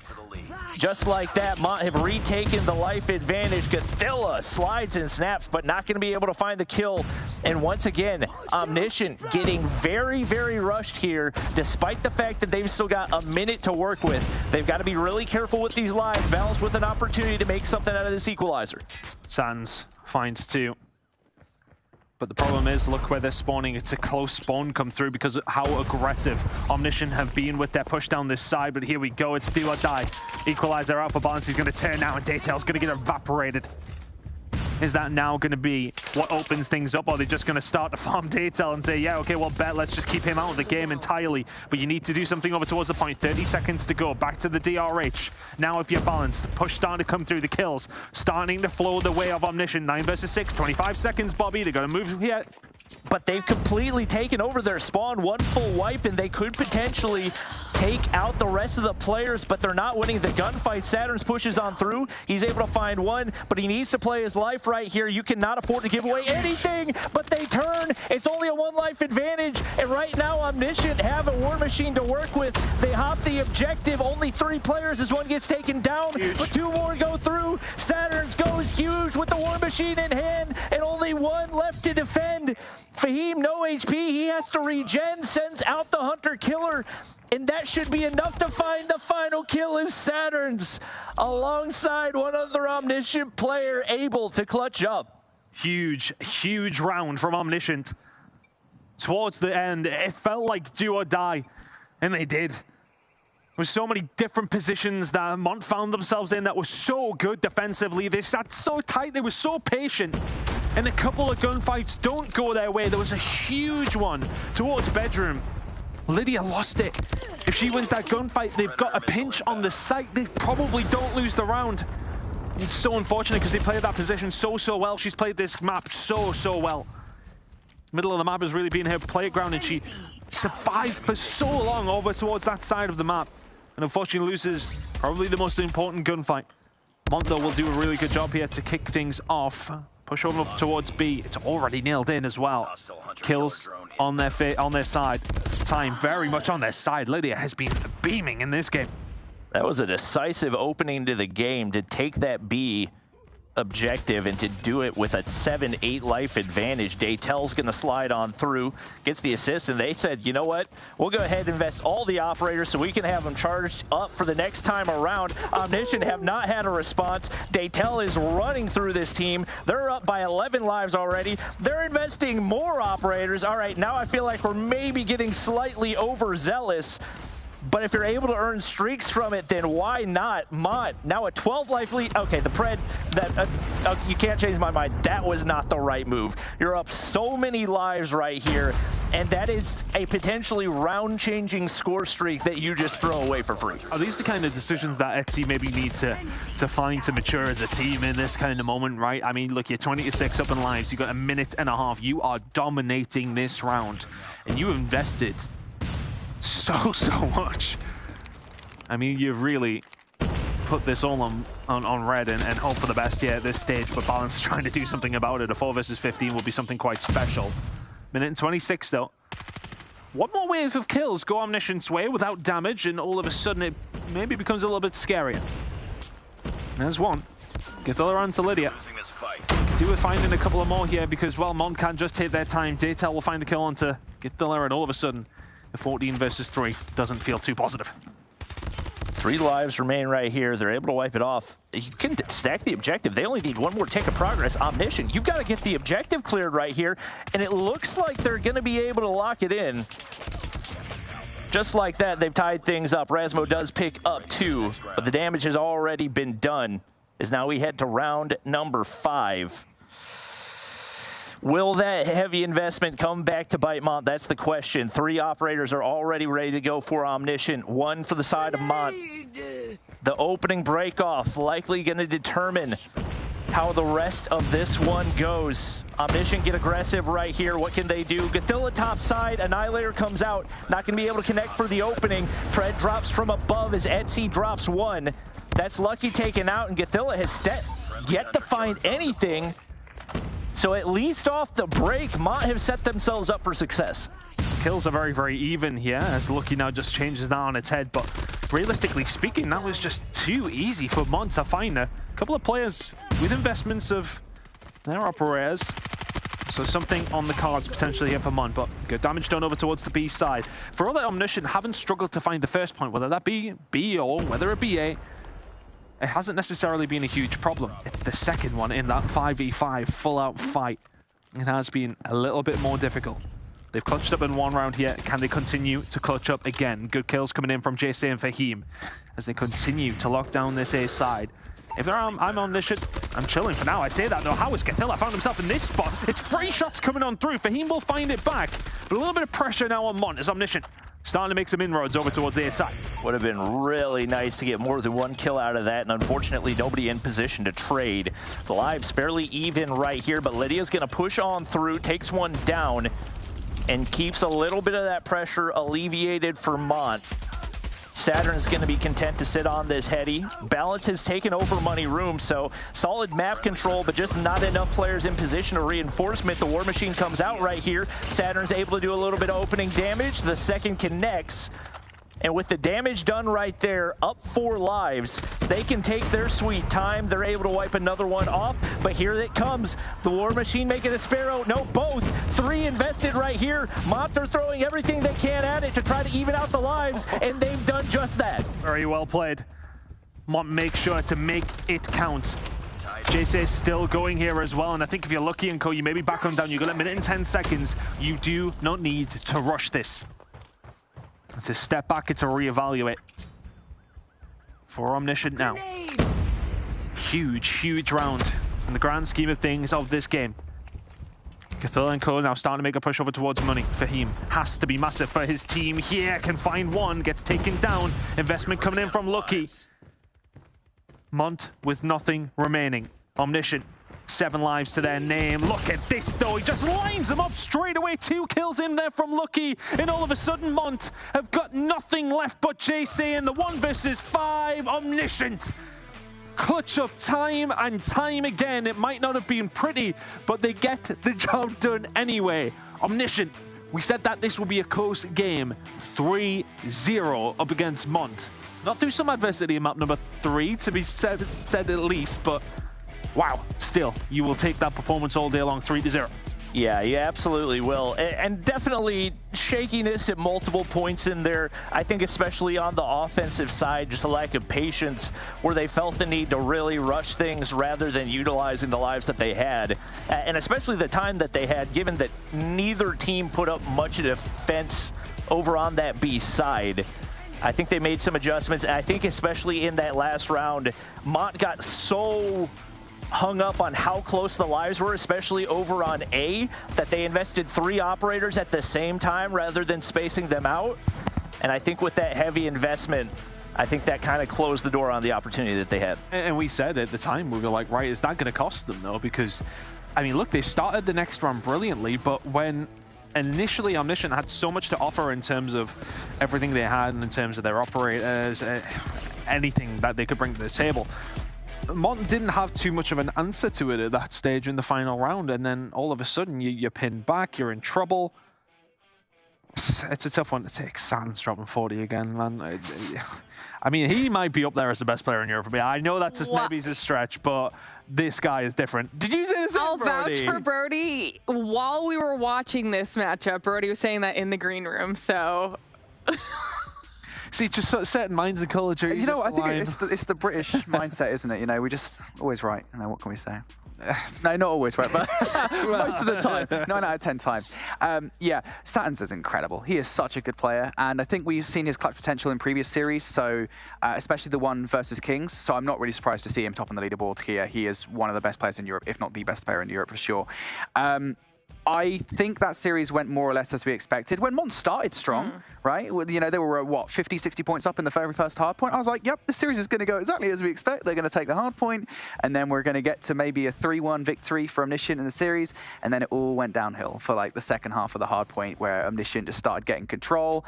And I think as soon as that hard point went the way of Omniscient, then I think at least I kind of knew that it was going to be a 3-0 at that point. Because, I mean, yeah, but it was a winnable control. Right. The control was a strange one, though. Honestly, and me, Bobby, were just speaking about it there on the broadcast in terms of how they attack. And I don't know if that's the case of you are 2-0 up and you're cruising, and it's one of them just, yeah, well, you know, we'll do it in the end, which they did, admittedly.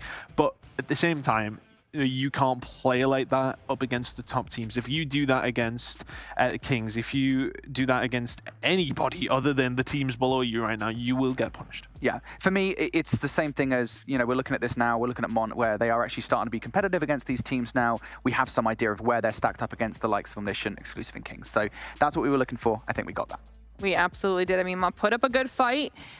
In each of the series, there were moments where it looked like they were able to kind of level the playing field just a little bit, but it is Omni in the end who comes out on top. And a clean 3-0, padding their stats. You saw that on leaderboard. Now 4-1 in third place, looking good heading into our 4th week of the challenge season. But we also have our 4th match on the day here, so make sure you stick around because we're going to send it to a short break before we dive into it between Big and Ricey. So don't go anywhere. You're watching the Snapdragon Pro Series.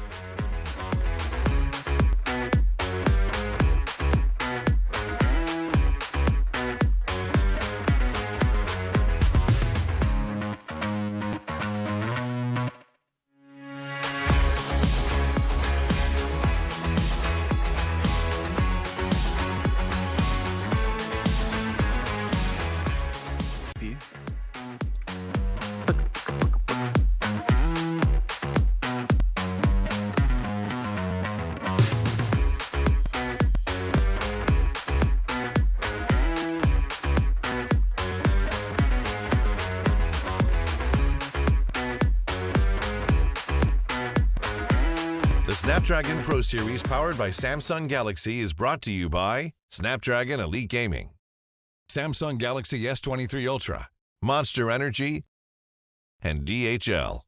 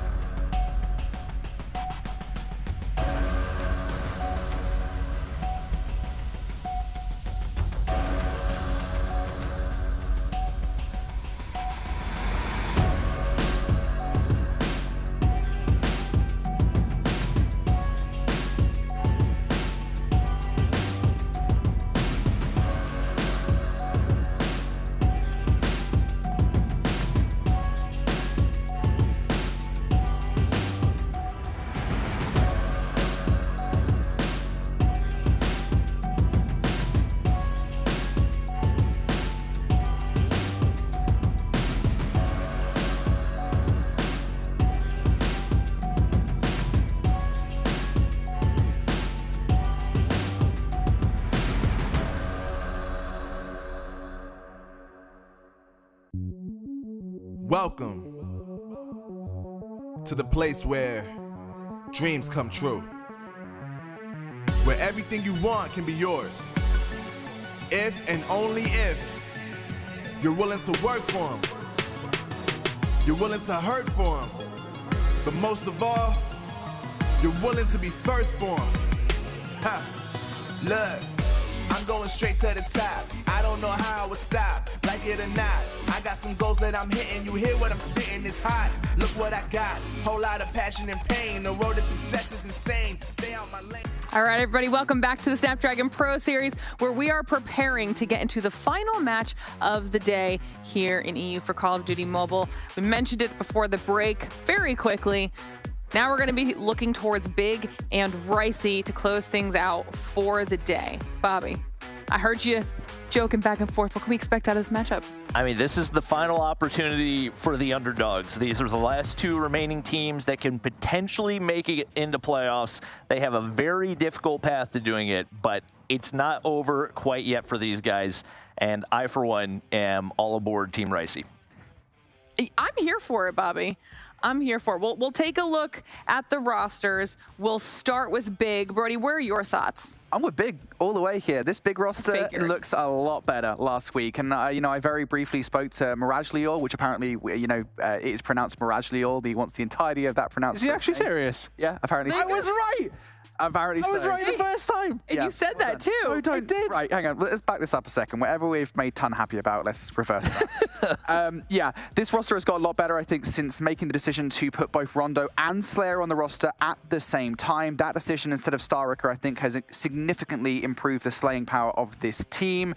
And, again, that very brief conversation I had with Mirage Law, he said that they are making vast improvements. We saw that last week. I think the bummer for them is, when we talk about kind of any potential head-to-head three-way tie scenarios, they have already played the one team that they really needed to beat, which was Mont. So it's difficult for sure. They've still got a path ahead of them, but as I said, they're making improvements. They're looking good now. All right. Well, now that Ton is apparently the only person that knows how to read, we'll also take a look at Ricey's roster. I mean, I'm proud of you, Ton. But talk to me a little bit about this squad. I mean, look, it's a squad that we talked about at the beginning of the season in terms of what we thought, they could potentially, I don't want to say upset the odds, but, we had like some expectations and they haven't quite hit those yet, I want to say. I think for us, the really big game was against Mont. You just mentioned that there. In terms of losing these matchups, that's where you really did need to win. But still in the cards potentially. I think it's all kind of, I don't want to say dependent on Sushi, but Sushi having a good game usually results in Ricey performing better. If he can do that, then of course this is going to be a decent series, but it has kind of been an up and down challenger point for the side of Ricey at this stage, and I'm not sure where I kind of sit with them in this one. It's a difficult game. You could be the tiebreaker here, okay? You could be the tiebreaker in this. I'll let you fence. stew on it. We'll pull up the picks and bans. You can never side with Brody. We're starting off with the Hacienda Hardpoint. I mean, last week, it was not very pretty on Hacienda Hardpoint for Ricey, so that doesn't make me feel good. If I'm being honest, I think that Big will win, but my heart says Ricey. That's kind of where I'm landing in this scenario. I think if they can get to the Summit Hardpoint, they can find a way to take a map. I think that's definitely got to be a must-win for them because they've looked very, very solid there. But yeah, Hacienda Hardpoint is not a great way to get things started, given the way that they looked up against Mont last week. Yeah, Hacienda Hardpoint is a good pick for Ricey. I think it's one of the maps that they took away from Xantium in the very first series. I think it might have been map number 4, maybe. Summit, though, is a very good pick for Big. Not only did they manage to beat Nexus on this, it was a 250 to 227 scoreline. This is the map in which they got 50 points against Exclusive. It was a 203 to 250 scoreline. Yes, they lost the map, but, it was pretty close. So I think for them, this is actually okay if they get to a map number 4, as you said, but it's an if they get there kind of situation. Yeah, looking towards the Search and Destroy, Tunisia and Slums coming up, so it is going to be dependent, at least Tunisia, on those snipers being proficient for both these two teams, whereas Slums, very different story, of course, a more passive side of things on the defensive side, to see if a team can break that down. So yeah, interested to see which way that one's going to go, but I think for me, especially, those hard points are going to be influential. Search and Destroy is not too sure yet, but raid control is what we're going to get, which is never a bad thing to see. Yeah, 1 and 3, raid control for Ricey. I think this is actually the only control map Ricey have played the entire season. I think they've played it every single series. So, you know what? They'll be feeling pretty comfortable here. If they haven't got it down now, don't know when they will.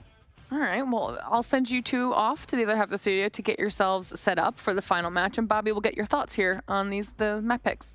I don't really hate it for Ricey. I think it was Standoff that Big especially looked strong on in some of their earlier matchups. So the fact that Ricey are able to avoid that one to get their go-to map pick, that being said, not necessarily one they've had a lot of success on. But I think the key factor is going to be whether or not they can have Kahlo and Sushi playing at the top of their game. Obviously, you don't prefer for your game plan to be dependent on 2 players, but that's kind of been the key to success for them so far this season. So if they can find some momentum early in the game, then they've definitely got a shot. All right, we'll have to see what both the players and teams are able to manage in our final match of the day. So Brody and Ton, let's get into it. Well, we are going to get into it, and I am curious to which way this technical bit of a mid-off goes. I think. I know, but it is. Look, both these two teams are kind of sitting in a tough spot, and they absolutely need to stop being mid, and they need to stop being good if they do want to go to playoffs. That's unfortunately the side of it. They both have potential. I think that's what annoys us with both these teams. We sit here and watch them on occasion and sort of think to ourselves, right, okay, if you can do this all the time, then maybe you are challenging them. Maybe you are then starting to push things to maybe change what is now looking like a cemented top 4. One of you needs to take the bull by the proverbial horns and maybe do something about it. Yeah, as I said, look, Big, they've been making market improvements in the past. Ricey, we expected big things out of them versus Mont last week, and we did not get it, especially on the hard point. So this is going to be a difficult one for them. Excited to get into it, though. See who starts off strong. Again, it's that big duo for me, Slayer and Rondo. On side for Big, I've actually just noticed, to be fair, that they've pulled Zaka out of the roster and brought Starricker in. So a bit of a last-minute change. Not too sure if that's down to maybe Zaka not being available or they just wanted to switch things up a little bit. But that is a conscious decision being made by Big here to switch things up a little bit. Really interested that it is actually Mirage there, because you know what it is, when I said it last week, I was like, 2 weeks ago, I was like, that can't be right. That can't be right. But and then Bobby called him Mirage, and I was just like, oh, okay. Yeah, that's why I did. So really, we just need to blame Bobby here, because he was setting the example as the one that should know. Exactly, he is the one that should know. Mr. COD Mobile himself. Anyway, here we are. Looking over towards the P2 side. Ricey with a decent lead of this P1 push. Big with a little bit of a spawn out here as well, so there is maybe opportunity for Ricey to find some sort of look over towards this second hill. Shots over towards this side are going to have to be important. Rush will eventually get himself over the wall, and the push will start to come through. 2 finds 2, one off the back of something. I'm not even quite sure what happened. And all of a sudden, this break just comes to them so easily. Big are here in numbers, but Ricey have control. Yeah, Ricey now in a really good position because they know exactly where Big are coming from. There isn't really no pinch play coming out from Big here. It is all just one-dimensional very much, unless you include the kills coming through from the stairwell, and that's not going to work as Rushes finds 3 in a row. Brinks with number 4. That was the only one with anything to say from the side of Big. And now Ricey looking pretty good. Close spawn still, though, in for a Big. Smokes galore, so bit of obscurity in terms of being able to see anything here. Starricker, he finds his way in towards the hard point, but it won't last all that long. Still a little bit of work to be done here, but every single time that Big are hitting this hard point, Ricey, they are there, and they are shutting them down. 20 seconds left hit, perhaps one more hit. Mirage Lior comes up the driveway for a couple of kills. It gives them an entry in. Maybe Slayer can get it done, and as he finds 2 kills, nicely done from Slayer. I was going to say they've got control, but Brinks will find a double right back, and for all of the fighting that Big might have done over that hard point, they didn't get anything. Nothing. Not a sausage. Over towards P3 we go. It's a saying. Don't look at me like that. I have never heard that saying in my life. That is the most northern thing you've ever said. If you say some northern things. I have had this conversation with people who are definitely southern, and they have definitely understood. Well, no, probably not. So maybe it's just wherever the hell you live, yeah, this kind possibly. of thing. Anyway, here we are. Big are eventually in over towards the fence's side. Slayer and Bat find a couple of kills, and is this maybe where things start to get rolling just a little bit for Big? We've seen plenty of times a 50 or 60 point lead in a hard point can mean very little early doors. Big starting to bring this one back as Rondo does get taken down, and well, a bit of an investment here for Big because it feels like they need it, right? They're starting to lose this game very quickly. Find a bit of investment, find some points, find yourself back in the game. Good points going on here. Over towards the side for Big. Can they continue to do so? Yeah, Slayer's going to invest the Annihilator here. This is a big investment coming out from Big. I've got to stop saying Big, man. It's difficult. It's difficult, isn't it? We use the term quite often. It's hard to say a large investment from Big, though, isn't it? It doesn't quite flow the same. A hefty investment from Big is what we see there. Slayer's going to use the Annihilator to, well, pretty good utilization, and that's going to give Big basically the entirety of the time over by Fensive. A really necessary hard point coming out from them because they wouldn't want to find themselves out of depth here at Hacienda early on. Brink's going to lose, unfortunately, a key gunfight on the rotation to Slayer. Mirage Lior going to find another one as well. And all of a sudden, we're in a situation here where Big, not only do they get the time offenses, but they've already got control of Nu by Rock. An investment coming out from Slayer with the Predator missile as well. I don't actually dislike that. Yeah, a bit of info as well, isn't it? You know, it's starting to give him some ideas to exactly where Ricey are, and well, ultimately, it doesn't result in absolutely nothing. Starricker and Brinks just trade operators across the board, and now all of a sudden Rush here with the equalizer for Ricey. Gonna make this count, has to make this count, finds absolutely nothing but a Toots. He's just got a normal gun, he's getting the job done. Slayer's left alone, and a Toots finds the third. Starricker and Co now here as well, a lot invested from both these two teams. And ultimately, as I was kind of saying after the second hill, you know, these hardpoint games can change very quickly, and Big all of a sudden find themselves within 5 points as we're about to head into a second rotation. Still 10 seconds or so here for Ricey to potentially clean up. Bit of a 50-50. But irrelevant of whatever happened in this first roll of hills and the rotation, it's been down to a big hold over towards P2 and a big hold over towards P3, and then kind of split the difference across the other 2 hills. So both these 2 teams holding well, it's all going to be about these rotations. Yeah, for sure. A lot invested there, by the way. Yeah, I was going to say, again, this is the second Gravity Vortex gun we've seen today, and you don't very often see those on Hacienda. It is not a map that has many choke points in which that is a super useful operator. So to see it come out from Sushi is a bit of a weird one. I'd be curious to see what the thinking is behind that. But regardless, Ricey want to use that to good effect later on in the hard point when he gets a chance to earn it once again. Big now. Looking for the back 35 seconds, not spawning currently on the better side of the map for the rotation towards P2. Ricey will keep that in mind, but Vat finds the double here. An opportunity perhaps for Big to try and flip a player past behind enemy lines. They're doing that with player number 3. Mirage Lior is trying to get those spawns here, Ton. 20 seconds left in this hill though. Ricey getting a bit of time. That too, it's just firing at thin air, unfortunately. But yeah, I think any time you get over towards P1 on Hacienda, you take it as a small bonus. Last time around, though, this rotation looked a lot different. Ricey were able to lock it down very, very quickly after Big were the first ones there. But Big will find a couple of kills off the initial break. So that is definitely going to help them out. The spawns over towards the back. The car park push will start to come on through. Are Ricey going to be able to make this one where this would be a big kill if Mirage can get it? Does find it, but gets traded. It shoots now through the front door as well. It's just not a gunfight. You want to take, but it's a gunfight. You're apparently going to win. How on earth is Ricey managed to find the breakthrough here? Carlo now finds his way in. Slayer is doing what he's been doing the entire game, but it may well not be enough for the side of Big. Ricey now trying to find a way through. They cannot quite get there. Big just about hold on. Man, for that crazy play from Etudes, it all just falls apart right after that. A flurry of kills come through for Big. It's been a dominant kill feed for them the past 10 seconds or so, but they still do have to hold it. This is where Ricey got a lot of time last time around. Maybe Big can respond by doing the exact same thing here again. Rondo and Miragilor combine for 3. I think Miragilor actually finds a 2-piece of his own, but regardless, Big off the back of that, arguably considering Ricey actually managed to find the entry into the hard point, they should have got themselves in for the back 15 seconds. That doesn't happen, and now all that's left for this time is one more push coming out from Sushi. He gets shut down, sent back towards the respawn point, and Big full 60 on the McLaren hardpoint. Now we move to fences, and Ricey here first. Managing to find these kills. It's so important they do so, because last time around, Big found a lot over towards the fences. Slayer's just popping off right now, having a crazy game, sitting at 29. Potential 50 bomb on the cards. Don't want to jinx it, but maybe I will. Here we go from Star Wrecker. War Machine up top finds absolutely nothing. Barely even gets a hit marker before being shot in the back, and you've just kind of got to know the moments of when to use them. Well, Rondo just using the gunny. Make it 4 in a row now for Rondo. Make it 8 in a row, sorry. His 4 come through very, very quickly. Big starting to extend the lead here. How on earth are they holding this one down? I'm confused at how on earth Vat just spawned at the back there, right next to 2 players. He gets 2 easy kills for free. And to be honest with you, I think if Vat doesn't get that 2-piece, I don't think Ricey lose control of this hard point. Big now be feeling pretty happy with themselves. Rogue spawn now coming into effect for Ricey as well. Brings around the back line. Do they recognize it's the question? I think this Briggs has taken some shots. I think they might sooner rather than later. Star Wrecker not bothered by it just yet. Wants to get some kills for himself. Finally, there you go. Brinks goes off, and it means that scrap time will go the way of Ricey.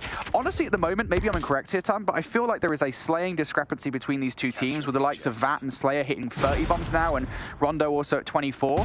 And I don't think Big have actually seen much for that.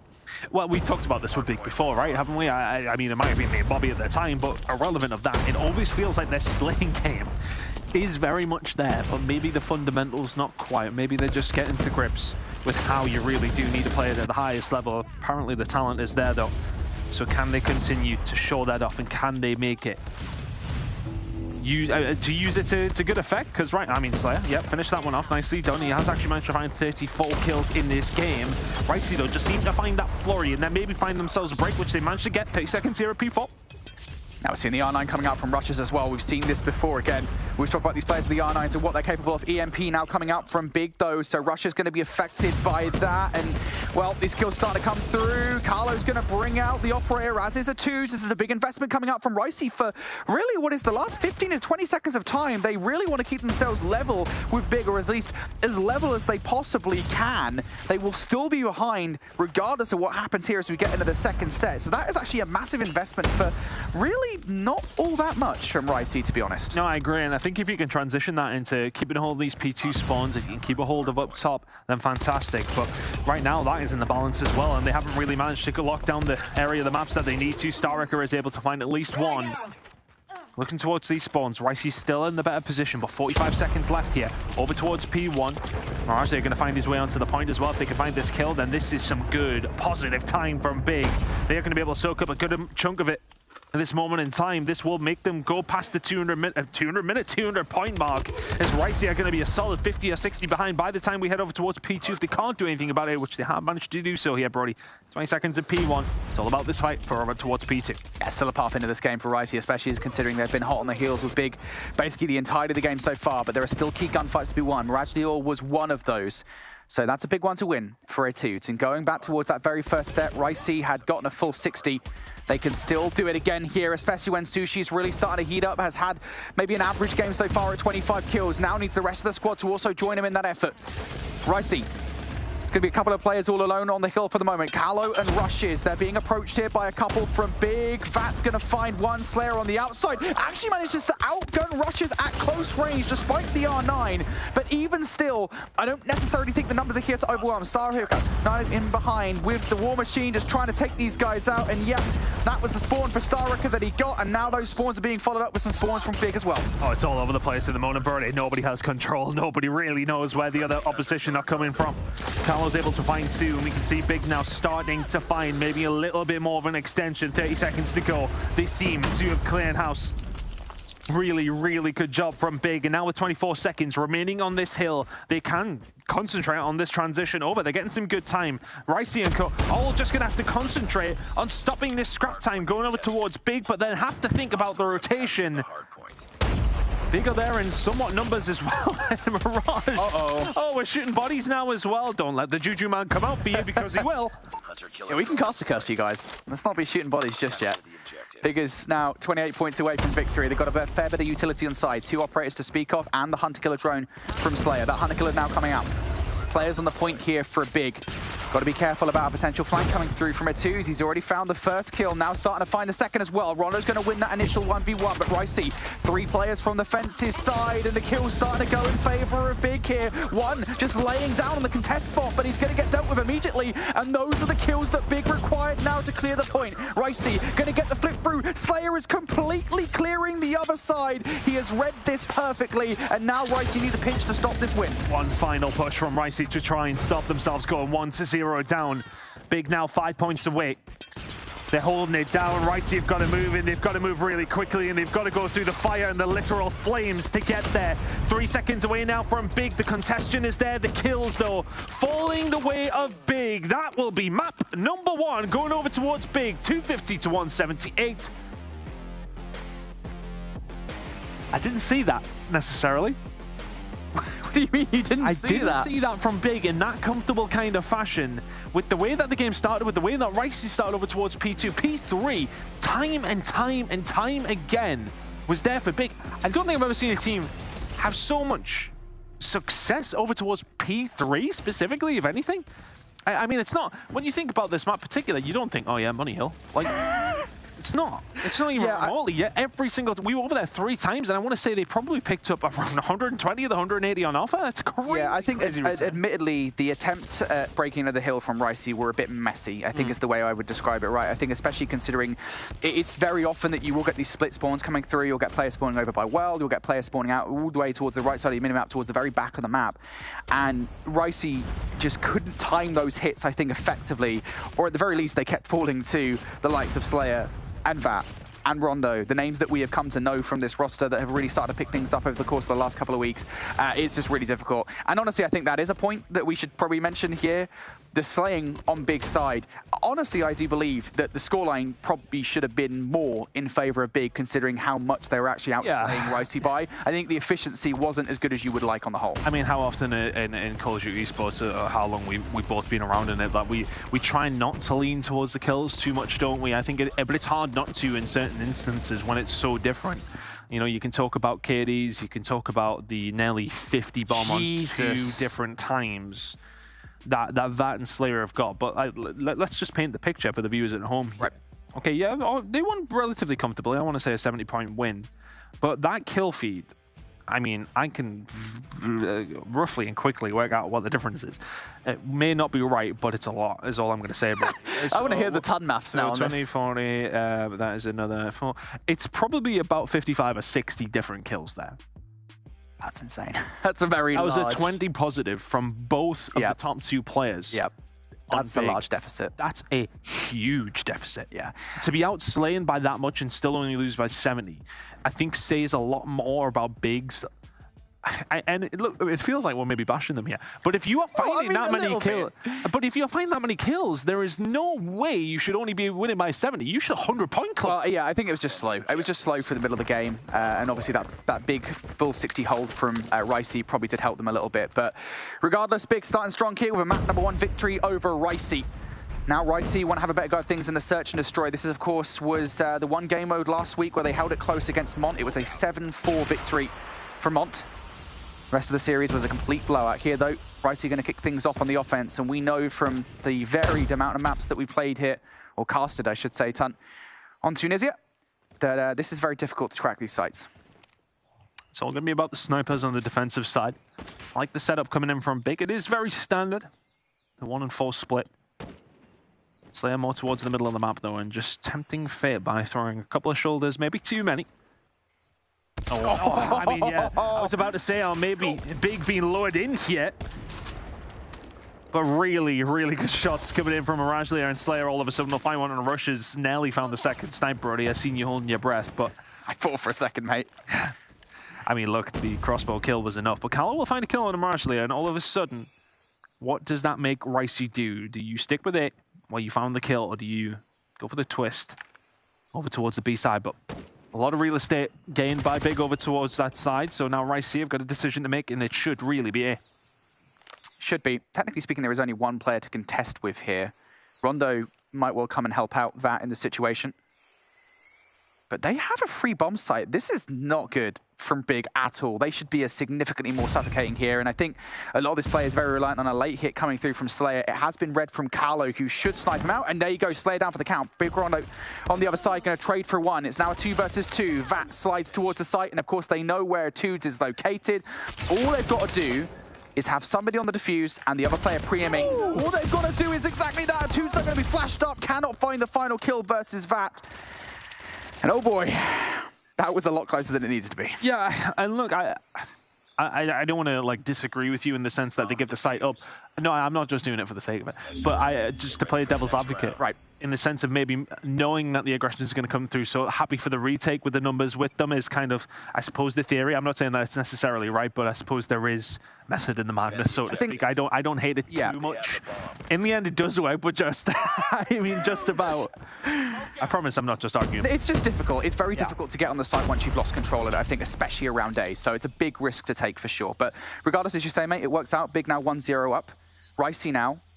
The bomb is moving itself over towards B, but I think at the moment this is kind of just surveying the land, right? They don't want to move anywhere. Put the feelers out. Yeah, exactly. You know, where are you guys at, you know? Let us know. Is that saying, you know, or is that Northern as well? I mean, no, that's a UK thing. Mirage, once again, opens things up onto Sushi specifically with the crossbow, who will be absolutely sick to death of having to pull those bolts out of his chest. Skewered sushi, is that a thing?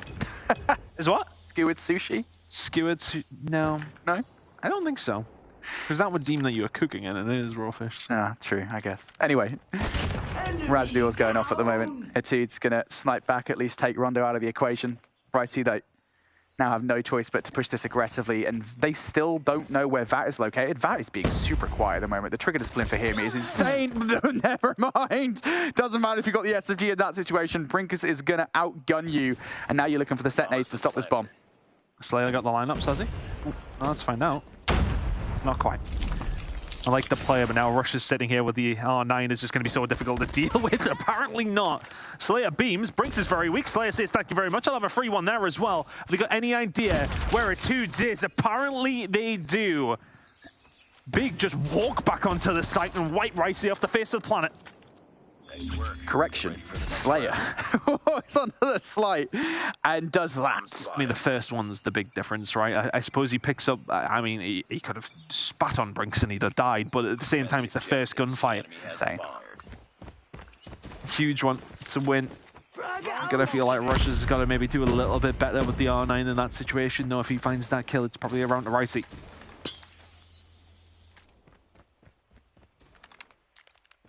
Same kind of situation as last time here, Tom. Ricey just getting an idea for where Big are. And you've got to imagine, from the information they gained last round, they probably know where some of these players are located at the very least. This is aggression coming out from Raj Lior. He's been looking for these first blood kills with the crossbow time and time again. Oh, and he hits it again. What is going on with the Sushi? Oh, man. I mean, we're talking up Sushi as maybe being the guy for right. No shot. Literally no shot. There we go, finally. Mirage there, causing all kinds of havoc. I'm glad we're calling him out, doing some good things with his correct name this week, at least anyway. So Big now looking to go 3-0 up. 5v1. This would be something special from Brinks in this situation. I tell you what, he does have the bomb, and he did have control of the A site, and he has now been spotted. By the looks of things, Mirage there chasing him down. This is another crossbow kill heading our way. It's not because Vat manages to find him first. Big. 3-0 to the good, making defense look very, very solid here. I think for Ricey, you know, it's not necessarily over yet by any stretch. I would say the defense definitely feels like the stronger in this map. As a seasoned COD mobile caster, you can correct me if I'm wrong here, but it definitely feels that way. I would say at the moment, Big are playing this very unconventionally on the defense. So much of this, generally speaking, goes down to a team on the offense will push into the site, they'll have a tough time getting into it, and then it will go wrong from there. But Big are playing so aggressively. This round, though, things might be a little bit more traditional, and Slayer's going to be the one in wait for these guys on the site. They almost line up. Brinks is going to have something to say. Mirage to your mate. You're getting a little bit cocky now, buddy. Oh, tries to get that kill down with the crossbow. It's not going to happen. But Big are over here now in the 3 versus 2, and Brinks and A2 are kind of stuck. Rondo's managed to find himself a way out here as well. It's a horrible place to be on that B bomb site, I would imagine, when there's 2 players up top plant. They're going to have to smoke their way out here. Starricker is going to get that information, not going to find the flick or the shots. But ultimately, that means that Ricey have given up the little control they had over towards this B site. And ultimately, you can just leave Starricker over towards that site, and now all of a sudden, Ricey can converge themselves back over towards A because they know that this is inevitably where the push has to come from. Or does it? Is it the old switcheroo? Even if it is, you're going to run right into Rondo here. Rondo should be able to piece him up. Easy peasy, lemon squeezy. Yeah, okay, Rondo gets the kills. Nicely done from Rondo. Good reaction. And yeah, that was a much more traditional round I was talking about at the very start, right? Generally speaking, you see teams on the defense just chill on the bomb sites. They don't get hyper-aggressive because they've got no reason to. First 3 rounds have been very different, but that one was much more normal from Big. And you see there kind of what happens when you just aren't able to get those opening gunfights in sight. Looking like Ricey are going to try their hand over towards the B side again. Slayer with a crossbow in this situation. I think the SMG will do just fine. Oh, great shots coming through from both players, to be honest with you. Slayer deletes Brinks and rushes, returns the favor. Starricker holding this down. He's about to get some backup, but that site really has been completely lost. Shots from Callow onto Rondo, who is finding his way in. Mirage here with the crossbow, not quite being as accurate as he once was. Starricker is able to find one back, though. 3 versus 3, buddy. From the donut onto towards the breadstick for Starricker. Mirage Lior up to 8 now. Looking for the last one. Sushi on site. He's dead to right, surely. Vat will take him down. Oh, Vat, buddy. Almost. Almost. 5-0 now for Big. Again, standard affairs here on defense. Yeah. I think, look, if you're an attacking team going over towards the defensive side with a deficit is okay. 5-0 is maybe a bit egregious, though. Might be a little bit difficult to bring this one back, and now both these 2 teams seemingly matching each other over towards the A side. Carlo will find what feels like probably one of the only first bloods I've seen coming in from Ricey. Slayer going to get dealt with, so Sushi has had enough of being killed in and around elbow here. We'll find a kill. And will this now eventually be around for Ricey? Been a couple of clutches coming in from Big. Vat now in the position to do something about this here, and he's a great position to shut this push down all on its own. Now a 2 versus 2 in the blink of an eye. And I love that from Vat. It's a bit of an off position because that's not where he's been positioned previously. He was just on the outside, right? And he's got in a position where he can catch Ricey off guard before. This time he goes in towards barrels. Big moment. Catches those players off guard, brings now on the flank, takes Starricker down. And of course, now they do know where Vat's located here in this 1 versus 2. Play made over towards B side.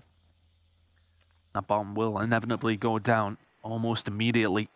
The bomb has been planted. And this is a horrible, horrible retake for that to try and do. The damage may have already been done on this defensive side. Big sitting at 5-0. They would love 6. But now starting to find the push. He knows the typical spots that these players will be playing. Brinks should be fodder here. Or did he hear him?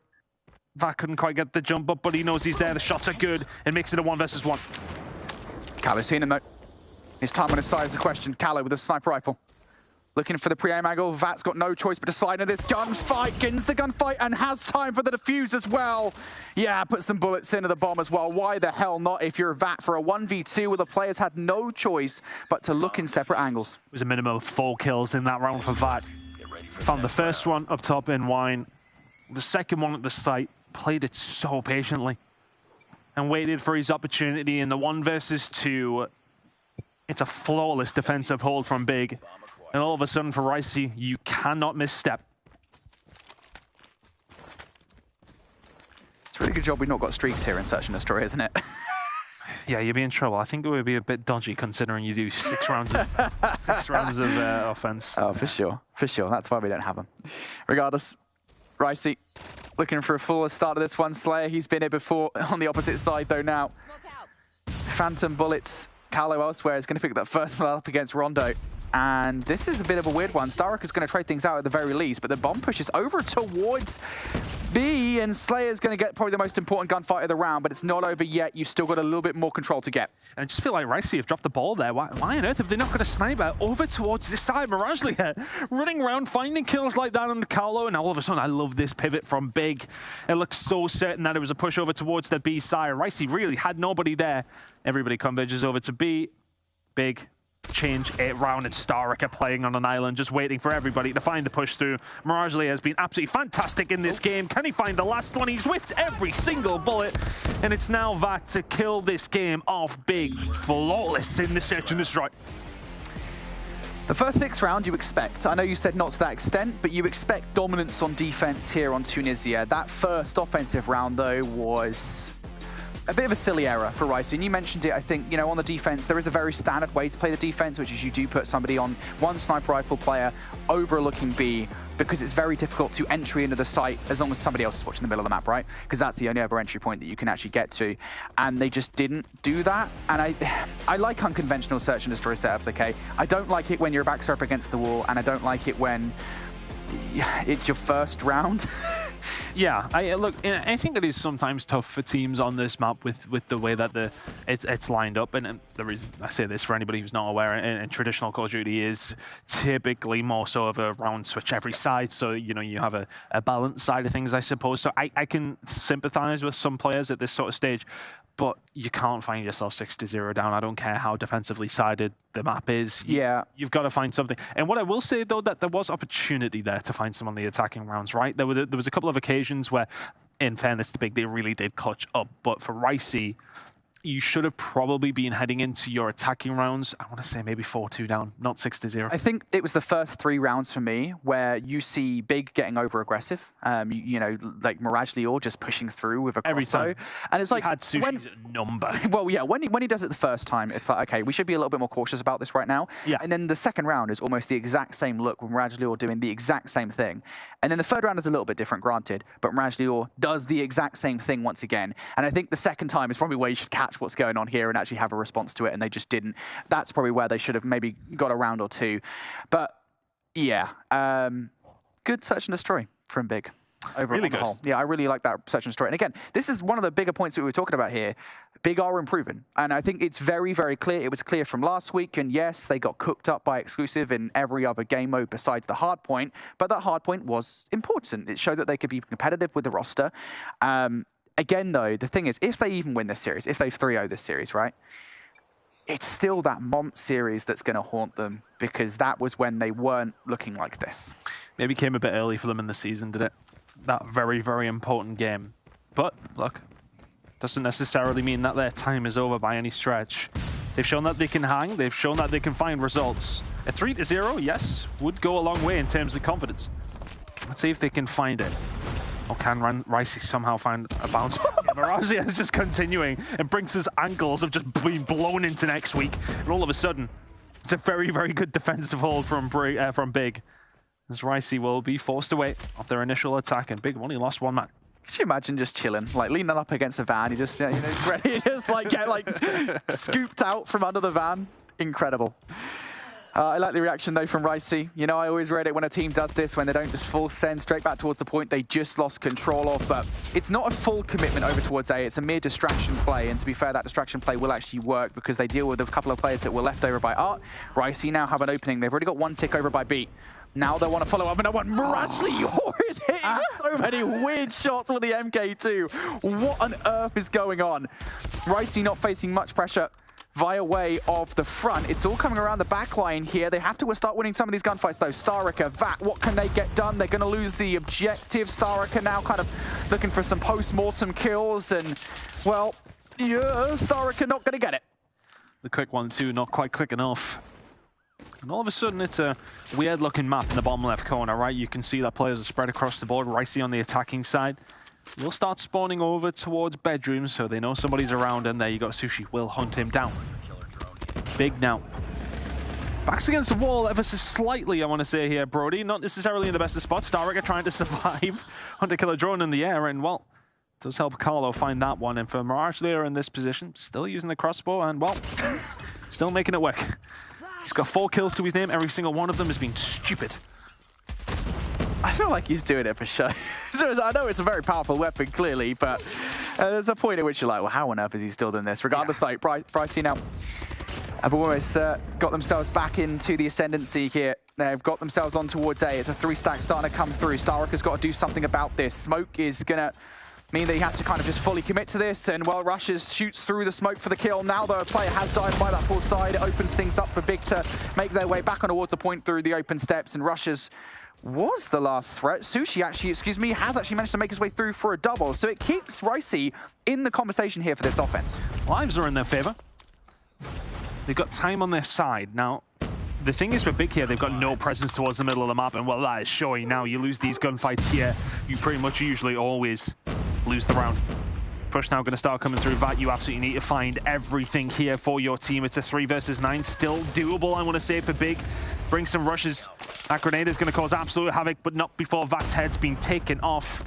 Starricker trying to do something, but it is pretty much fruitless in this situation.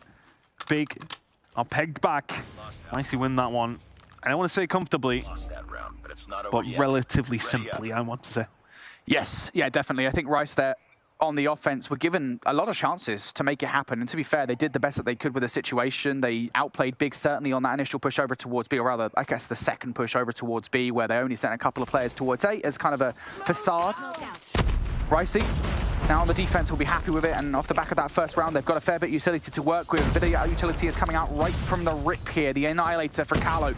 What can he get done with it? Up close and personal is Rushes to the R9 as well. He's already got a double. Callow finds some value with a kill against Vat. It's a late push. A flank coming through from Big, and Callow is going to deal with it super duper quickly. Good effort, Big, but no dice. Not going to happen. But a long vested here, and well, I almost feel like that Predator missile is... We've got to have a conversation with the community about these Predator missiles, honestly. Yeah, I'll let you do it, mate.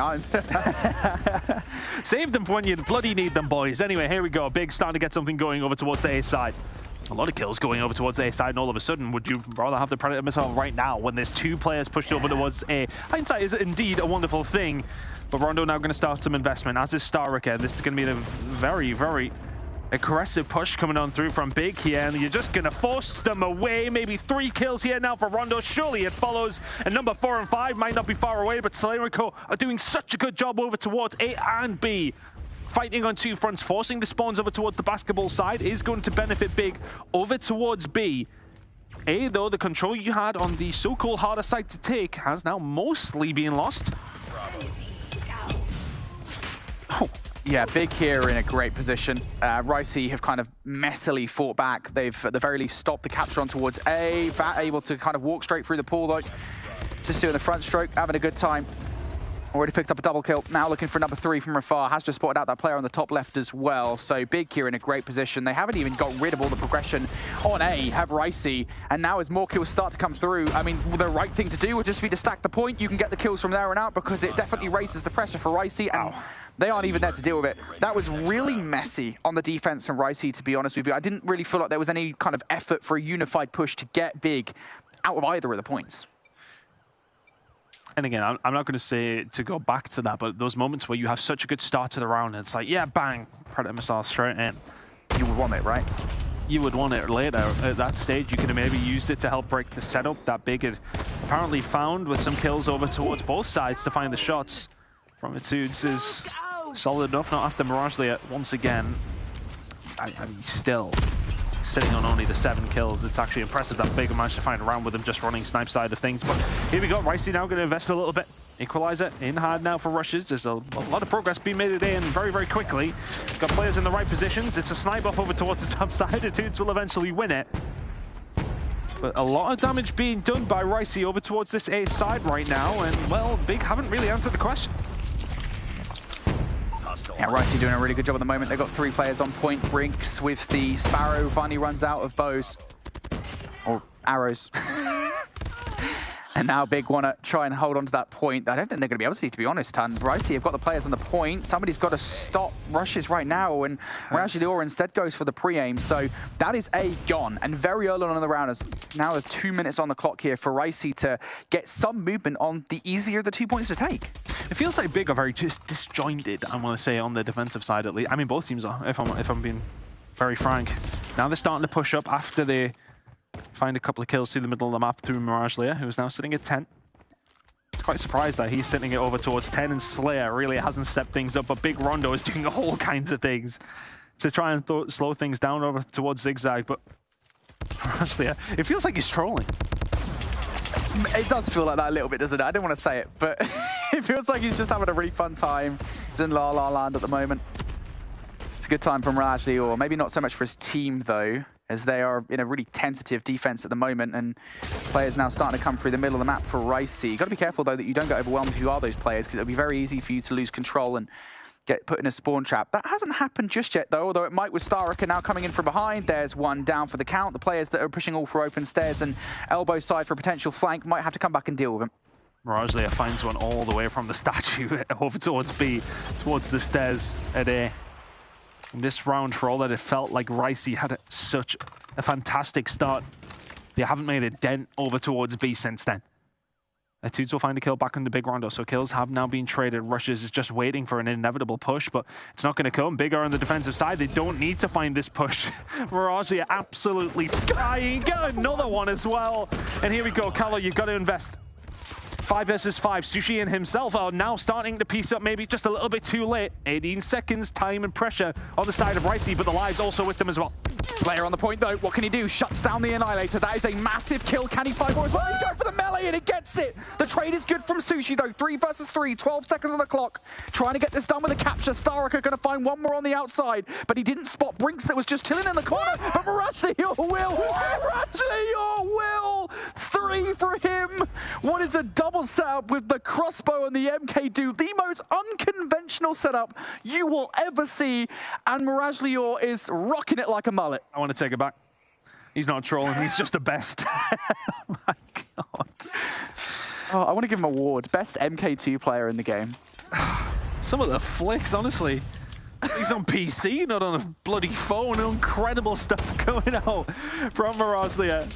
I mean, we've got to stay on. But what is going on here? Sushi is going to be so happy this game's over shortly because Mirage Lear is dominating him time and time again. He's like, oh, I've been killed again. Buy a crossbow, buy an MK. It's just time and time again. It's embarrassment. But Big now found a lot of progress over towards A. Ricey have sacrificed 4 lives and A is gone. What are we doing this defensive side? You need to stop them. And finally, at least something from Rushes. As he comes in on the flank for a kill, but too little too late, as you said, mate. A is already gone. Mirage Lear looking for more kills. Surely not again. Mirage Lear! There's murder, and then there's that. And now we're seeing investment from Big to try and close this control out. Slayer with 1 star on the other side as well. The kill's starting to come in. And you can see the panic for Icy because slowly but surely the ticks are going through. Slayer looking for some more kills. He's done this before in Hacienda. And Slayer finds more. The Predator missile straight down from the heavens. Information in the kills as well. Looks like they're going to do it here. Need to make sure they find this kill over towards the laundry side. Another dent into Ricey's, well, what was a very, very hopeful push over towards that top 4 has now been eviscerated. 24-7 to 6, this game is done. Big embarrassed Ricey. It's a 3-0 smashing. And Big will take this series in simply convincing fashion. A comfortable map number 1, a whitewash in maps 2 and 3. That is a disappointment from me in the sense of that where was Big at the start of the season against Ricey. It looks so good. They have so much potential. They do things like this. I just needed to see more in other games. It's so frustrating. They still do have an opportunity, but have they left it too late? Is my problem. I want to say no. I want to say no, they haven't. But it's so difficult when, you know, as somebody, you know me, you know I'm always looking at kind of the permutations of any given playoff situation to try and figure out whether or not it's still possible for teams.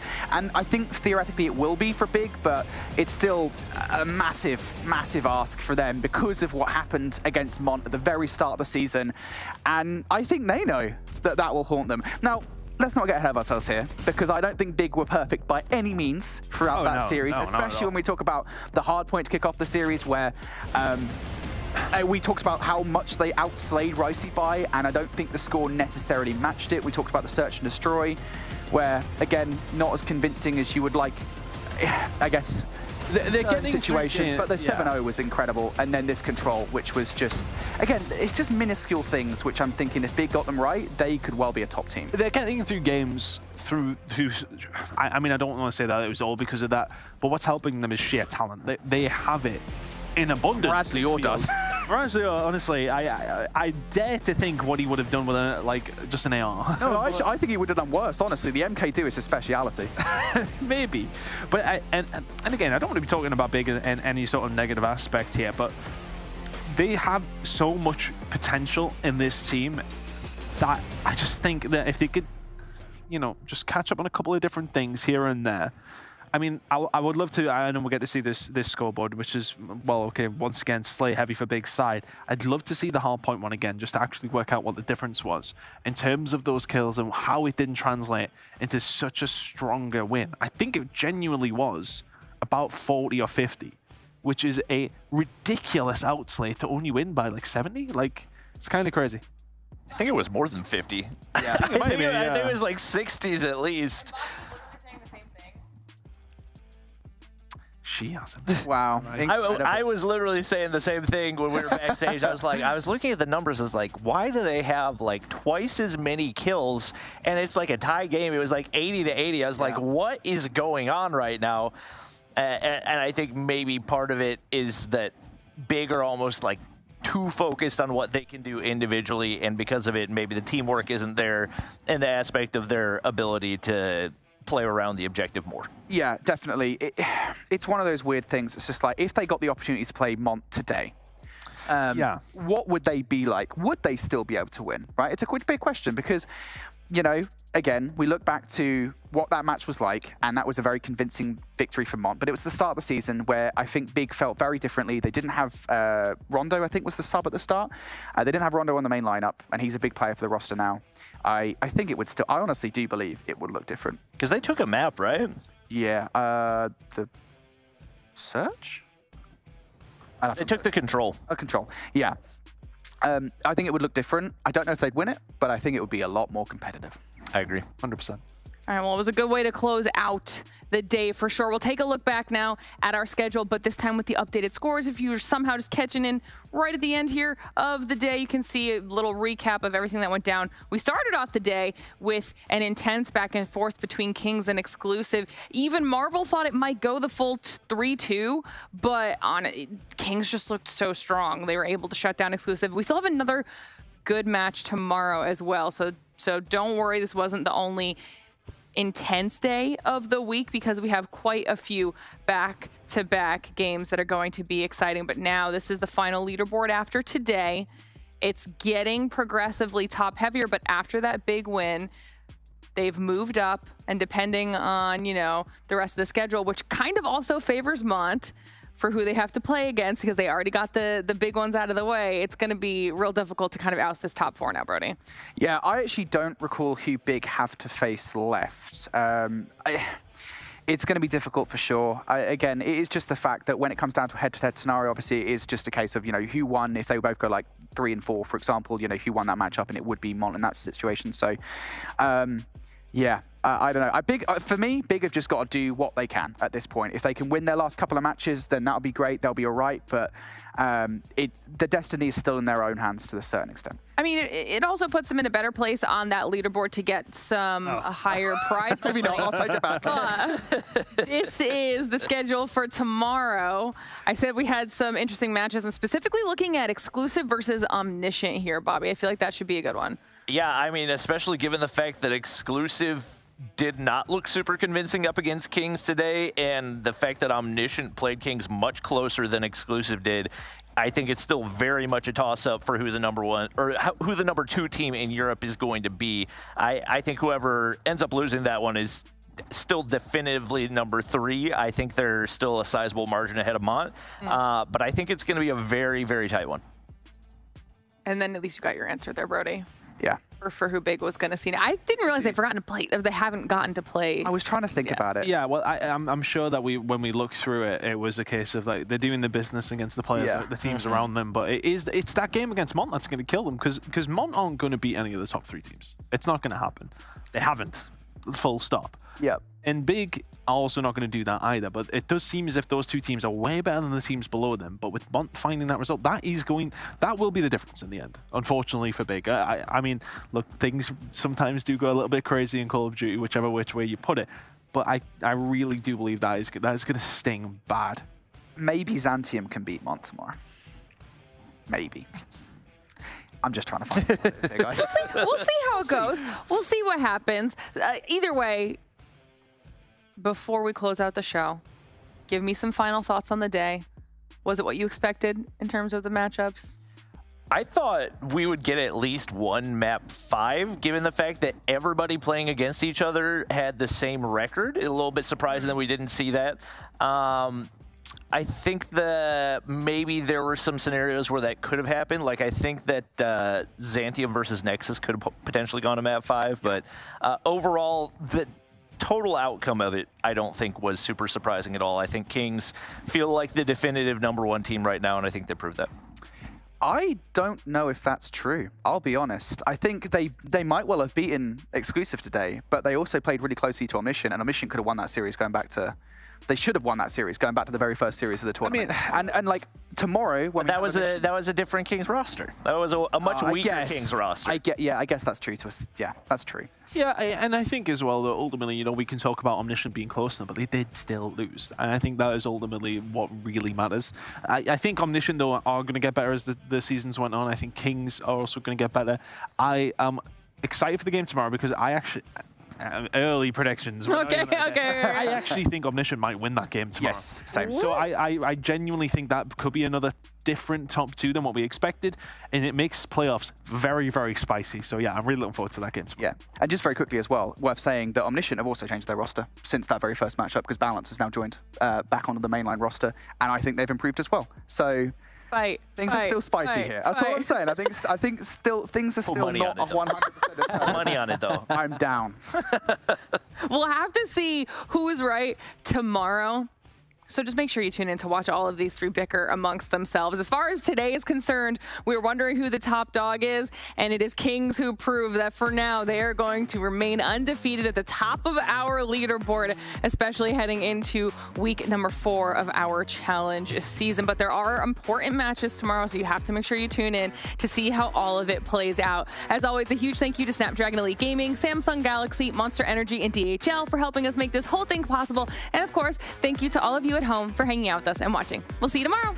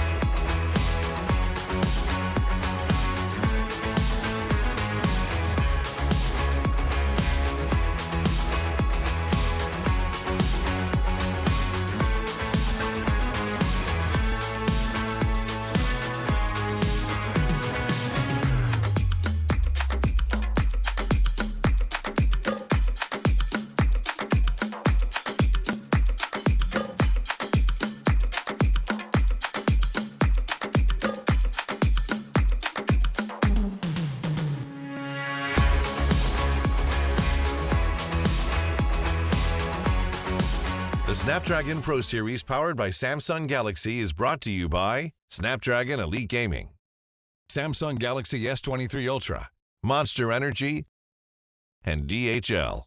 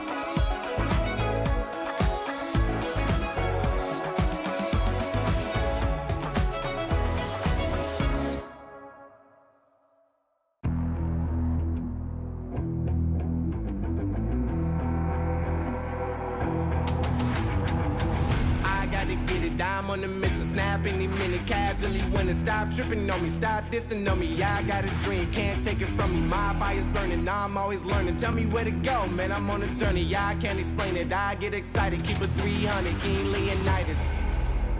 Strap in, cause it's gonna be a long ride. Working on me every single day and night. There comes a time when your worlds will collide. If it's holding you back, push it right to the side. Ain't got no time for no fear. I work too hard to get here. Ain't got no time for no fear. I work too hard to get here. I don't got the time, put me in, coach. I've been going hard, time to let it show. Everything raw, give it to me now. Let me have the spot, man, it's going down. Gotta get it here, I don't wanna wait. Take what I want, then I go train. Gotta get a win, I won't lose the game. This is my year, I ain't gonna break. Strap in, cause it's gonna be a long ride. Working on me every single day and night. There comes a time when your worlds will collide. If it's holding you back, push it right to the side. On another level, I will never settle. Mind over matter, get the gold medal. On another level, I will never settle.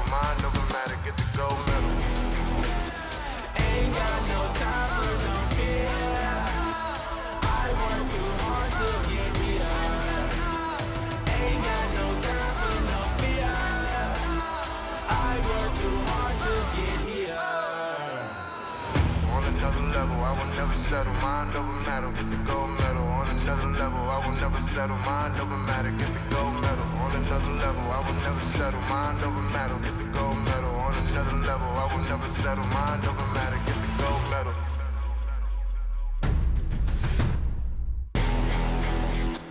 Ain't got no time for no fear. I work too hard to get here. Ain't got no time for no fear. I work too hard to get here. Ain't got no time for no fear. I work too hard to get here. Ain't got no time for no fear. I work too hard to get here.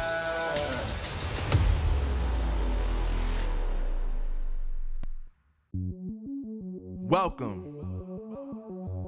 to the place where dreams come true, where everything you want can be yours, if and only if you're willing to work for them, you're willing to hurt for them, but most of all, you're willing to be first for them. Ha! Look, I'm going straight to the top. I don't know how I would stop, like it or not. I got some goals that I'm hitting. You hear what I'm spitting? It's hot. Look what I got. Whole lot of passion and pain. The road to success is insane. Stay out my lane, cause I'm on a mission. I'm getting what stands in my way. Yeah, I'm a beast. I wouldn't play with me, baby. The way that I'm training is crazy, and I do it daily. You wanna talk about drive? I got more drive than Mercedes. I've never been lazy. I'm in the room, it's a red alert. You wanna compete? Well, get better first. I got 10 toes in the dirt. Push through the hurt just to show them my worth. I'm the best. Yeah, I'm the best. I never stress. I know what's next. I'm who they test, like we playing chess. But I'm unimpressed, so now let me flex. Ha. Yeah, I'ma work through the struggle and hurt, cause I know my worth, and I gotta be first. Ha.